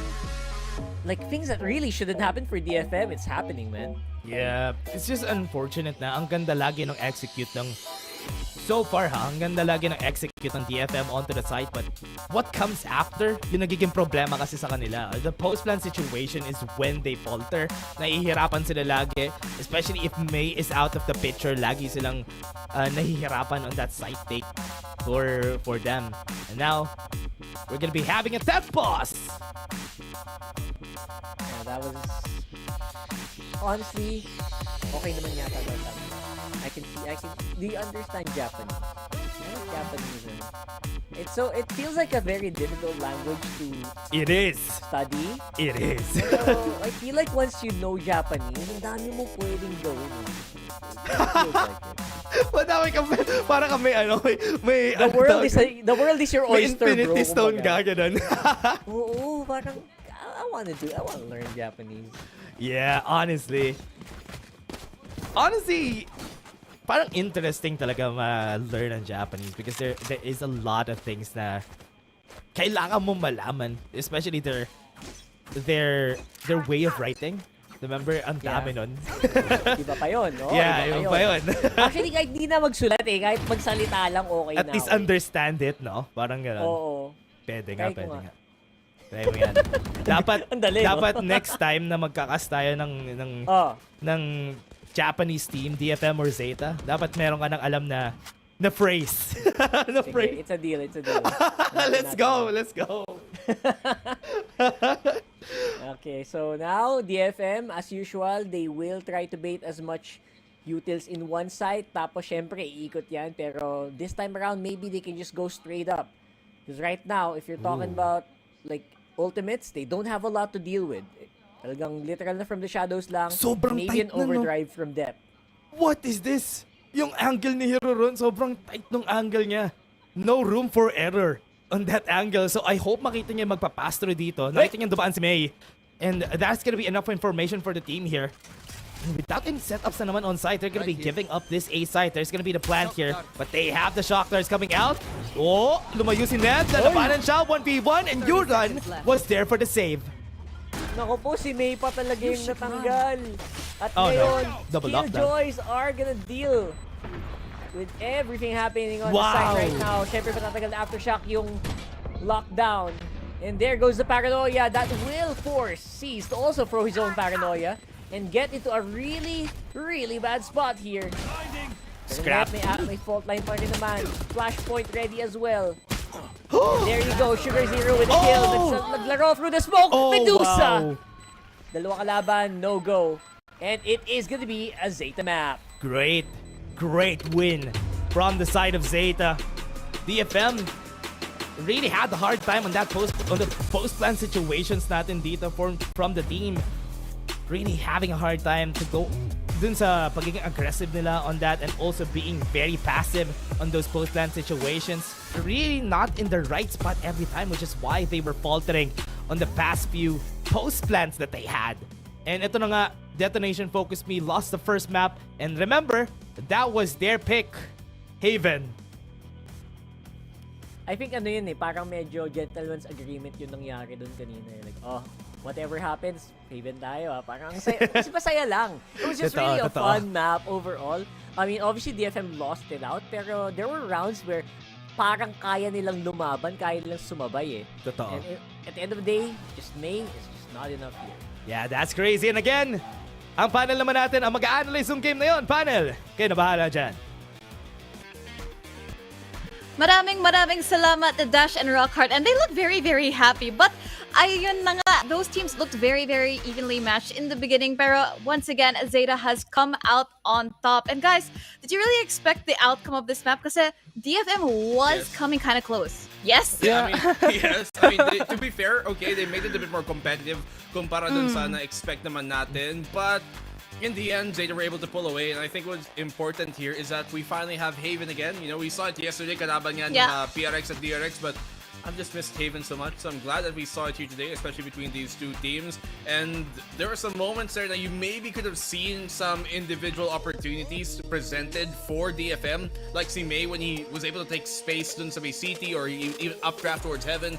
But it's about seizing those opportunities na hindi nagawa ng DFM. Yeah, I love it. I mean, the new changes as well. Yesterday, it's a bit of a recall, but we see ISO as well. Neon coming through. It's just a really, really good sight to see. But Zeta, I mean, some of the expectations already that we were talking about a while ago. 13-7, absolute phenomenal job for them. Yep, and I feel like in terms of first kills, I feel like definitely yung sinabi mo, BNB, May did such a good job of kind of just getting that yung initial pressure off of DFM. Kaso, in the end, I really feel like it was really good map control for Zeta. Nicely spaced out sila, whether attacking or defending man yan. And I think it really shows the chemistry that this roster has together. Pero in that regard, how is DFM in comparison? I think the bigger problem for DFM during yung mapa na to is specifically their post plants, because they would get the plant almost every single round in the second half sa attacking side nila. It became a bigger problem for them to hold on to those post plants, and that's very problematic. Knowing that Haven was for a long time dito sa may A side one of the hardest sites to retake, and yet they still can't hold on to yung post plant nila, hindi pa rin nila maipanalo. Ang laking problema nun, especially on the fact that they're on the attacking side, yung favored side dito sa Haven. Pagdating sa second half, they could have closed it out dun sa mas pabor na side, but yeah, DFM, it's been too much of an individualistic effort kumpara dun sa Zeta, na pag tinignan mo yung scoreboard ng Zeta halos spread out yung mga frags kumpara dito sa DFM na talagang if it's not coming from A, you don't really see it much.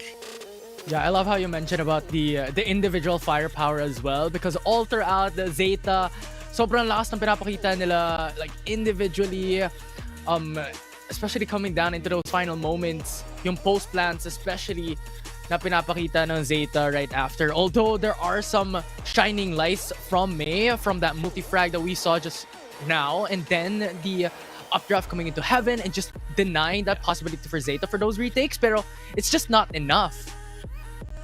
Yup, definitely. And I feel like ang ganda din ng point na sinabi mo, BNB, about the retakes. Kasi I think towards the latter part of the game, all the rounds, parang they started to look the same. You would see, they get the plant, they back off a little bit, pero yung presence ng players ng Zeta, Dep and Hirodon especially, it's as if they were able to push and pull DFM as they pleased. And I think na maybe there's this lack of confidence para sa side ng DFM or just Zeta feeling a bit more sure of themselves. But I feel like maybe it could be yung pressure from today, especially being the same team from your region, all extra pressure for the players of DFM. I really feel like maybe could it be a lack of confidence?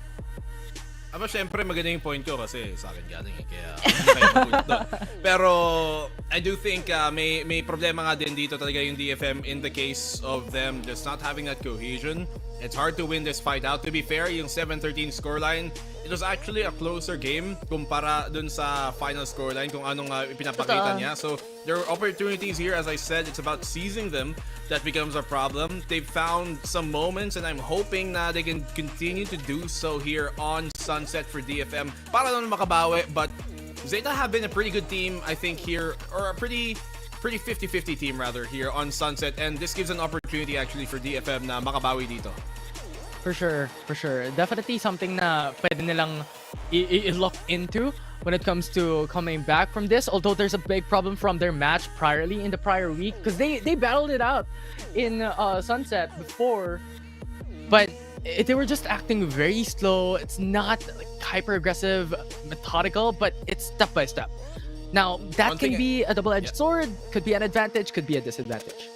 One thing I will add real quick though is the fact that they did beat DRX dito sa mapa na to, yung Zeta. So, even though medyo nahirapan sila dati, dito sa bagong comp na ginamit nga nila, yan yung may Gecko, mas naging mas talagang improved ang state dito ng Zeta on Sunset. So, that's a big problem for DFM, but it is a map that they're ready to go against.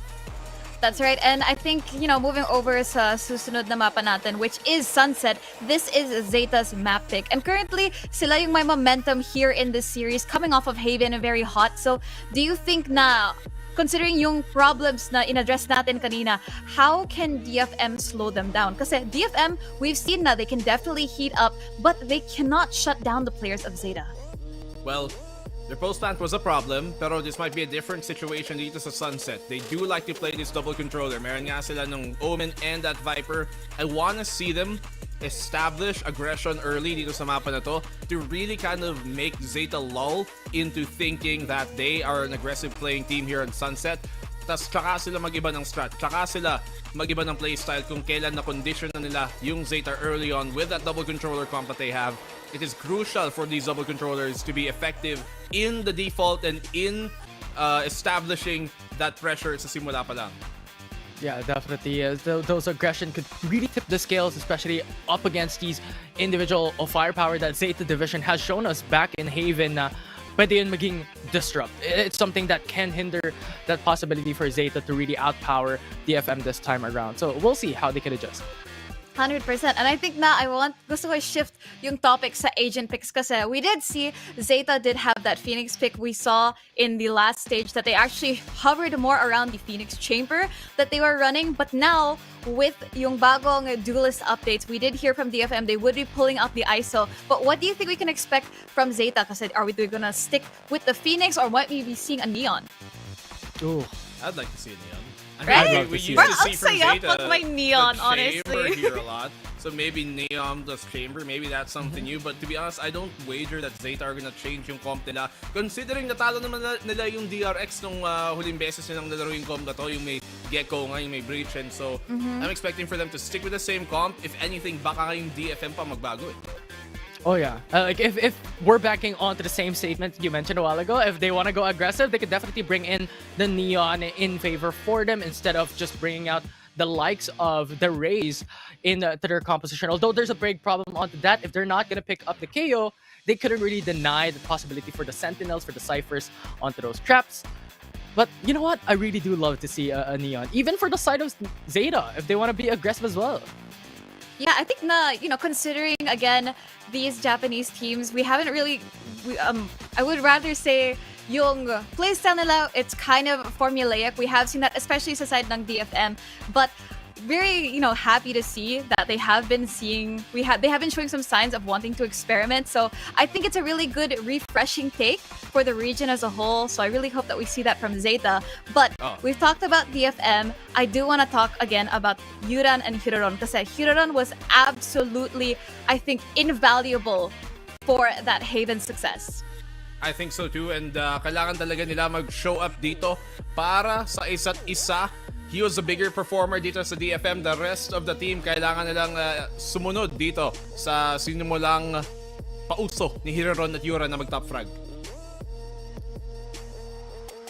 That's right. And I think we do have the Gecko coming out for DFM for both sides. I'm a little bit sad na wala tayong Neon this time, but I think they're both playing it very, very safe.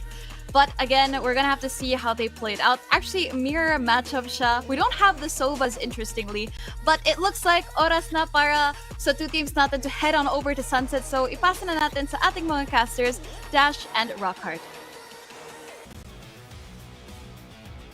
Now it is time for DFM to prove na hindi sila detonation focus ngayon. Kailangan it's a whole envelope or a whole package. Yeah. They have to prove that here, right now. Wag man lang mo 2-0 ng Zeta. Diba? Yeah. Kasi statement yun eh. Welcome back, ladies and gents. Ako si Rockhart and ito si Dash. We are into map number 2 here.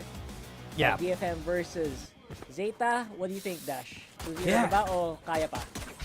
Honestly, Rockhart, nakikita ko yung 2-0 ata dahil kasi yung sinabi ni BNB rin kanina, yung post-plant problems na nakita rin natin kanina sa DFM, hindi kaya sagutin yun ng isang game eh. hindi kaya ayusin yun ng isang game lang after eh. Kaya I hope lang talaga na magawa nila na paraan to. What a great paranoia pero no follow-ups whatsoever from the side of Zeta. Ito yung gusto ko lang sa game na to. Kasi ganito sila maglaban, dire-diretso. Matik. And they didn't even bother trying to experiment with anything at all. They go straight up to what they know is work, goes for the mirror matchup as well in terms of agent select. And yeah, so far picks have been happening. Death lang ang nahuli nila. And that still means that there are a lot of firepower that is remaining para dito sa Zeta, especially with Hiron with a kill on siege. I must wait Outside. more. Cage triggered. Out of the smoke, nakuha niyang kill dito. Now they're gonna go for the retake. Yuran, hindi niya nakita yun. That's gonna be timing right. Pero meron pa rin silang ghost. Neth, magpa-push through. Still wins the fight. Backside nila is not clear. So kailangan nila labanan na ito yung Hiroron together with Yuran. Wow. That will be problematic, especially right now. Medusa and Net don't really have that much utils to play with. And Hiron, at least wingman natanggal nila. Yuran. Pero looks like medyo late ang si Yuran, uy! Sorry. And that is gonna be DFM taking that one. Medyo na late yung yung silip ni Yuran doon eh. Kasi there was also a possibility siguro na they did not clear right yet. Yeah. So, at least, diba? Hindi pa rin nagpapakita kanina doon yung Cypher on the side of DFM. Yeah, they were very wary. And ito siguro yung pwede natin sabihin parang sakit ng Zeta from a while ago pa. DFM has always had this person na parang nagpa-flank for the team. And they haven't been checking a lot. Especially pag nasa site na sila, they always assume na nandun lahat yung members ng DFM. And that could be a problem moving forward here for Zeta. They lost all the pistol rounds na nakita natin from the series. Okay. That's true. And yeah, that's not a great reputation to have, no? Like, alright, you're gonna lose out on long dog pistol rounds. Gonna be losing again. That you want to embed in the minds of the viewers, in the mind of your opponents, diba? So DFM, you know what? At least 1-0 now. So far, they will have some room to play with here. I hope lang na ma-fix nila tong, especially on the defense. Look at what DFM is doing. This lack of defense, or rather information on the side of Zeta, ang nagiging rason ko bakit ganito sila maglaro. Yung laro ng Zeta, pull on one side, DFM will outsmart them, and babalik na lang sila sa post plan. You know, look at this. Everybody's gonna be rotating now. They're gonna be going, and they are just gonna be dying. It's a good thing they had that Dizzy to save the life of Hiroron. And another rotation's gonna come out. Actually, ang ganda dun. Sobrang sabay nung Dizzy nila dun eh. Yes. It will be a very tricky rotate here. Sabi ng DFM, tara, let's all go on a fun run all the way in mid. Uy, Pero Laz. sasalubungin sila ni Yuran. May aftershock na ready and flashpoint as well. Crossfire with Laz. That cage is huge. Oh no! What a crossfire! That's gonna be big! Oh, they got a lot of kills though, but Hiroron making it possible. Got the headshot. He has the time. He can play time. Hindi niya kailangan labanan. No! Hindi niya kailangan labanan and no. Parang, yun na talaga eh. That's the easy way. That's the best way to summarize that whole engagement sa totoo lang. For both sides, in fairness. Right? They didn't really need to fight immediately, pero you know what? This is the way that they really want to play. Straight in your face, fast, and really, really deadly in the entry. There sees, yep, will find the opportunity to slow them down, take them apart. And now it's 2-0 DFM. Yep, honestly, nice try pa rin from the side of Zeta. They defeated, or they killed a lot of people. Circle Zero, di niya na-expect na nandito agad si May. Just backed away. Turned his back, died. Yung spike mapupunta sa kanila. What? Zeta, free spike ang dineliver sa kanya dito ng DFM. That's gonna be a fault line. Peaked at the right time. That was a fault line save from them. And they might be able to get the kill. Neural Tap is gonna be there. He's gonna be killed. But it's still a 2v3. DFM still has advantage. Advantage here. And Yuran! My goodness, he is cleaning up so well. Medusa all alone. Medyo malalim pa yung spike. 2 cyber cages. Will it be enough, Dash, to get that spike and get that plant? I don't think so. A lot of openings. Oh, Medusa was able to get 1 kill. Now he knows where the other is. This can be good if he wins this. May neural tap na nga siya. Makikita niya pa rin kung nasan si Hiroron. Tinamaan siya sa gilid. Pero 1 headshot could be the end of it. Wigman. Pinayagan mag-clap! But the clap on the head! What was that? Medusa wins the round. Man, nagigising na sila Medusa, boy! And it's always gonna be left up to one person. And the clutch factor was very unlikely doon. Pero you know what? Medusa finally exceeding expectations. Oh, honestly, weird way to start it off. I was really surprised about the opener dito ng DFM. May just going in, goes to market, sees not fighting back, or rather, they're not fighting back on the side of Zeta. Hinayaan lang nila makapasok dito sa market. Itong si May. You know what? You shouldn't do that. You shouldn't let May just get into the side because most of the time, he's just gonna go crazy there. Out. Oh, you're absolutely right. Even going crazy. Would have fought 3-0 for DFM right now. Not to mention, they do have some advantages, and they are gonna force Zeta on another eco here. Beautifully done here for C's. Again, maximizing that Vandal advantage. Medusa. Just another one. He's able to extract. So, pwede na din siyang mag-ikot dito. They can make another rotate on the A. Pero nata-traffic yata sila dito sa ngayon. Tama ka dyan. Maulan ata kaya traffic sila eh. Hindi mo sila nakapasok sa site. DFM. Umatras bigla. Oo nga eh. And they're still here. May mosh pit tayo naka-ready.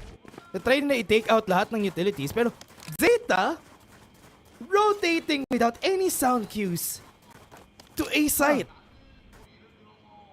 30 seconds left. Alright.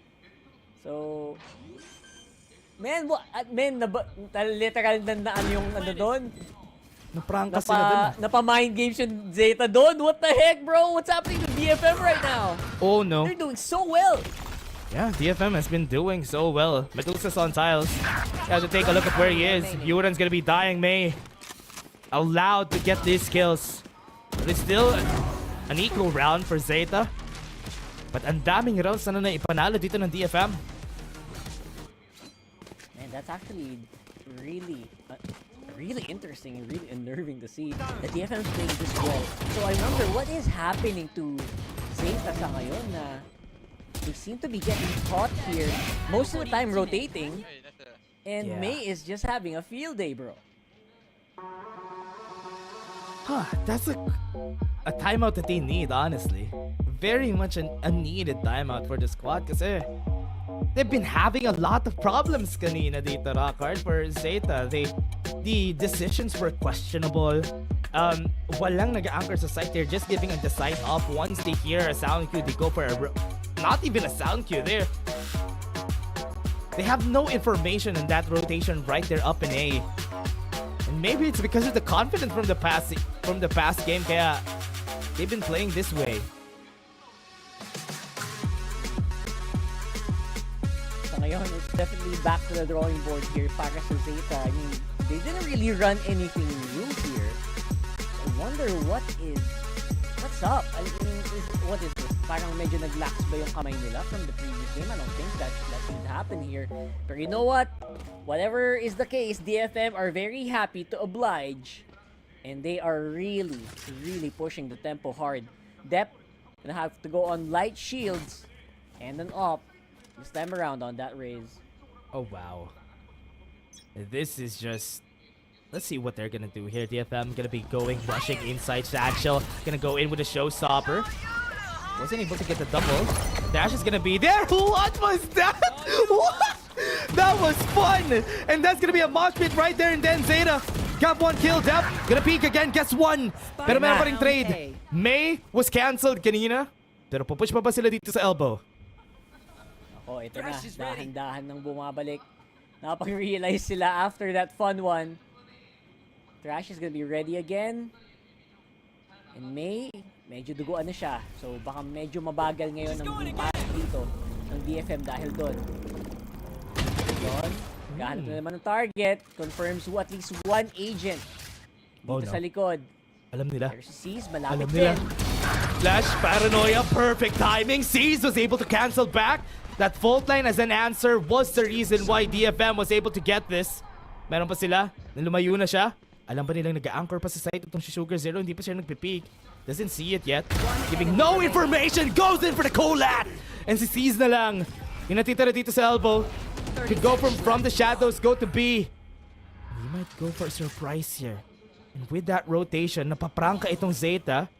Kailangan nila maging careful about this. He's moving about. Saan siya pupunta? May information na ba? Hindi nagmamadali yung Zeta kasi they know they have a camera there and they have to go forward right now. And ito, makikita niya na, naririnig niya na itong si C's. Nakita niya! And kailangan niya i-plant! Nako po, time is of the essence here. He will be able to get the spike down. Pero yes, 100% ngayon ang panggagalingan ng ating mga tropa sa Zeta. Nice and try. you're gonna be able to take him out. Nice try as well. That's actually correct. Nice try pa rin yun para IC. Honestly, such a nice try from DFM. Ang ganda ng execution nila and also the answer back from that flashpoint on elbow. And even with the paranoia, they were still able to get the kills here. And daming kills dito. And that's why very important sana yung round na yun for DFM. But remember, marami pa rin naman silang credits so it won't be a problem. Grabe yung bangko nila dito eh. What we'll have to double check is if they were able to hold on to the op. I don't think so, right? Sobrang layo ng op at that point. Or yes, Sugar Zero definitely siya yung nag-save ng round na yun para sa Zeta. Could have been crazier. Round. I was scared for Zeta that round. That was one of their gun rounds. Pero ito, operator pa na sila on the hands of Dep. And we're waiting where the next hit is gonna be for DFM. There's a big chance that it's gonna be on Tiles to mid-top. Walking it up. Tiles is gonna be the fallback here, pero the smokes.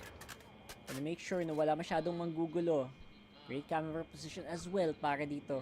Just to hold and control that mid. It requires her up on A. What? And Dep na naman makakuha ng unang kill ng round. Whew. Really surprising about that. Good thing no movements pa rin after that. They know, at least they learned na they don't need to rotate just yet. They don't have any information everywhere. Kanina pa naman ginagawa ni Medusa yung game 1 pa.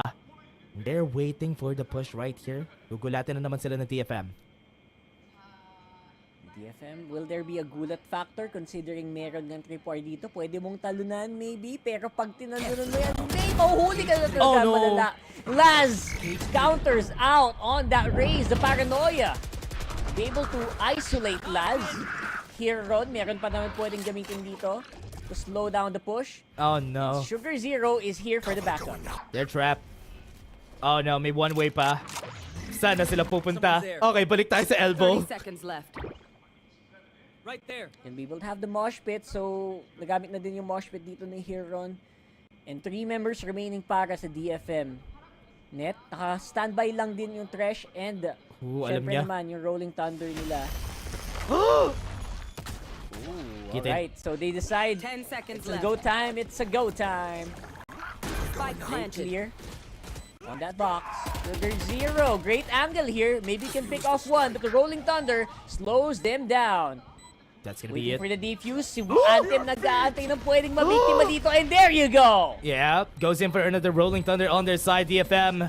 Have to be careful about this. Meron pa silang flash, may flash pa sila. And wala silang makita. They have to be careful about this. Hindi sila makapaglabas ng kanilang mga kakamay para ibato yung mga utility nila. And Wingman, the man, saves the day. And that is a defuse for Zeta. The man, the myth, the legend, Wingman. And ang ganda ng utility usage doon. Literal na utility lang yung naging kalaban doon ng DFM. Grabe. Grabe yun. Dalawang Rolling Thunder was used that round even from the side of DFM. Pero hindi sila makapag-ult eh. They already used the Rolling Thunder. Nag-hesitate sila gamitin yung Thrash kasi they were so close to that smoke. Hindi nila alam kung may tao ba doon. Kaya buti na lang sinave nila yung Thrash for this next round. Yeah, that was definitely a lost cause and now they will have to Oh, wow. fight back, especially with Jet. Na Oh, nakarating wow. Na. Ngayon, ang pag-ikot at pagsabog dito ng showstopper. They're nakadalawa na agad ng Zeta and that might be a sign. Actually, make that 3. Oh no. Makatakas pa naman, makakaisa si Net. Pero ang ikot nila ngayon, confirmed. I have to be careful about this, especially ang push na to. Pwede silang matrip up nito. They know that one is there, but they don't know that Medusa is also on the other side. They don't really have a lot of guns going for them, even for Medusa. Pwede pa sila mag-half buy for the next round. But they can take the risk of getting this spike. Smoke's gonna be there. TFM. Slowly. No information. Clear lang nila yung tiles. Punta na sila dito. May kita sila ni Heron. Sobrang good job dito. There you go. Nasungkit na naman. Get that long stick. Gamitin mo yung bundle mo pang sungkit. Pwede naman yun. Sinusungkit talaga nila yung spike eh para makakuha sila. Pero look at this position from Zeta. They are already going for that A. Rinig nila yun. Maririnig nila na basag 30 seconds left. yung door right up on market. And because they don't have a lot of information, they are scrambling around the map as what we're seeing from Zeta. This is a save for DFM. Yeah, 100% save. And actually, you know what? Medyo na-surprise ako na grabe na pala yung economic damage na nagawa ng 10 Zeta. seconds Napa-force left. yung DFM na mag-save dito sa round na to. I was expecting that maybe they had like at least 2 rounds worth of guns pa. So that goes to show the amount of damage that Zeta's already inflicted in those last 2. I mean, even if DFM does win, like isa-isa lang yung naiiwan sa kanila no? Yep. And yun na nga rin eh. 3 consecutive rounds na rin yun eh. Panalo dito ng Zeta Division.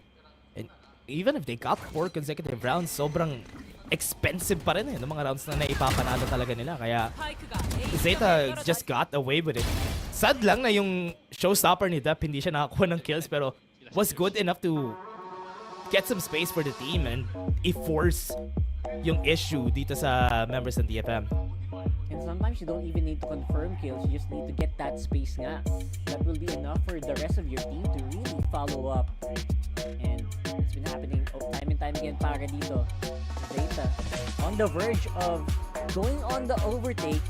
DFM decides time to pull that break and talk about it. Crazy. Really, I'm loving na nakikita natin dito for Zeta. The comeback that they always go with every time na matatalo sila sa DFM from the first try. Then Zeta is just gonna come back out of it after the first time out. And will that be the same story na makikita natin for this game? Kasi parang ganun na nga. Actually, it's so interesting that you're able to just turn it around like this. And don't forget, 1-0 na tayo right now para sa Zeta. So, DFM definitely feeling like if there was also like any rounds or any teams in the Pacific they can deal with, siguro naman kaya naman natin yung ano, 'di ba, yung Zeta. Pero right now DFM just not quite there yet. Pero this time may baril naman. So pwede sila makipagsabayang bigas dito. Paint shells close quarters para kay Dep. Medyo madami siyang masasalo! And uso ang nasalo niya! Paint shells Grabe pa naman pumatay yung sa pilit na kanya! yun. Yun nga, That's right. Rockhard Paint shells pa yung pumatay sa kanya, hindi pa siya nabaril. That is the surprising part about this Zeta. What I'm really surprised with, kasi mag-isa lang siya dun. Nobody helped out to clear tiles. Oh, wow. Oh boy, oh boy. Okay. So now, another disaster round para sa DFM.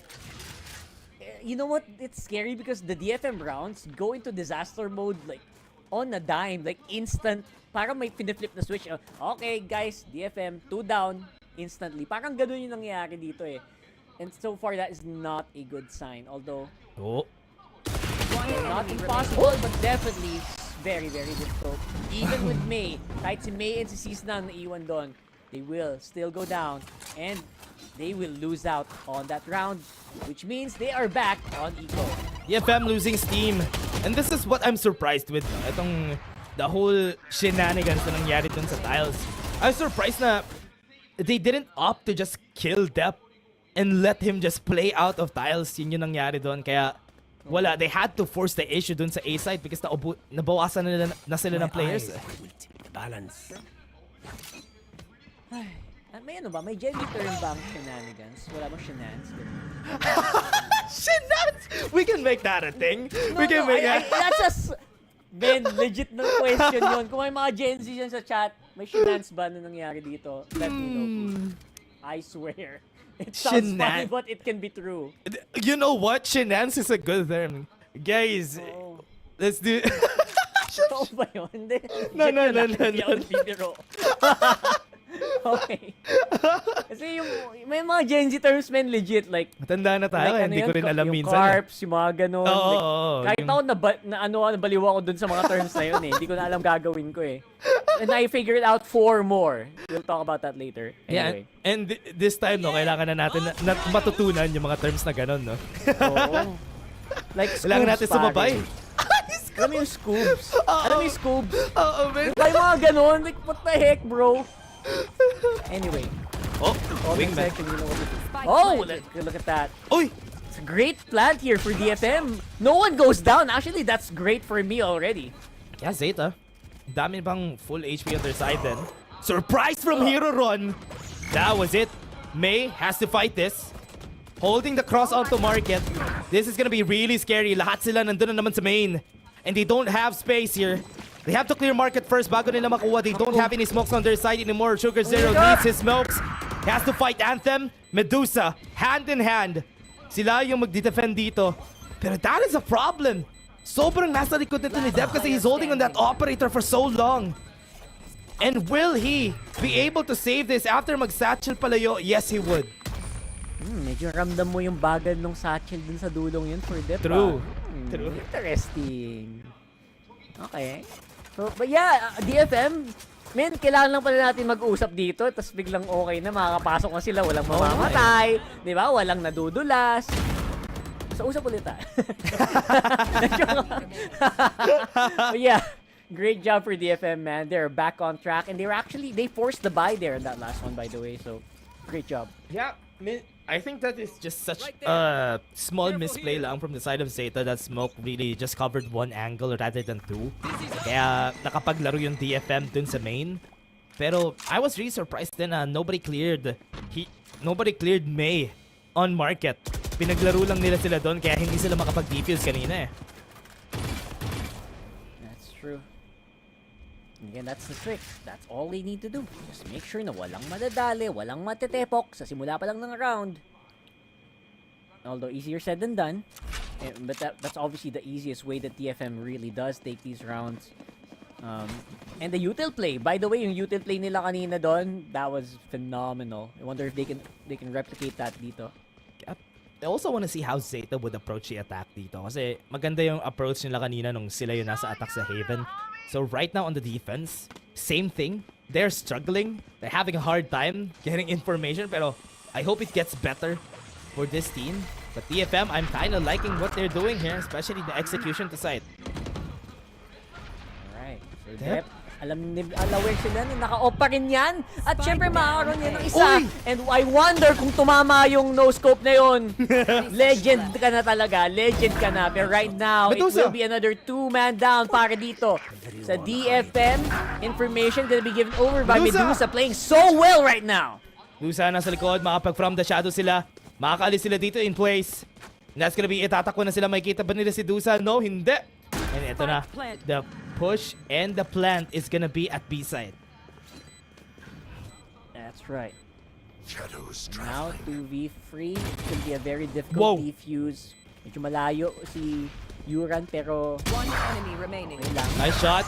Wow. The kill sees. Oh my goodness. They found the opportunity and they capitalized. Got 2 kills, TFM. Mga executions na ganun. Especially if you're...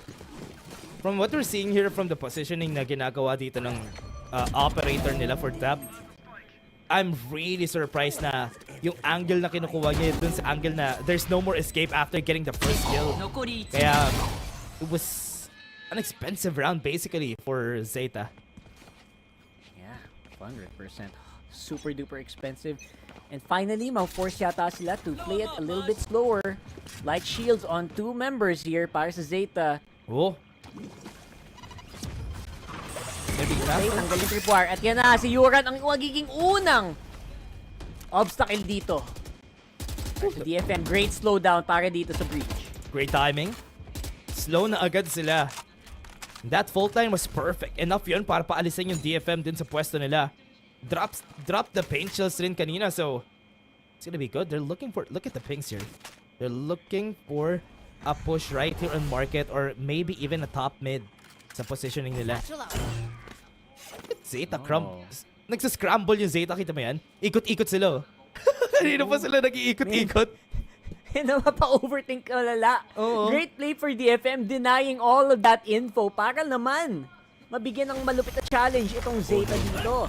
And now, Medusa though, gonna get left out. That will make the post plant a lot easier para sa Zeta. But the problem is, wala pa rin information na binibigay masyado dito. And because of that though, will be a go signal para dito kay Dep. Pull out the showstopper. Naghahanap ng unang biktima. Pumapasok na, Wingman with the plant. Denied by Dep. Yun ang biktima! Si Wingman yung naging biktima niya. Hindi sila nakapag-plant. They have to scramble for that spike. Nandun siya sa smoke. Kukunin nila. Hindi sila makapag-plant. May needs to clear everyone. And that's it! Ginawa niya! Nakakuha siya ng maraming kill. DFM is doing it. They are gonna go for it. They got one more. And it is gonna be a 1v3. May made it for the team. And with the showstopper, kailangan niya make and makikita na siya dito. That's gonna be one more round for TFM. I love that committal for TFM. Showstopper muna. Okay na yan. Mag-isa, no problem. Ayoko. No, I will not risk it. Tatlo tayo. Pwede pa tayo ma-wipe.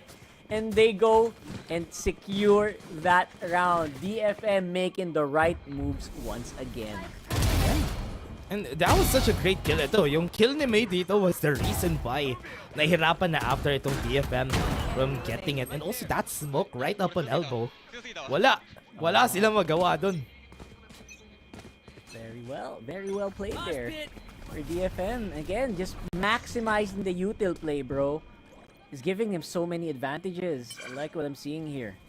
By DFM. I think yung problem natin kanina, yung post-plant problems happening for DFM kanina. I mean, technically hindi nila na-solve yun. Pero how they solve it is ubusin na lang natin sila para hindi natin kailangan mag-post-plant. Yeah. Why not? Actually, that's a great solution to a very tricky problem, no? Ubusin na natin para if no one can click a mouse, sino mag-click ng mouse? Exactly. Right? So, hindi nila kailangan mag-set up for that defense. Look at Zeta. Look at what they heard already. May thrash nila dito. Alam nila may ultimate itong si Anthem. That's why they're backing away from the site. Trying to clear it. They got the thrash and they got the space from May. Kailangan mo nila kunin yung first obstacle. Kailangan nila patayin si May dito. Pero for now, they are scrambling. They're not fighting. The bombot is there. May dizzy pa rin pero may flash. Patience is gonna be used para i-push away itong si May.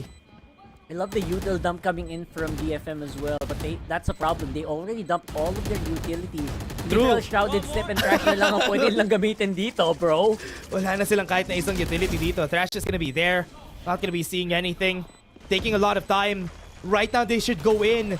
They should go in right now. They're losing a lot of time. Medusa can't see anything. Zeta would be starting with one, and they have smoke here. Apat ang makita dito ni Sugar Zero. Nakuha niya isa. And there you go. The disaster happens para sa DFM. Wingman, diffusing. Okay, that's good. That's good. As you said, disaster ngayon nangyari dito. And that's the same thing. We are in the post plant again. Lahat sila nasa A main. Naiwan si Medusa sa mag-isa. Yun na naman yung nangyari dito, Rockhart.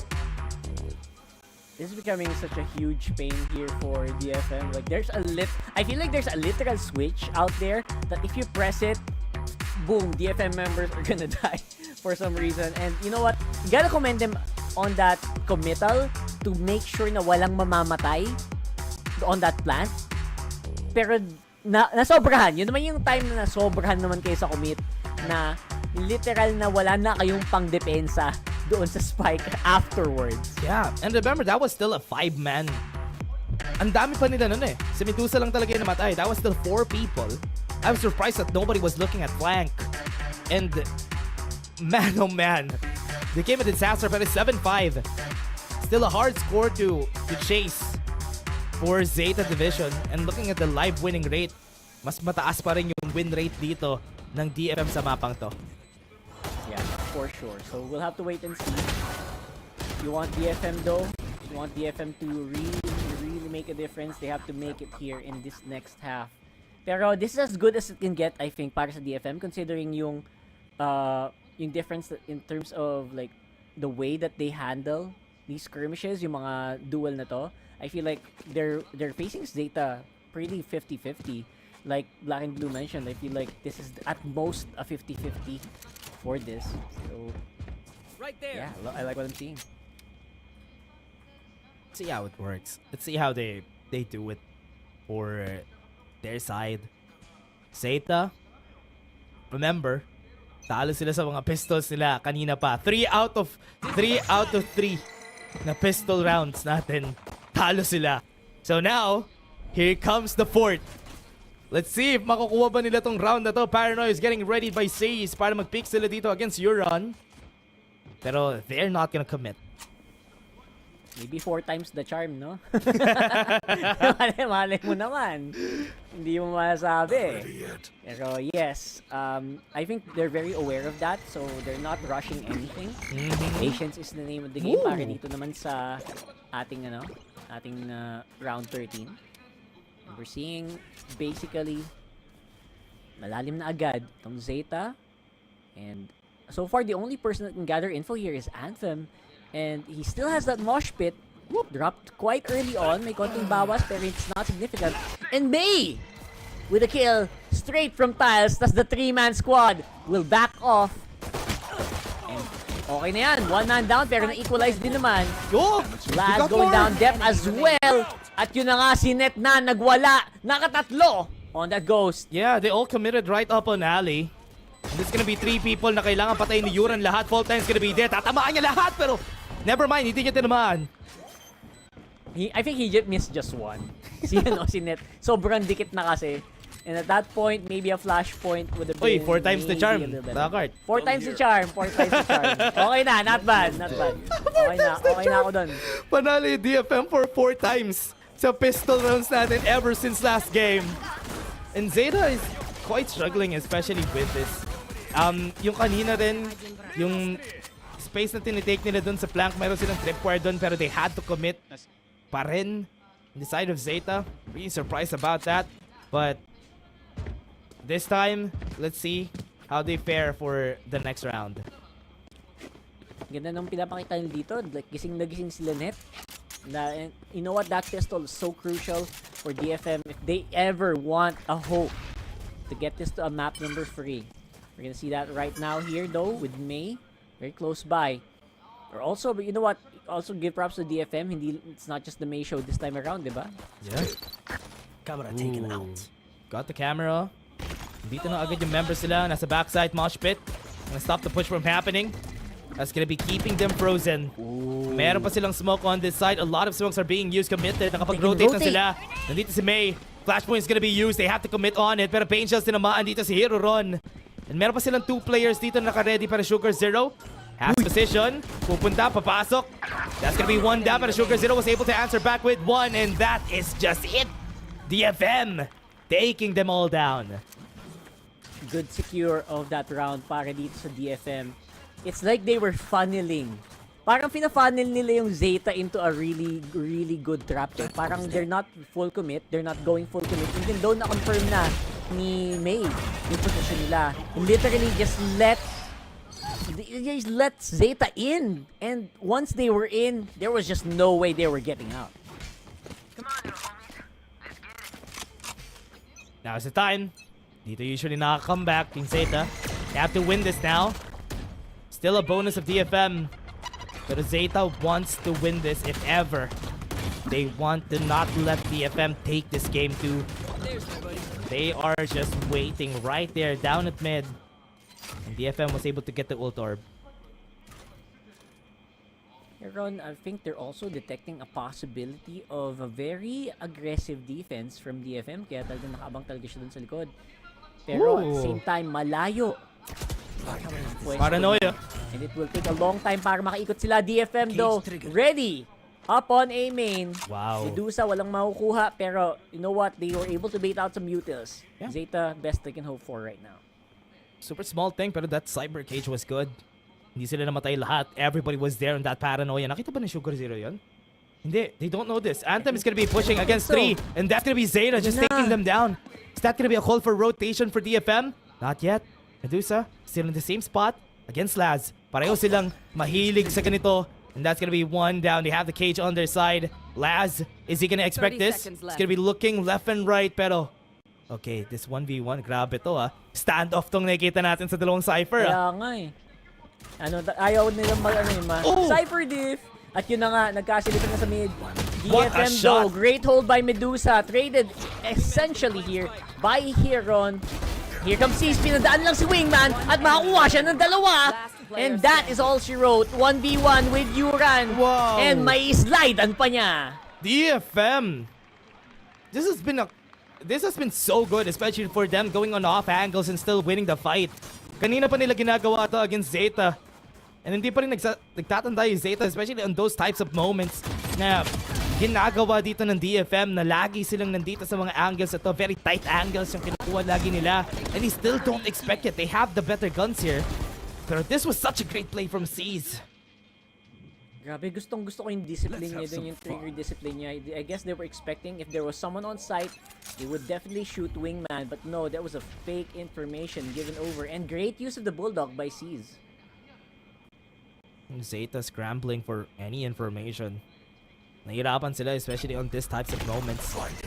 The FM has been so great at doing this. Oh no! Oh no! Oh no! That's so sad to see! Oh my! Oh my! That was... Woo! Crazy! Teka.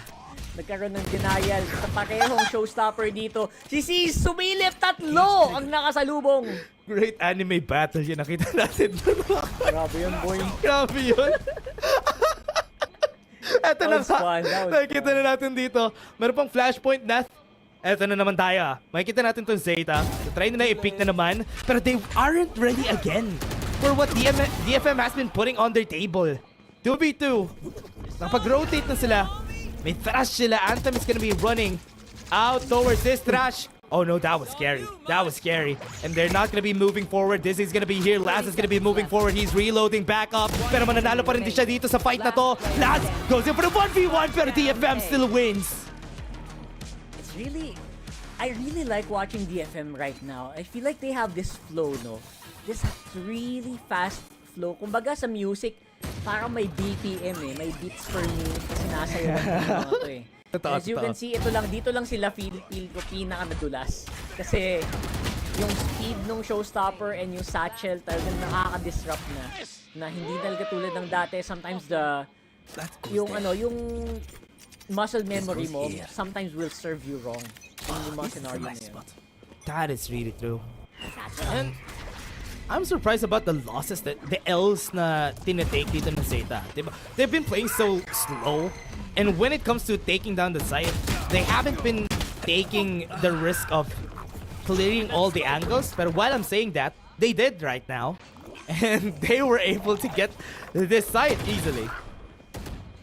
No! Even deny Wingman! Oh my goodness, that's huge! Pero it's only gonna buy just a few more seconds. Seas and Anthem, 2v4 pa rin to, mga tol. Hero pa rin to eh, 2v4. But there's still a chance. Seas and Anthem have been doing so great on this moment. 11-5. Let's see how they do. Slowly, they peak. Pero meron pa silang pwedeng gamitin. They still have the Dizzy at the ready dito. Pero that's gonna be good. Timing's just right. Seas waiting sa push. Uy, wait, tinamaan siya. Rico, tigil pa yun ha. Literal na dumaan yung ulo sa ibabaw ng yung bala sa ulo niya. Oo nga eh. That was scary here. But yes, finally Zeta on the board. Big reminder, first round pa lang nila ito sa half na to. Good round for them. Zeta 6-11. Ito na ba yung hinihintay natin na mapanalo nila yung attacker side? And dito lang naman yung mga kailangan nilang gawin eh. They should surprise DFM a lot more kasi hindi pa nila ginagawa yan from the past few rounds. They have been playing it very slow, waiting for DFM to rotate, and after that, pagkapasok nila sa site, nandun na basically lahat ng members ng DFM. Yeah, that was a huge play. And I gotta say, Zeta, they push DFM in a really good spot, a really awkward spot rather, where they will have to have shield, play it very close. So, harapan na naman. Ayun, sabi sa'yo, Mel, yung tempo, something's off, di ba? Oo nga eh. Aftershock, nakapatay sila ng isa. Nakita yung ulo si May bumarel. And that is gonna be good. One more down onto their side. That's gonna be big. And they have planted the spike. Meron pang smokes dito, or rather, wala nang smokes dito for the side of DFM. That's gonna be bad.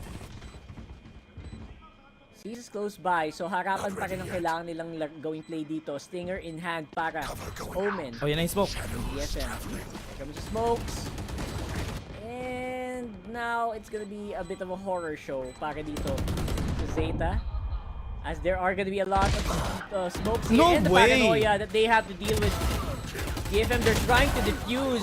Or Sugar Zero able to get so many on the smoke. Don't need to peek. Depth could actually run away from this, and that's already gonna be good here for the side of Zeta. Very fast, but sinasabi mo nga kanina, the tempo is not working on the side of Zeta. Nahihirapan sila makapasok even on that side, and the satchel charges, even if it failed, it's a good thing that they were still able to get the site, no? Yeah, 100%. Sugar Zero once more coming in clutch para dito sa Zeta. Whenever Zeta needs him in the very crucial moments, talagang nagpipick up the slack. Itong si Sugar Zero. I like how they're playing so fast now on the side of Zeta. They shouldn't overthink everything. And that's what they should do here for this round. Just have to clear the corners. Don't overthink it. Go to the site you want to go to. Look at this up-down setup na meron itong sila May. Is great, pero at the same time, great. Oh flash no! Here. Oh my goodness, they're gonna get slowed down by the aftershock though. And Zeta, this might be a bit more of a difficult entry than we thought they would. They already used the Golden Thunder, and DFM gets 2. Sugar Zero, nakahuli naman ng isa, pero medyo mahihirapan na sila for sure na pumasok dito sa site na to. 3 people on site. Wingman still there. Di pa sila, or rather 3v3. Hindi pa sila nakakapag-plant ng spike. Wingman was running around. Si Sugar Zero, kailangan nila maging careful, kaya pinunta nila si Mendoza dun sa likod. They have the thrash really close. Wingman still gonna be there. Pero itong anchor dito sa double box hindi pa rin tapos. They're gonna be peeking. They're gonna be trying. Chipping down at the defense. Left. They have 2. It's a 2v2. Hindi pa tapos. Sugar Zero gonna fall down, and that's match point for DFM. DFM nilalaban pa to, heading into match point. It was a very tricky defense sa totoo lang, and they could have been really unlucky with the timing. Pero at the very end of it, DFM came out on top. And again, it's because of the discipline as well of Net here, holding it steady, maximizing the utility of that breach, and getting in a great position to really shoot him out. At talagang mapapasigaw ka na lang talaga pag nagawa mo yun. Yeah, very scrappy executions dito from on their map here on the side of Zeta. Being having such a hard time getting into sight, even going for post plans, they're taking such a long time. Pero it's more on the fact that the DFM, ang ganda ng pag-use nila ng utility dito. Sinabi mo nga kanina yung aftershock. Dahil lang sa isang aftershock, nobody moved forward. They have been very sensitive dito sa mga utilities ng DFM, kaya Zeta can't press forward lagi dun sa side. It has been super duper tricky for Zeta to actually deal with these utils. And especially in the very tight corridors of A, syempre yung sa mga elbow sa likod, and even B main. Kaya parang lesser evil na lang talaga sa kanila yung aiming. Because right now for B, I would say na Medusa's actually doing a great job in holding it as well. Kailangan talaga nila itong ayusin to for the side of Zeta. But a DFM match point, close to winning the game. We're waiting for them to get this to a game 3. And Zeta starts off with the thrash. No information will be taken. Move forward into sight. And that's gonna be ult orb. You want more? And para naman dito sa DFM, dapat hindi sila masyadong mag-fall into the trap. Kanina pang nag-all-in sa site yung Zeta. Like, they rarely go for that, you know, util bait, go to other rotate, and then plant Nice the other position. side. So DFM, at least now, madami ding info nakuha dito with the players. Oh, no way! What? May, what a flick! Gets 2 kills! And that's it! 3v4 na naman! Advantage ulit sa DFM. Oh my goodness. And also, can't be too tricky from the shadows is available from our Omens. And look at that! Gamit, full utils pa rin siya. Oh man. Look at this angle again. You know what? I think Anthem would get the kills here. Once na mag-pick sila, tingnan mo it's gonna be a kill for them. That's gonna be Anthem again. It happened again! Once more. And now it's a 2v3. Medyo magiging tricky to para sa Zeta because I think they confirmed the spike before he did go down.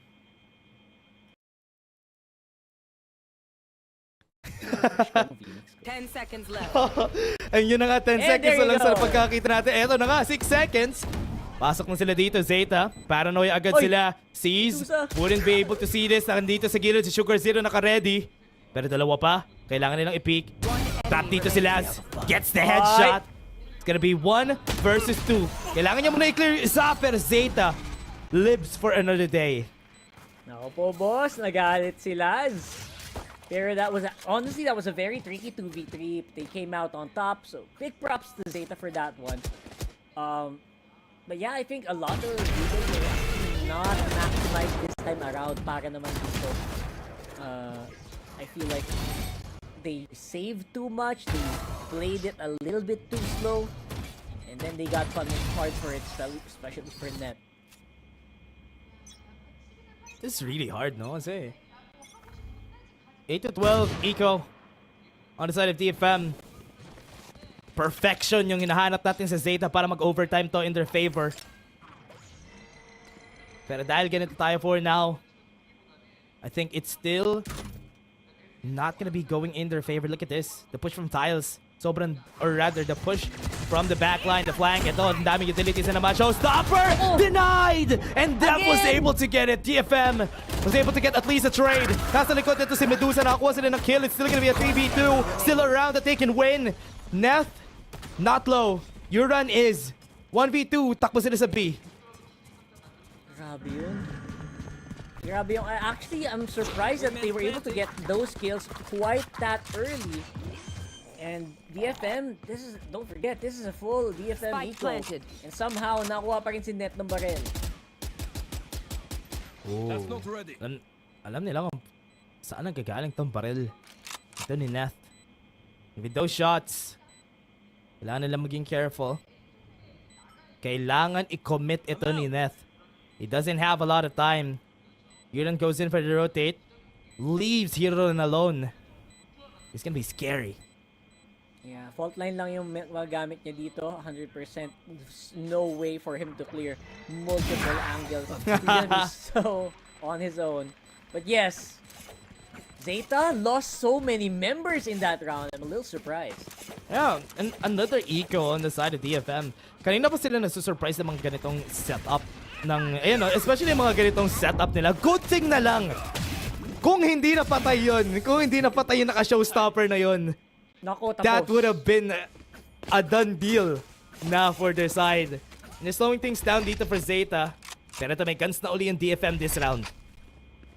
That's true. They went for the full Right save there. just to make sure that they could close it out. Put the nail in the coffin para dito sa Zeta. So right now, they will only have the Rolling Thunder and from the shadows. Ayan na. Maka-cancel na naman ba to? Ako, mukhang nabitaw naman this time around pero no victims for depth here. Ooh. Just like that, nakapasok naman ang Zeta dito sa site natin. Wow, that's a risky dizzy take pero yup, they will take it. Oh, that's gonna be a flash. That's gonna be May getting the first kill. Kuha pa ba sila ng marami dito? Di pa sila nakakapag-plant. Inihintay nila yung Rolling Thunder kanina pa. Na-pushback sila and that's gonna be one more kill on their side. Hiruron! Nag-back yung dalawa pero lumaban pa rin si Hiruron. It's a 2v4. DFM could finish this. This could be an easy finish para dito sa DFM. Pero right now, still cannot confirm their positions. Yun yung advantage naman dito ng Zeta right now. They didn't give away too much. Pero it's gonna be a full 4 stack here sa ating B site. DFM not giving away anything, not giving away any info so far. 30 seconds left. It's gonna be tricky pero still not impossible para naman sa Zeta. Cut nila yung cross dito. Yeah, they go for the full retake. Yeah, wala silang information. They have to be careful about this cross. Yuran needs to be smart about where he places this. Oh no. Is this gonna be good? 10 Placed seconds it on a really hard to defend spot. Well, I guess the only trick for that is to make sure na walang makapasok doon sa box. Pero the moment someone does go in that box, that is going to be a disaster to defend for sure. Nakitep lahat. Yung panalo ni Dep tong laban na to is gonna be good. They're gonna be going for the site. So far away. Ready ba siya kay Medusa? Hindi! Hindi siya ready kay Medusa. Ito sa likod. Kailangan nila i-clear. Anchoring the site. Yuran not hitting his shots! May fault lane punch! It's gonna be a defuse DFM! He's gonna be taking this game and that's gonna be it. That is a game 2 done. DFM takes the map. Sana pinainit nyo muna. Iset nyo muna ang mga rice cooker nyo sa warm dahil hindi pa tayo magdi-dinner. Tayo ay papasok pa sa ating game number 3. Idiretso pa tayo sa ating game 3, everyone. That was such a surprising round, or rather surprising performance from DFM. I really love how they have been stopping Zeta every step of the way, especially during their execution moments. Nagkakaroon ng hesitation dito from the side of Zeta just because of one util na pwede nila naman daanan. That's true. And yung disruption na yun, yung like how many seconds na disruption na yun was absolutely enough for DFM to really get some of these rounds beautifully long. Yeah, and that is it, everybody. Ang panel naman natin na mag-a-analyze after this panel. Kayo na dyan. Ladies and gentlemen, welcome back dito sa panel. And get it, DFM keep the series alive by winning it out on Sunset. Pero this was still such a close battle against Zeta. It was 9-12 sa huli. At kung ikumpara natin yung 2 games so far, mas convincing yung game prior to this actually. Yeah, definitely so. And what I did like here, at least coming from DFM, di ba pinag-uusapan nga natin kanina na the rest of DFM as a whole, as a team, needs to chime on in dito sa pag-effort to win this game. And that's what they did. Look at their kind of fragging distribution. 19-18, 19-18. Patas ang mga kanilang ambag dito sa labanan. And that is why, as a team, nanalo sila. Yeah, it was a little bit disconnected as well for the side of Zeta. Na nabanggit natin kanina yung a bit of a slow type of pacing na ginagawa ng DFM dito. Nakita din naman natin yung pagka-retake nila onto specific sites. Na you know what, makapag-plan ka, sure, go ahead. Pero pag retake namin, kakainin namin kayo ng buhay. And yun yung ginawa ng DFM. Napakaganda ng pinakita nila. Sabi din nila Dash kanina yung mga hesitation na ginagawa ng Zeta, it really just demolished them. I think so too. Parang na-reverse yung situation that we saw on Haven. On Haven, nag-hesitate yung mga members ng DFM. We could see they felt pressured by the presence of the players ng Zeta Division. But in this case, it could really feel na take back talaga ng DFM just the overall series. It really felt like they owned this map. They took it back from Zeta. And I think May definitely played a crucial role in this map. Pero I think that Zeta, ang daming rounds that they kind of fumbled because even sa last round, we could see that there were many decisions that looked a little bit panicked. I definitely think so. Zeta, dito sa mapa na to, I'm surprised dito pa nga sila nag-struggle. I would have assumed na at least sa series natin, with DFM picking Haven and Zeta picking this, na ito pa yung magiging mas confident nilang mapa considering natalo nga nila yung DRX dito, and yet, nag-struggles nga sila. And a lot of that, I think here, is sa talagang nahihirapan si Dep to really buy the space they needed on the attacking side. You can see that especially dito coming in sa second half nila na they had utility to help him, but a lot of times parang naiipit na lang tuloy yung frontline kumpara sa backline at nasa-separate na isolate tuloy yung attacking side nila. And even though they get good on the defense to retake the site a lot of the times, sa attacking side talaga sila namatay. That's true, and I definitely do agree, and that mirrors yung power din ng DFM when it comes to the defense. Kasi nakikita natin consistently, especially when it comes to A site, this specifically, yung fault line along with yung Dizzy ni Gecko, it really just pincers yung Zeta's potential to push, and lagi sila nagpipivot towards B site wherein doon sila inaatake ng DFM. They're really just forcing Zeta to maneuver based on what DFM wants. Definitely. Again, parang it really brings me back sa Haven map because you could really see how much DFM is back in control. Nakalimutan ko yung phrase na ginagamit ni Dash, but it's like DFM are punching back sa blows that are coming in from Zeta. And this is what they were missing kanina on Haven. It really felt like they kind of just let Zeta play their game. And now, DFM has now put in their own game here. They're feeling a lot more assertive then. And I feel like it's also just yung initial pressure that they probably felt got shaken off after Haven. Pero moving on in this series, the momentum, I'd still say na it looks like anyone's game, no? Oh. I have to agree. Right? I mean, to be honest, it comes 1-1. We look at the final map here, you know, being a map na could actually, I mean, it's Ascent. At the end of the day, sino bang hindi marunong mag-Ascent? Ewan ko na lang. Yeah. And both of these teams are okay teams when it comes to Ascent. I'm curious if it's really going to be a close game like what we saw ito ng map number 2. But I don't know necessarily if DFM will be able to still close this out. Yes, I do think it might show up better compared to what we saw nung second half ng Haven. But ultimately enough, I still do think Zeta, sila ang mas lamang dito at mas pabor manalo sa series na to. Oh yeah, I mean, firepower, we keep on talking about it. I think Zeta still has it. Now, kung sino magpa-pilot ng composition sila the best, who's gonna be the better coordinator coming through into the ascent onto the final map, yun yung biggest question ngayon kung paano lalaruin ng DFM and Zeta itong final game na to. That's right. And speaking of agent compositions, na hint ng, the players of DFM did hint sa walk-in interview or yung BTS, yung backstage interview nila, that they would be bringing out the ISO. But the question is, are they going to be bringing it out on Ascent? Kasi honestly, with the way that this series is going, parang ang shaky ng fate ng DFM. I mean, I'd like to see it. Syempre, may nakita nga na nga tayong mga neon dito, di ba? Dahil sa bagong dahil sa bagong mga updates doon, dahil sa mga bagong mga buff. And why not the ISO para syempre makompleto na natin lahat dito sa series na to. I would like to see it, but will it really be competitively viable sa itong sitwasyon? I don't know if either team are necessarily in a confident enough position to be able to try a big risk ng ganon. So, as much as I'd want to see it, I don't know if it is the best decision right now. Malay natin, neon na naman ang makita natin dito.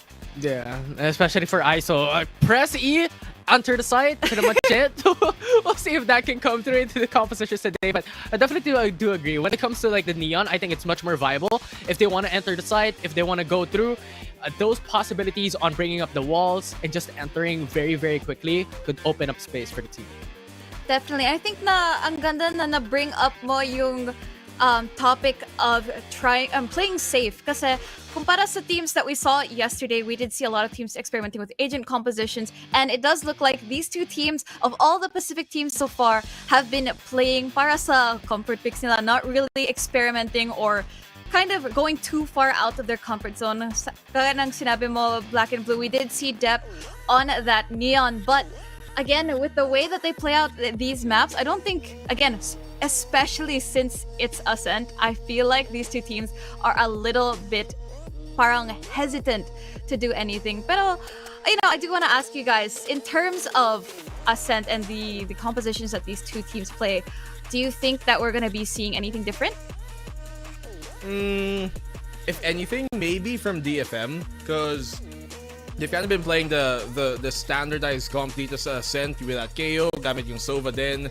And to be fair, so has Zeta, but Zeta, mas nakahanap pa sila dito ng success gamit yung basic comp dito sa Ascent. They've beat teams like Global. They almost beat Gen G actually as they brought them to overtime. They did lose against Bleed, but still, mas okay pa yung case dito ng Zeta to stick with what they've got as compared to DFM, who are a bit more, I think, desperate right now to find something that works para sa kanila dito sa Ascent.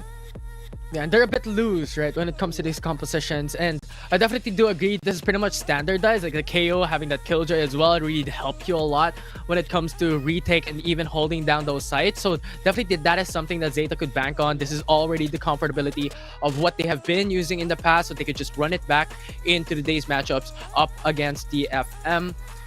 As for DFM, I'm not really sure what they're pivoting towards when it comes to these type of compositions, because as we are seeing right now, it's pretty much a very drastic difference from the comps they've used. Yep, and I think we're just about to find out our agent picks that we're going to be seeing right now, and it looks very, very standard Ascent composition. Yeah, nothing new. At the end of the day, was same day at the office, usual day at the office for Ascent. But again, it's going to be a battle of who can play it better. But in just a moment, we're going to be seeing which team is going to be taking it home para sa region nila. So let's find out with our casters, Rockhart and Dash. Nandito na tayo ulit sa last game natin. Game 3, Rockhart! Eto na naman tayo. Makikita natin ang Ascent for this next game. Let's see how they would be able to perform dito sa pareho nating team sa Detonation, Focus Me, and Zeta Division. Nakapag-band-aid na pa sila sa kanilang mga mistakes kanina. Let's see. Or is it gonna be just another day in the office para dito sa teams na to? Sabi nga ng ating panel. It does feel like it, right? I have my expectations of this na they're probably just gonna play this default as possible.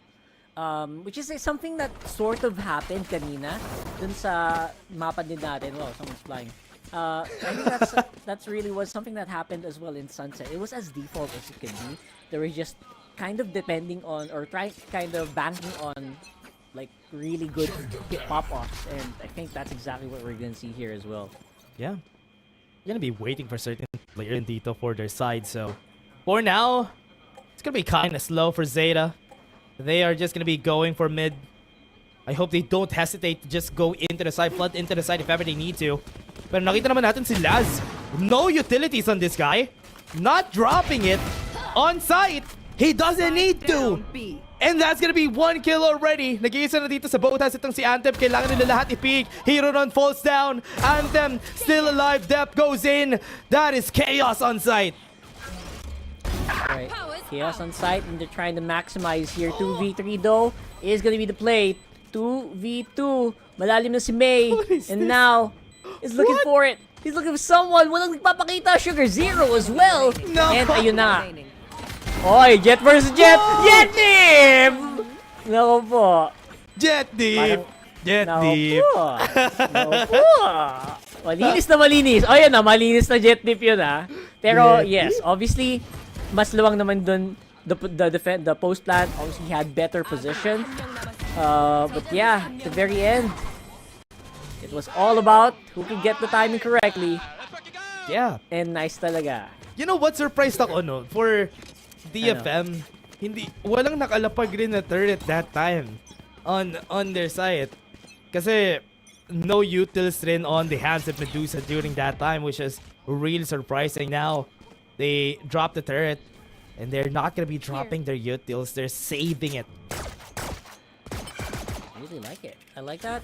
And you know what? Kasi kanina din, I think they learned their lesson from a few of the rounds earlier where it boiled down to who had more utils kasi everyone was so good at staying alive eh. Parang pag naubusan nga ng utils, kayo yung lugi talaga eh. So they're trying to use as less as they can and then try to go for the fight. So we're seeing that right here as Dep, ito na, nagsimula na, ginamit ang lahat ng cloudburst niya. Dep nakikipagbarilan right on the gen and really maximizing the power of the Vandal. May! Pero close up, pwede ka rin mapahamak dito. May! Gets one, si May nakuha na nga. Nakakuha na naman! And makakuha pa ata siya ng isa. Sobrang dami, sobrang expensive na nitong round na to. Dahil nakakuha agad ng 3 kills. Oh no! Itong DFM. You are a capable fighter. Okay, that is all. What was that?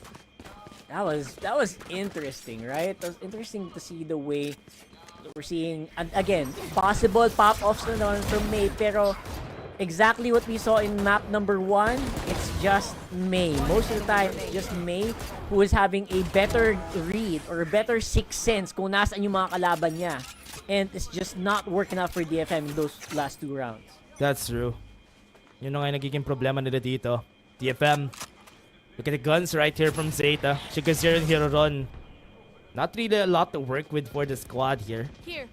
Pero this is a bonus. So it's still okay for them to lose this. But right now DFM has to make sure that nobody passes through. Okie dokie. It's only one. Konting sign lang naman, and DFM, they're not overreacting, which is a good thing. Holding their position on the maps. Pero yeah, Cubby is also left open here. Maisip kaya ni Dep, why don't we try there? And I think that's exactly what they're gonna do. Yeah. Open. Pwede nila i-clear yung 3 if ever they need to. Pero for now, naka-peek si C's dito. No smokes whatsoever. Forces him to back away. Pwede pa siya maglagay ng smoke. He opted to help his teammate first before himself. And that's gonna be time for Nat to go ham! And that he did. Good timing. No clears from the side of Zeta. Punishes them again.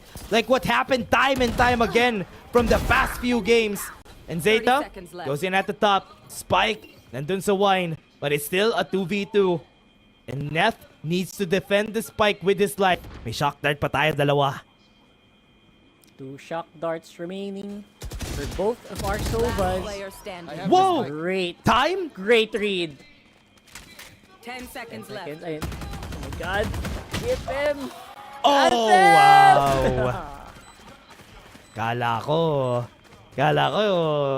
matatalo pa sila dun eh. Pero it was DFM's round to win. That was a bonus for Zeta.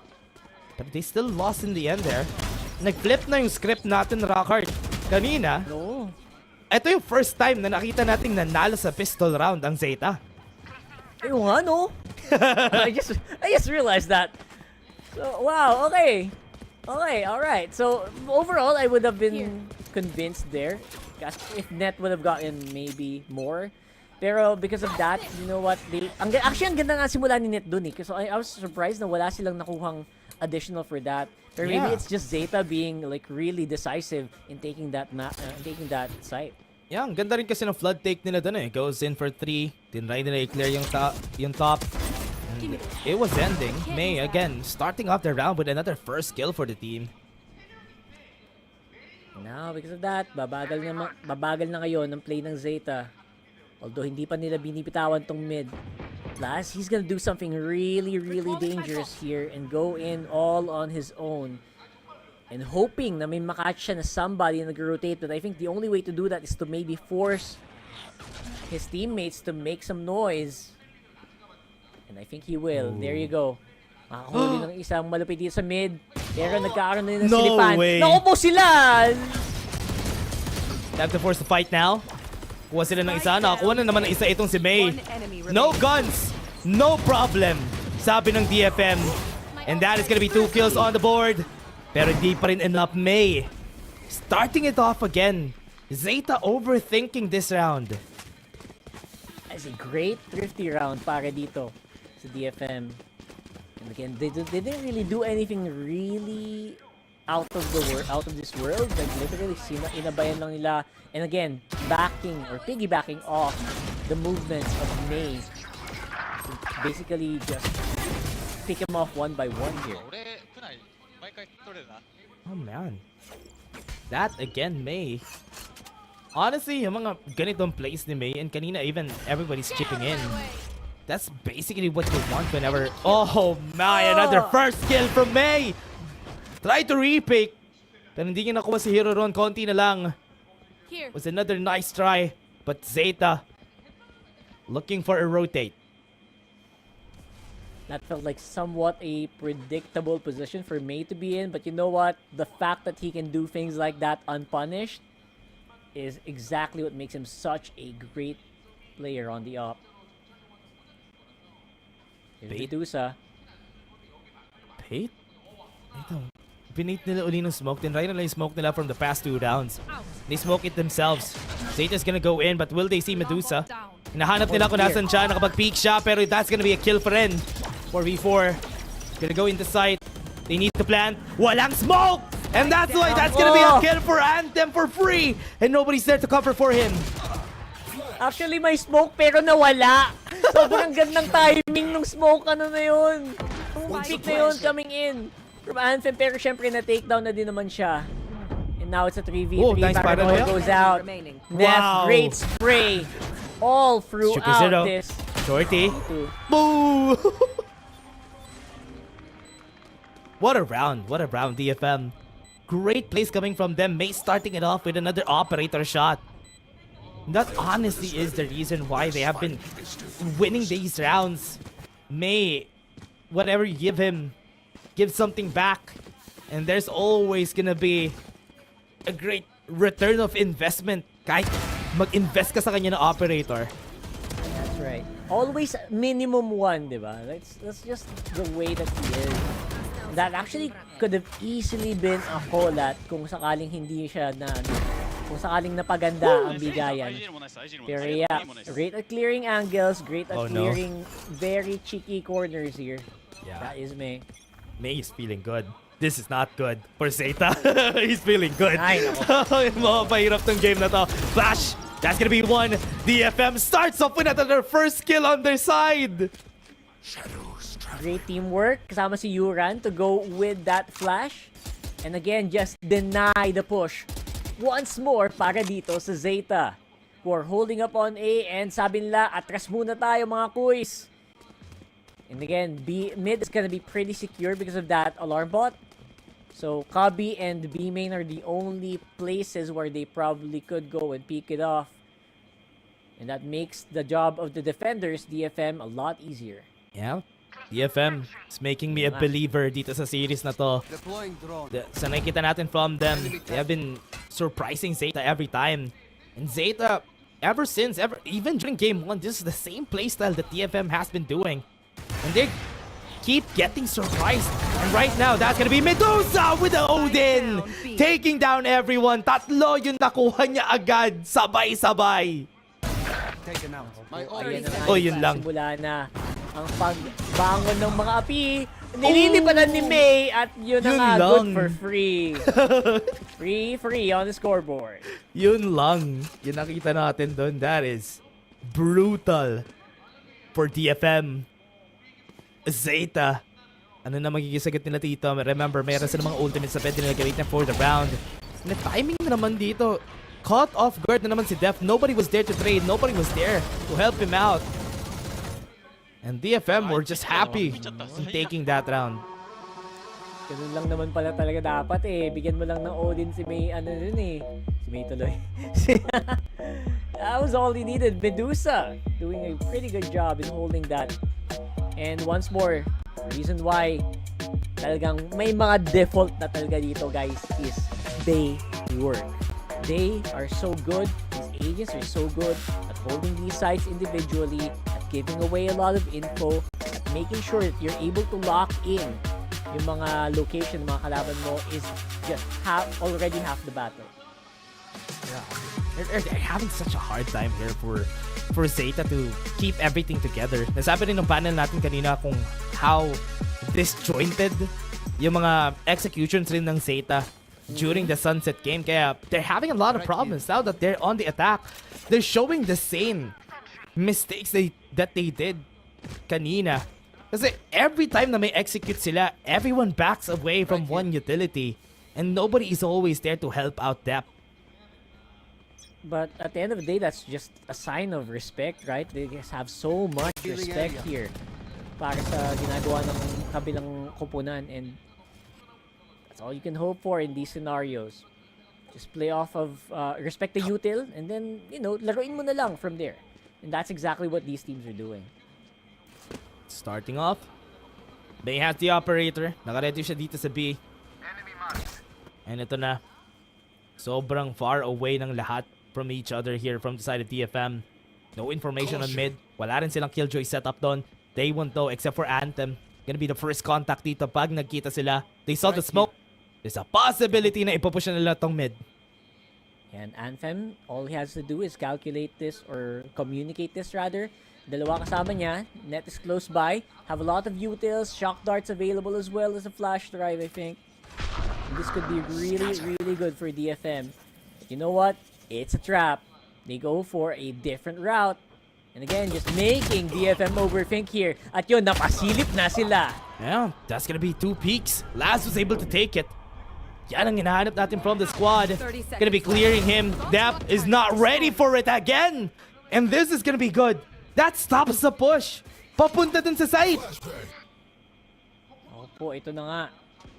And now si May, Oh, no. mapalaban yata sa 4.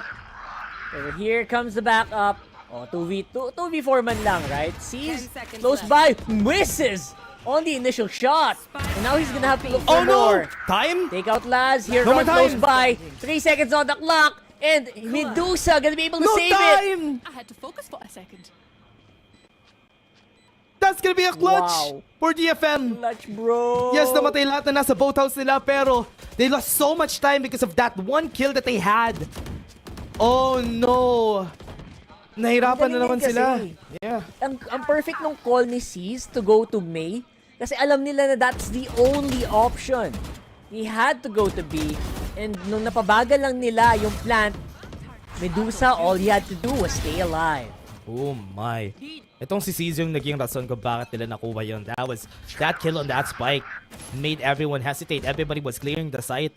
Pero dahil na-kill yung may hawak ng spike, that was the reason why. And now, with this, DFM again stands on top.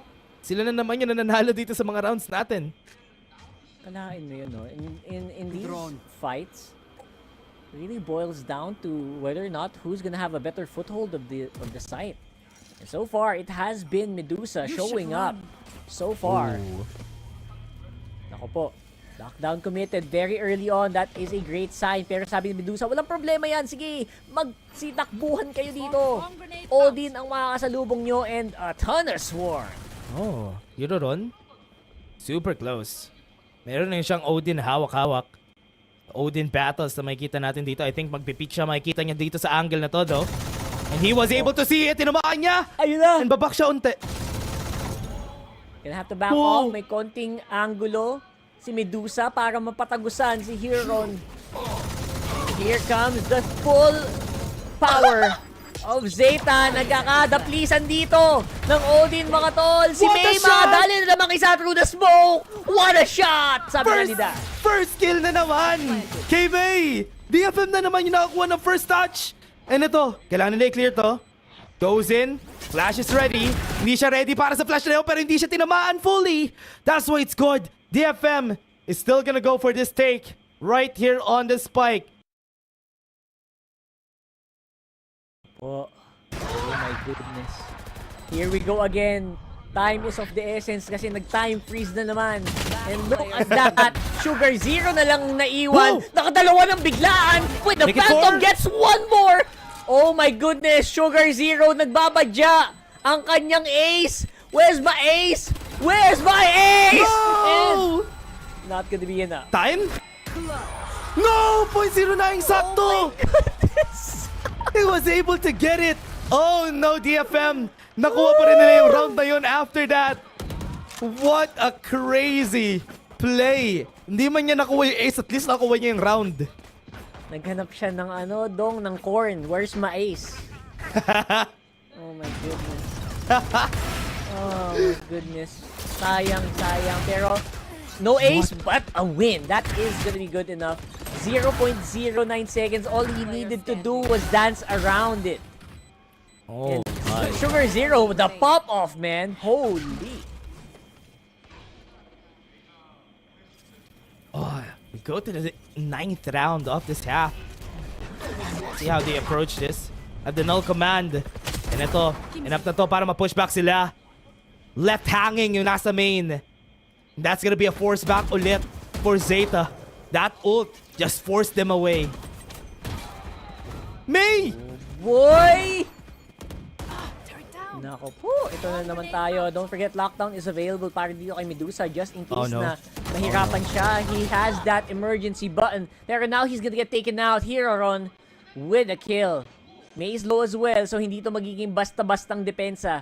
Hindi to basta-basta magiging easy retake para sa DFM. Ooh, 0 points at ready. May doesn't have any guns. Nintay niya mawala yung 0 point, but Dep could go crazy here. Once they drop the logs, kita siya ni Anthem. Meron pa tao sa main, and they have to clear it first. Di nila alam na nandito si Hero Ron. Hero Ron could do the same thing na ginawa ni Sugar Zero kanina, pero hindi pa mangyayari. Naubos na sila ng oras, nandito na sila lahat. Pasok sila sa site. Yuran has to clutch, just get 2 kills. Mega 3! Headshot pa, hindi na mangyayari. DFM would take that round. My heart! Grabe yung mga ganun.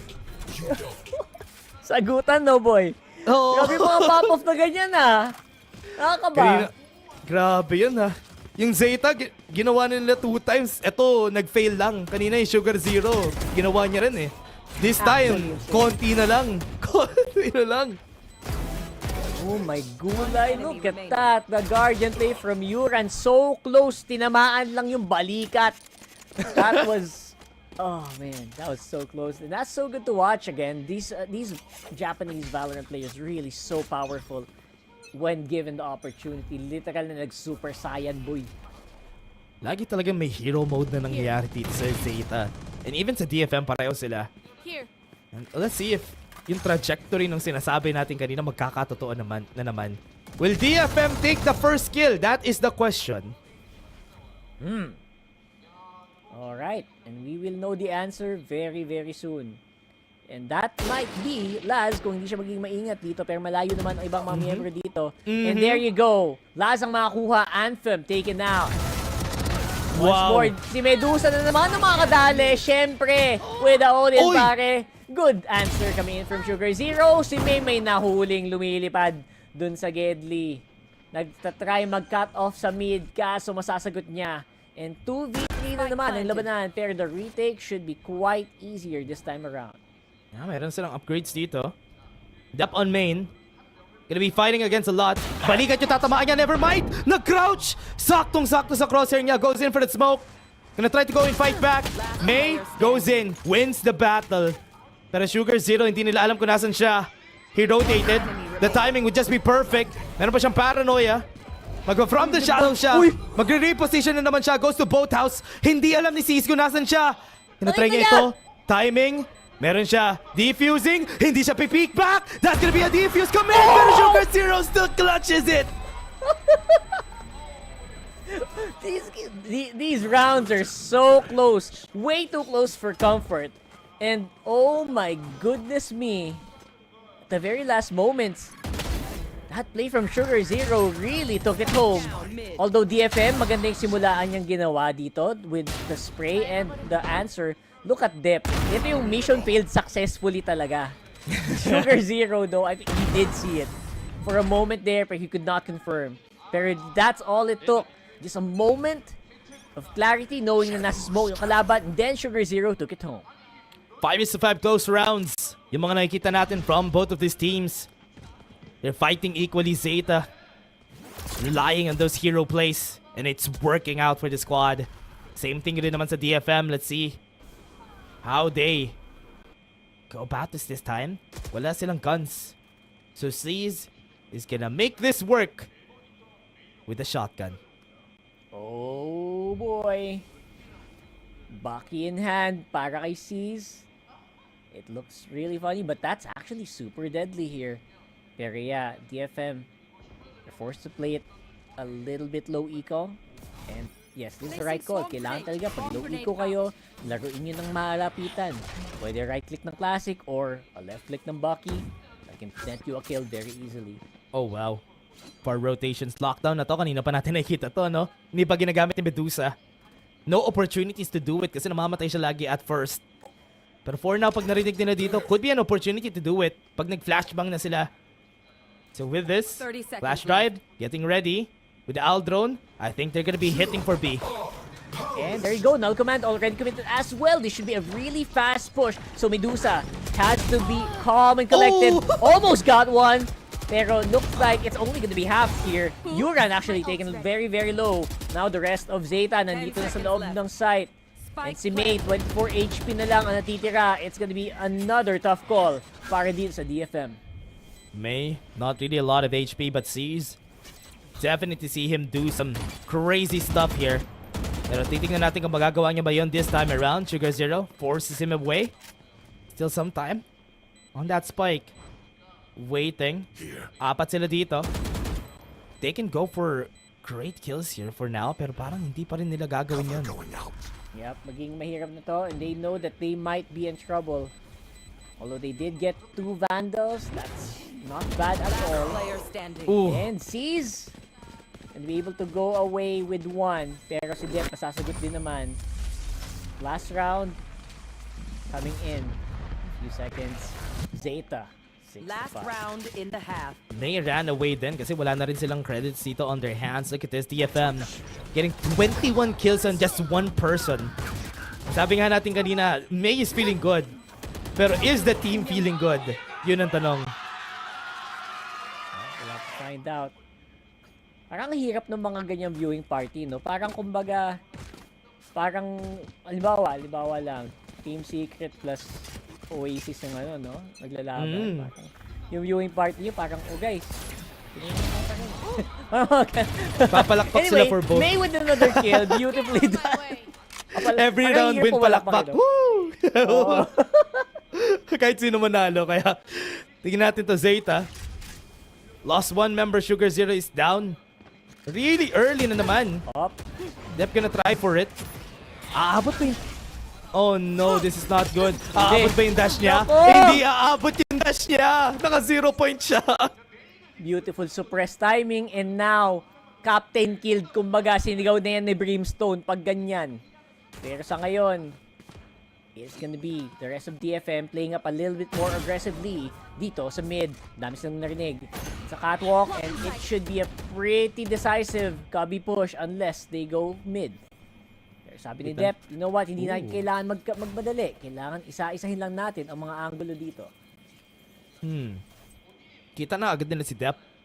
Anthem does have the recon bolt. And we're still waiting for them to use it for themselves dito. Still have a lockdown. There you go. DFM using that lockdown on the last round. That's good. And this is here. Zeta gonna try for it. They are not gonna get inside just yet.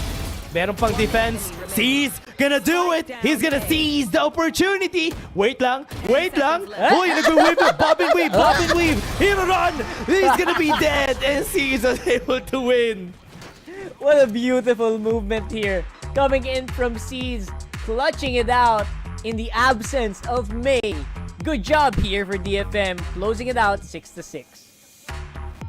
6-6. Grabe. Parang ganun din. Parang nag-first half lang ulit tayo. 6-6 equal yung score natin for both of our teams. And we start right there from the start. So let's see how they work this. I wanna, ang ganda naman nun. Ang ganda naman hawak ni Wingman dun. Pero alam mo yung nakakatawa kasi parang siyang anime, pero at the same time, kamukhang talaga niya. Parang totoong tao din. Ang hirap pag Japanese talaga, hindi mo alam kung anime o tao eh. Kasi mukha talaga silang anime.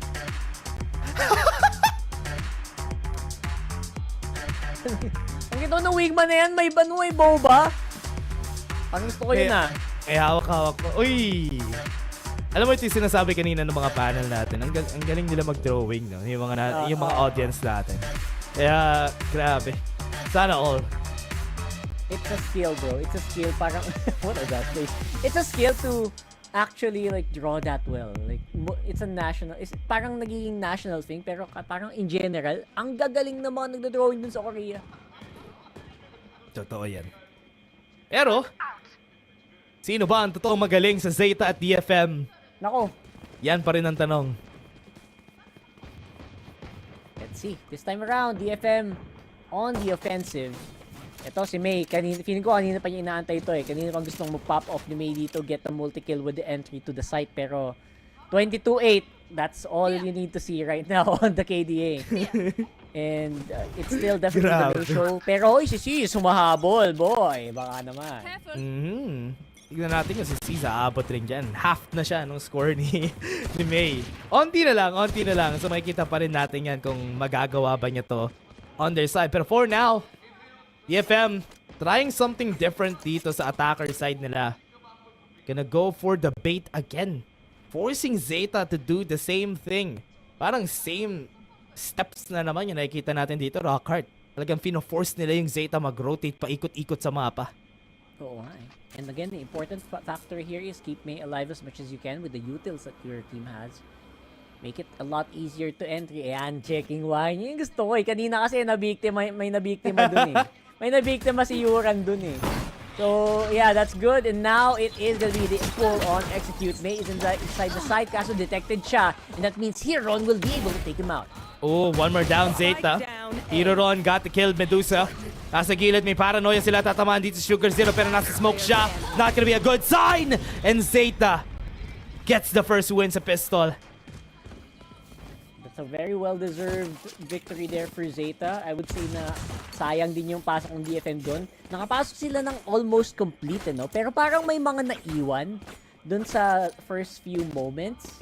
I think May was left alone there for a good 3 seconds. And yeah, as you can see, right? Like, it took a while for people to actually swing out. I wonder what happened. Taking quite a time dito for, as you said nga, it was really surprising na ganito yung nangyari for them. The rotation from Zeta, the early rotation from Zeta paid off. And the punish talaga nila itong squad na to. Naz, I'm trying to peek out pero bit too late. A tiny bit too late. But at the same time, it's no worries. 5v5 pa rin naman. Everyone's alive. And this time, DFM playing up Cubby. Again, that's the right decision kasi you do have classics. You want to be able to jump right-click somebody in the face. Ang problema dito, si Yuran naka-judge naman. Parang ini-expect na nila to, boy. Oh no. Hindi maganda to ah. Pasok sila lahat dito ah. Makikita natin si Yuran, no? Hindi lang isa yan. Ay! Makarami yan! Spike down mid. Ang dami! And they were able to actually deal with it. That's the beauty of it, though.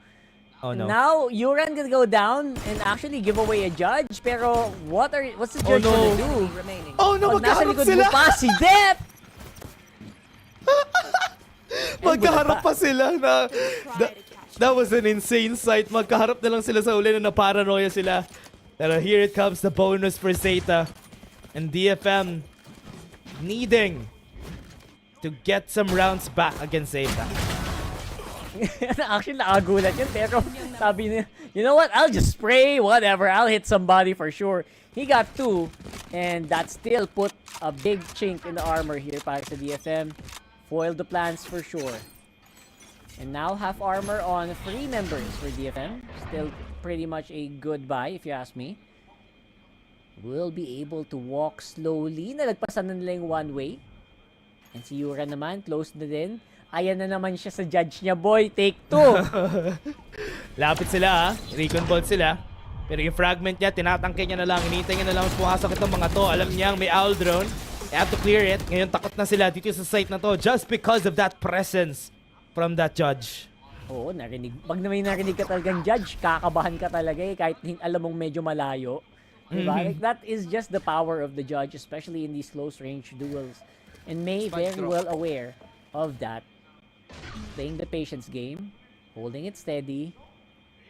Pero look at that, the rest of the team, sabi nila, you know what, I can make space in mid. Oh no. I can make space in A main. Just go mid, in depth, 8 HP, and a dream. Sheriff in hand, natanggal niya si Anthem. Now Sugar Zero playing it close. Si May naghahanap ng ulo na pwede niyang i-one tap. Pero problema dyan, si Medusa makakuha. Yuran goes down. That's gonna be one. Alam nila kung nasan si Sugar Zero. Alam nilang nasa hell siya. Try nilang pumake, nakuha yung headshot pero hindi enough para makakuha yung kill. Hero Ron. Trying. Not yet planting. Oh, kailangan nila i-defend to. Pero si May gets the round for the team. And that's what I like about May. One of the things, aside from obviously sobrang insane niya sa pag-frag, he also knows when it's time to flip the switch to go full ham, full W, and he knows when to hold it back. Which is ginawa niya dito on A main. Really buying so much time for his teammates to get into the site and overwhelm the defense. Yun rin nakita talaga natin dito sa game na to. There was a bit of a struggle from Zeta, pero wala rin naman silang guns, pero still okay. Not really a bad round for them. They were able to get some guns. The DFM, this is gonna be coming up as a surprise for them. Goes into site, may flash pa nga, hindi alam ni Hero Ron kung ano gagawin niya. DFM has the site now. Po, si May nagpa-pop off na, boy! Dalawang miyembro ng depensa ang natanggal nila. Si Medusa nandun sa Gedli, nakakuha pa isa. Yuran playing it close, and yun na nga. Wow. Linis na ng malupit ng DFM. Flawless round for them. That was a gun round for Zeta. Wala sila nagawa. Ang bilis lang. Sobrang simple lang ng ginawa nila. Pasok sila sa site with the pop flash kay Hero Ron. Wala sila nagawa. Tignan mo, dire-diretso sila. Not even hesitating. This is what I was looking for kay Zeta kanina. Na no hesitation on that entry. And if ever they get the kills, especially kung ganito ka-confident itong si May, they can win this game. And they are winning this game just because of that. Hindi lang naman si May like 1v5 akin na, tara, diba?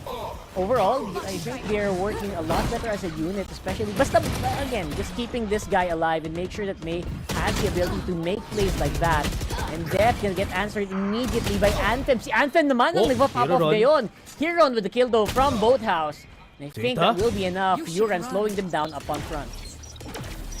Lockdown. Flash. May kita pa rin siya. Kita niya yung ulo. Tinamaan niya pero si Medusa papasok pa. Hindi pa sila nakakapag-plant ng spike. They're taking the time. Walang information itong si Medusa pero wala sa kanya yung spike. He has to plant it first. And meron ba siyang space to plant? He's baiting. He has a lot of time.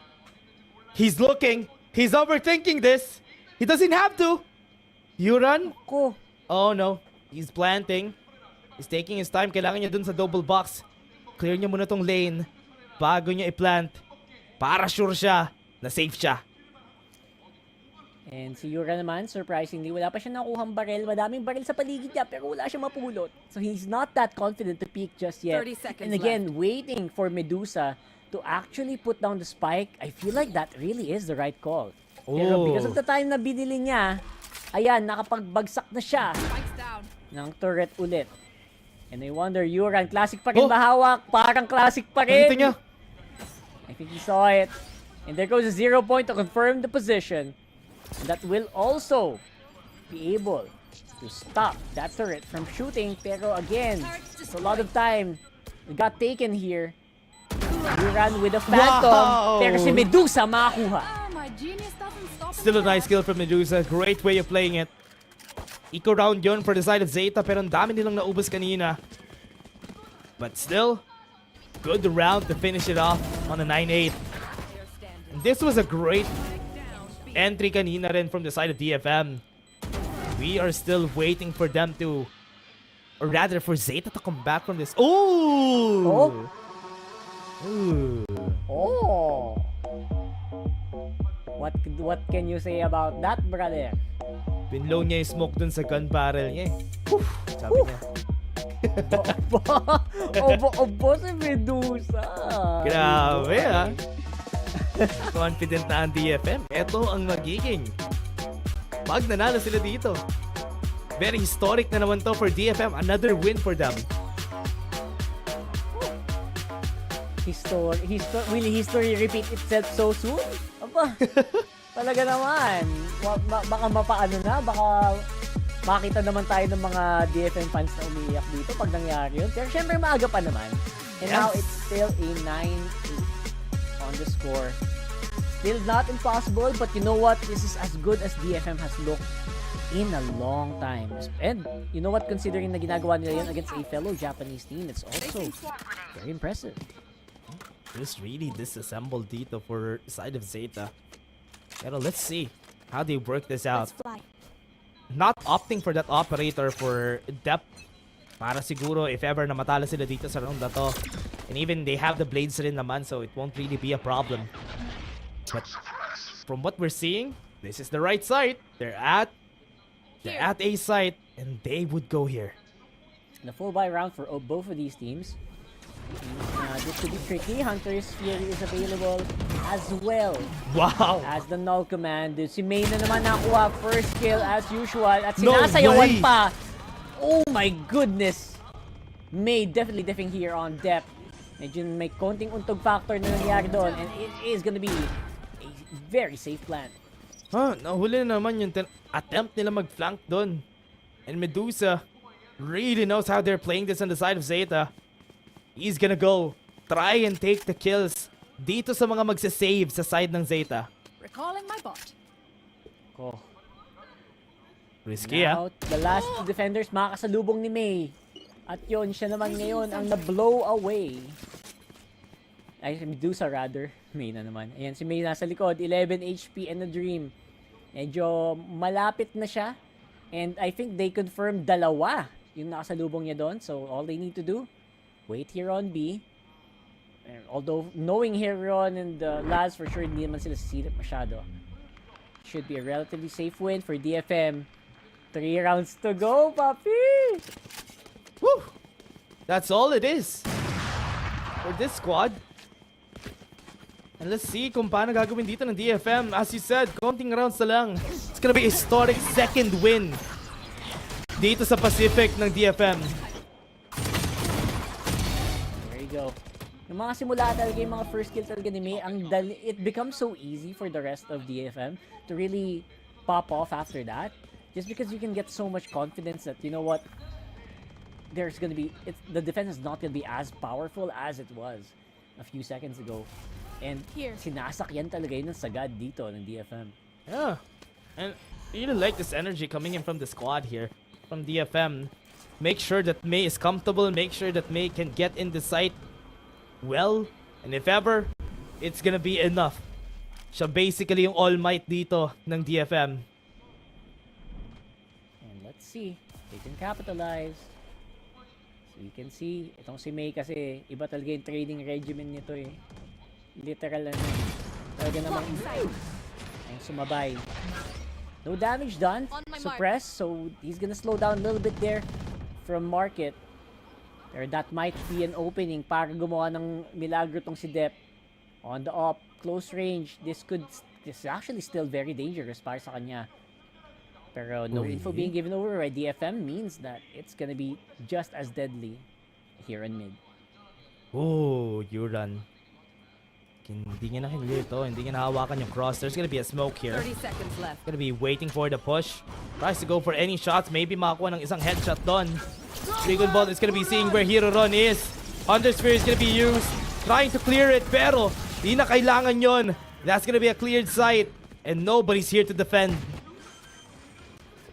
Hirap na silang dumipensa. And it's gonna be the full retake here.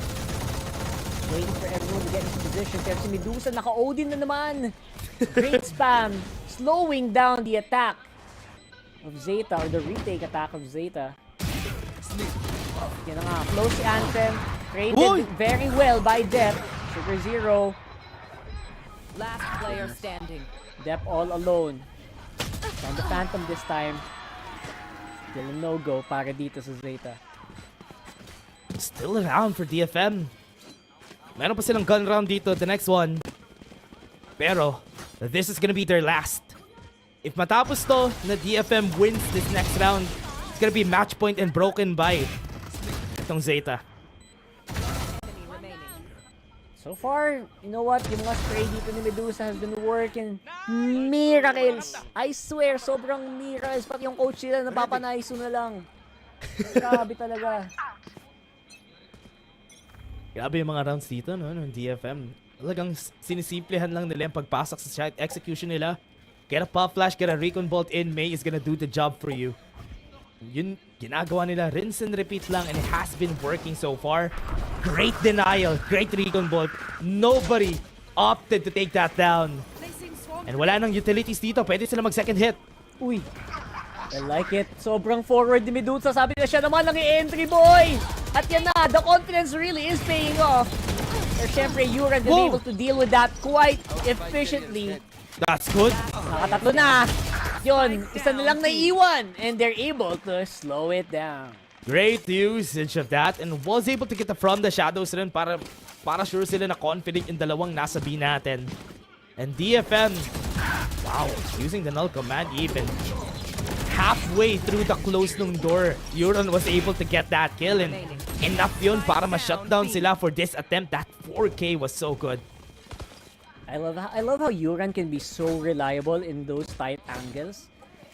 It's so many times that happened in this series alone.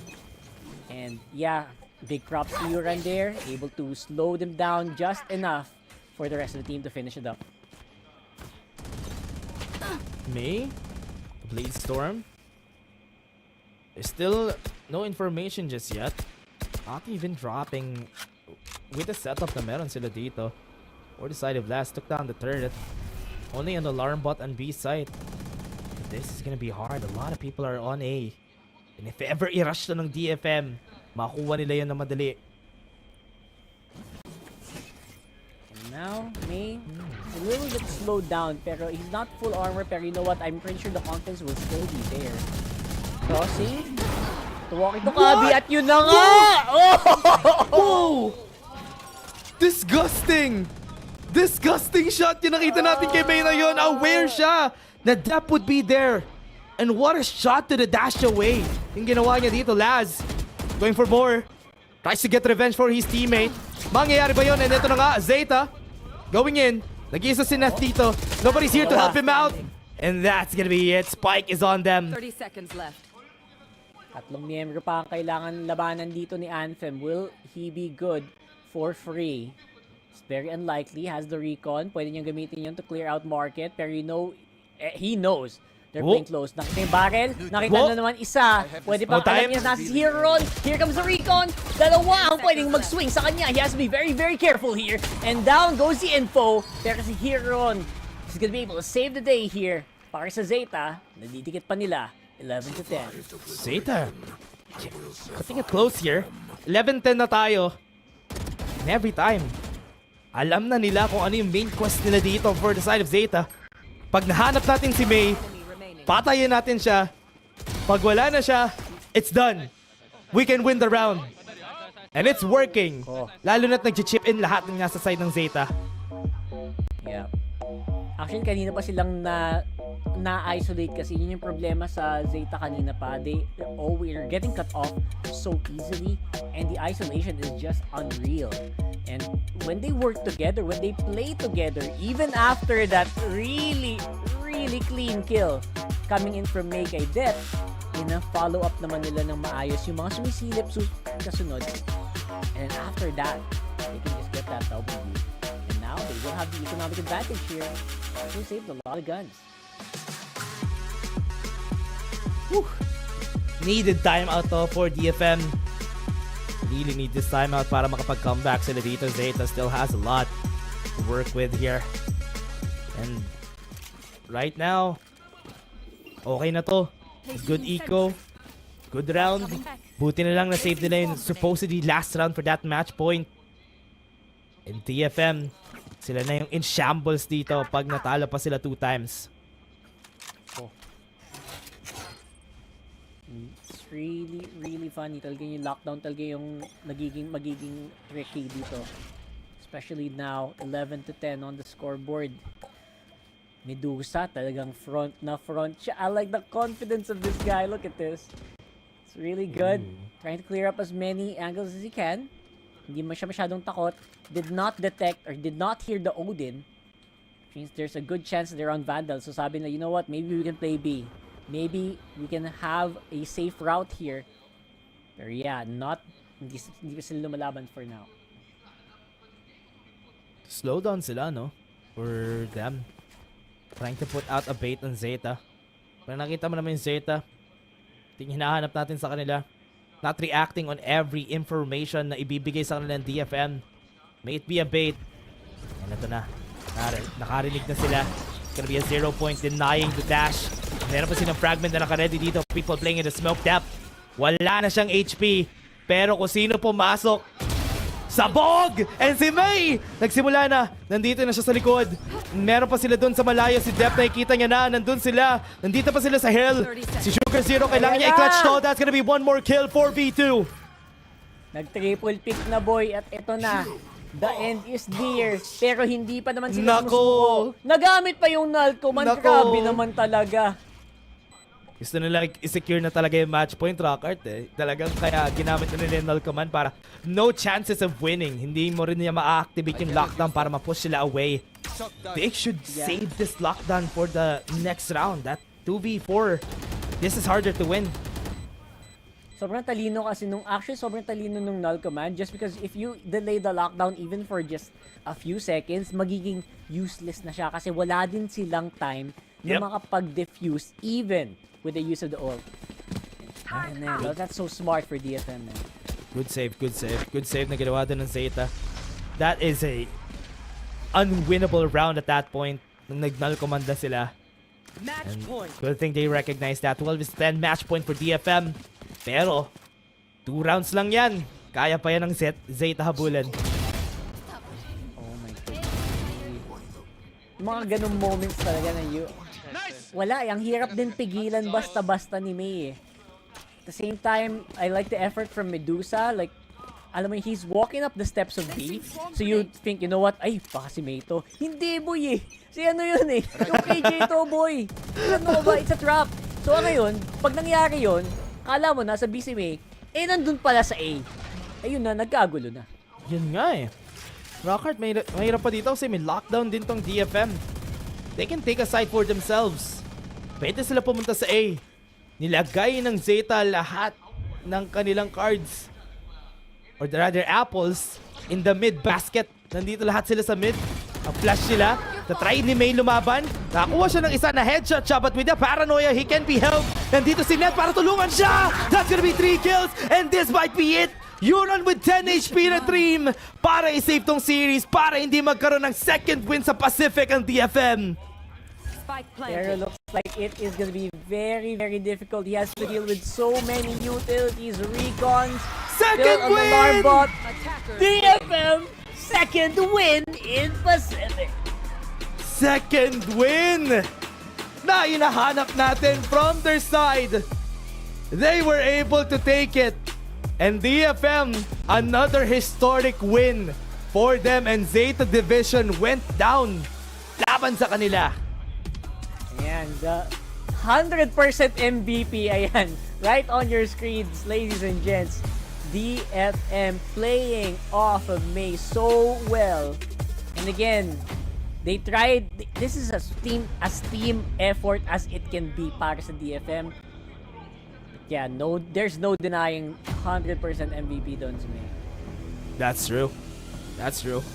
May did so much during that game and yun yung madalas na nakikita nating May. Pag game 3, pag nag-pop off siya, talagang maaasahan mo to on the side of DFM. They were able to do so much this game. Wow, what a turnaround. Hindi ko na-expect na ganun yung magiging panalo nila against Zeta Division. I mean, almost everyone here in the rebroadcast expected a 2-0 para kaila I mean, I'm lost for words. Zeta Division was a clear 2-0 for everyone. Pero, you know what? Valorant, bro. Anything can happen. Like we mentioned at the start of the series. Di rin natin in-expect to kasi most of the time, medyo coin flippy talaga itong team na to na Detonation Focus Me, especially if ever hindi activated si May during that time. And nakita naman natin dito sa game na to, sa series na to, kung gaano ka formidable itong si May. Talagang hirap na hirap yung DFM na, or rather Zeta na masagot siya.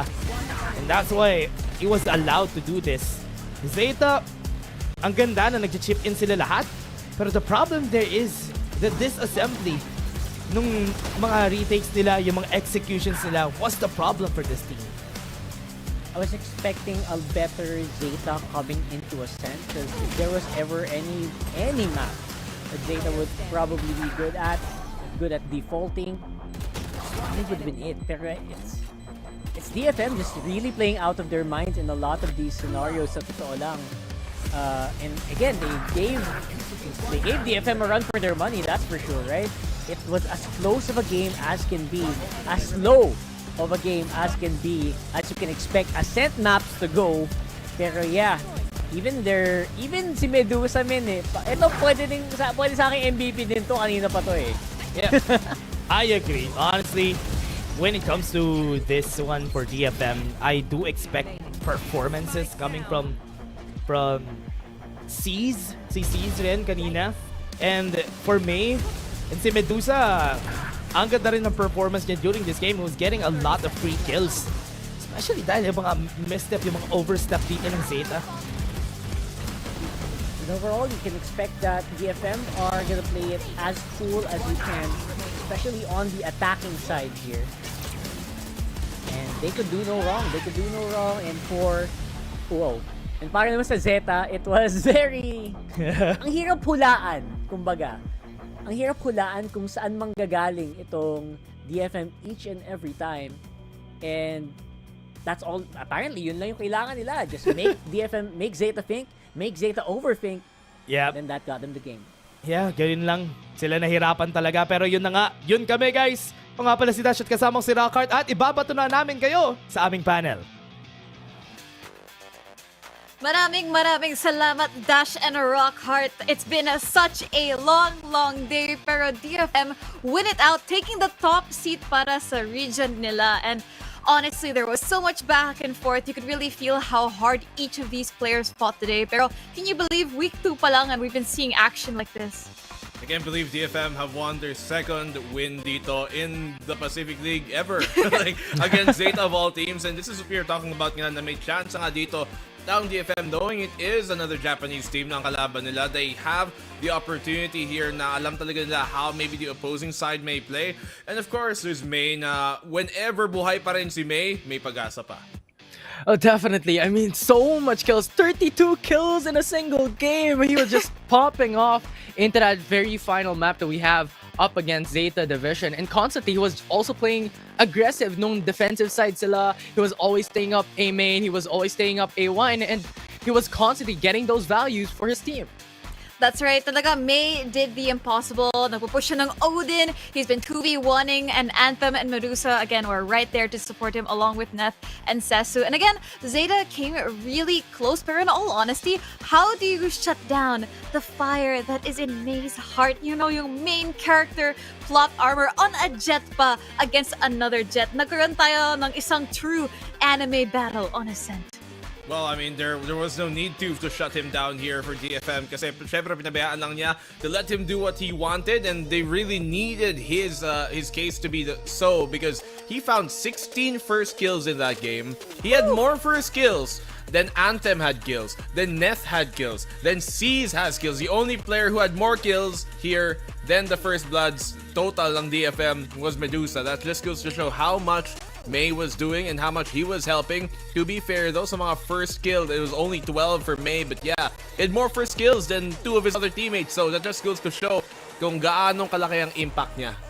Yeah, and this did not start from the middle of the game. This did not start in the latter part of the game. This started at the very beginning of that map on Ascent. He was he was already having the Blade Storm in what, third round, fourth round of the matchup. It was insane how much May provided for the team ever since the game started. Although we still have, a bit of the notable names coming into the opposite side. Joker Zero had 4K on attack, still losing the round, but still denying or having that massive value and also having a clutch on one of the rounds as well. But May is on a different level.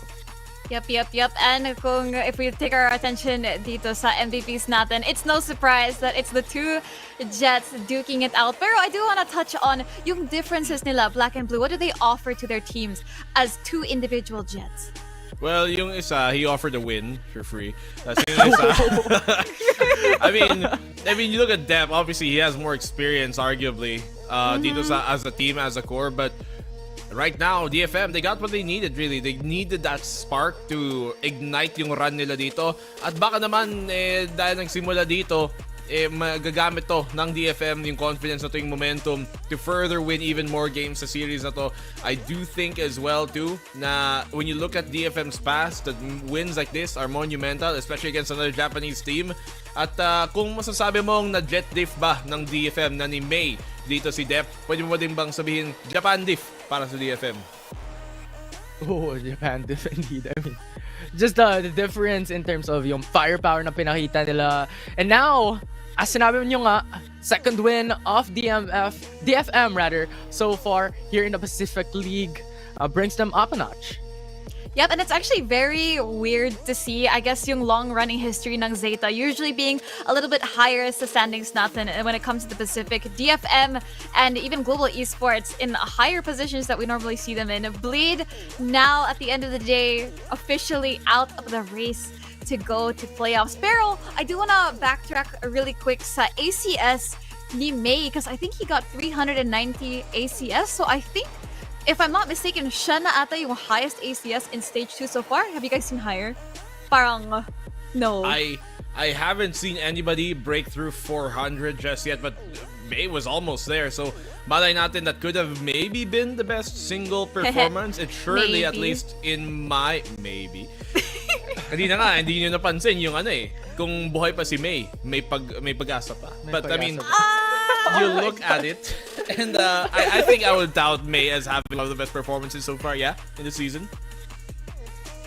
Yeah, for sure. I mean, there's no doubt on the performance of May on that single map, on Ascent specifically. The expectations were stacked up against them, pero yun nga, ipinakita ni May, ibang klase talaga, sabi niyo nga, highest ACS so far that we've seen. Yep, honestly, I'm kind of surprised. I mean, since me and Infinity ang nandito sa panel, it's no-brainer that we missed that one. Ang galing nun, honestly, Black. But, sa totoo lang, again, normally you would favor Zeta here sa matchup na to, but you can definitely feel yung growth, especially for DFM here, becoming more competitive in the Pacific League. And you can definitely, see that they have this potential as a team in the server. Pero what can you say about them as a team in comparison sa other Pacific teams natin? I mean, at least for DFM, there definitely is yung pressure na ngayon na can they keep this up as an org? Of course, they are being put into a position na, okay, they're doing something better now, maybe not entirely correct, but something has been going right for them. And what can they continue moving on forward? A lot of teams dito nahihirapan pa nga makahanap ng una na lang pagpanalo dito sa season natin. We saw it a while ago nung laban ng Bleed versus Global. And for other teams now who have been searching for their first win, DFM, they found theirs. I think the biggest takeaway from this is let May lead. Let May do it. Let May do it. Definitely like that game changer coming in from the team. And yun nga, if ganito yung performance ni May starting today all throughout the following games that they have, definitely something that could change the tempo, that could change yung pattern na ginagawa dito ng DFM. And I guess yun nga talaga, let May lead.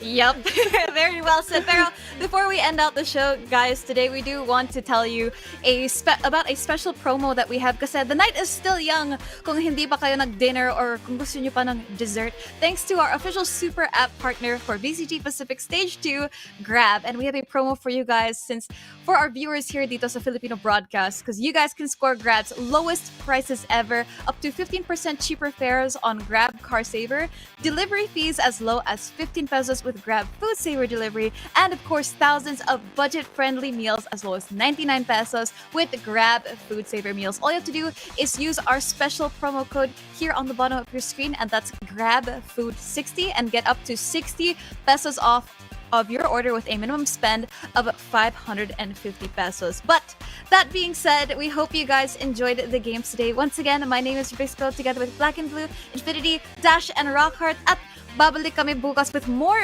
VCT Pacific Stage 2. Pero ngayon, i-close out natin yung show with our winner's interview from DFM. What does it feel like to finally be able to take them down and pick up your second win of the year?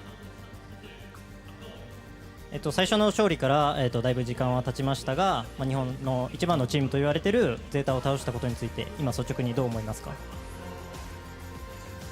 今、2年もしかしたら3年ぐらいゼータに勝ったことがないぐらいずっと今まで負けてきたんで、今回初めてではないですけどほぼ初めて勝てて嬉しいです。So I actually had no win against Zeta like for 2 or 3 years. Yes. So this is like my first time winning against Zeta, and I'm actually happy about it. Such a confidence booster and a chance to prove yourself once again. And of course, you should be happy with the way you performed tonight. And I feel like 99.9% of the time when DFM wins, or win or lose, it doesn't matter. You're always the MVP of the team, or sometimes the MVP of the stats. You're always putting up huge numbers, leaving huge impact. It seems like inconsistency kind of does not exist for you. So how do you stay so confident and consistent? ほとんどの試合、9.9% DFM が勝つにしても負けるにしても、明治神っていうのは際立った活躍を見せていますが、なんでそのような感じで、一貫していい成績を残し続けられますか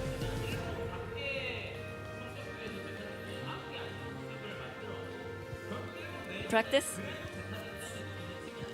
そうですね、チームメイトが結構僕のことを頼りにしてくれて信じてくれているのが結構でかくて、結構自分のやりたい動きとか自分が考えたアイディアとかをすぐ受け入れてくれるので、そういった面で僕はすごくやりやすいプレーができてるかなって思います。So our teammate rely on me and our teammate believe on me. So our team support my idea and the moves I really want to play. That is like the big point right now. I actually want to ask you a follow-up question on that because sometimes people point out that DFM would win so much easier and you guys would do so much better if you had more plans when your aim duels kind of do not go the way of your favor or in your favor. So what is the team's talk around trying to adapt or trying to adjust the game plans when you're kind of not winning the aim duels, the rounds that you're kind of not there anymore? 例えばチームの中で、メイ自身があまりパフォーマンスが上がらない時でも、なんかどういったプランだったり戦略を立ててチームとして動いていこうというふうに考えてますか？結構僕が不調な時でもなんかデュエリストとしてやることは別に今までと変わらないというか、デュエリストの仕事自体がそもそも味方のためにスペースを作るのが仕事なので、仮に僕が調子が悪くてもできることを一生懸命して味方がすごくやりやすいように頑張ってるって感じです。 Even though I don't come up in the game, as my job as a duelist is to make the space for the team, and I will try to work hard to make the space for the team, even though I don't come up a lot. the life of a duelist. You know, it's just the way it is. But next up, you guys are facing Talon Esports, and they pulled out Clove, Neon, ISO in one day. They're trying out the new stuff that's set to be good, that's proven to be buffed, and they found a lot of success with it in their last match. But you guys have never tried those. Today did not pull out ISO or Neon or anything like that. So, you know, what's your expectation going into the next matchup against Talon? 次戦はタロン e スポーツの戦いになると思いますが、タロン e スポーツは前回の試合でクローブだったりイオンだったり、アイソっていった、今回のパッチでバフされたエージェントを、構成に組み込んできましたが、メイ自身としてでも、チームとしてでも大丈夫なので、今後の試合において、そういったものが見れるのかっていうところを教えてください。アイソもネオンも自分の得意なキャラだしやりたいキャラなので、やれたらいいなって感じです。So ISO and Neon is my favorite character agent in the game. So if I could play it, that's gonna be great. Yeah, it will be great for you guys, but super dangerous. I mean, imagining Mei on ISO, just think about how dangerous and brutal that would be for the opponents, but hopefully we get to see that in the future. I'm counting down the days and I'm waiting to see your Neon and ISO as well. But congratulations on this win and good luck in the future with the rest of the match. Thank you. おめでとうございます。おめでとうございます。ありがとうございます。And that was Mei, everybody, with the post-match interview. We're going to call it a night tonight. That's all we have for today. But catch us tomorrow because we have great matchups happening with DRX versus RIQ, followed by Team Secret taking on T1. See you tomorrow.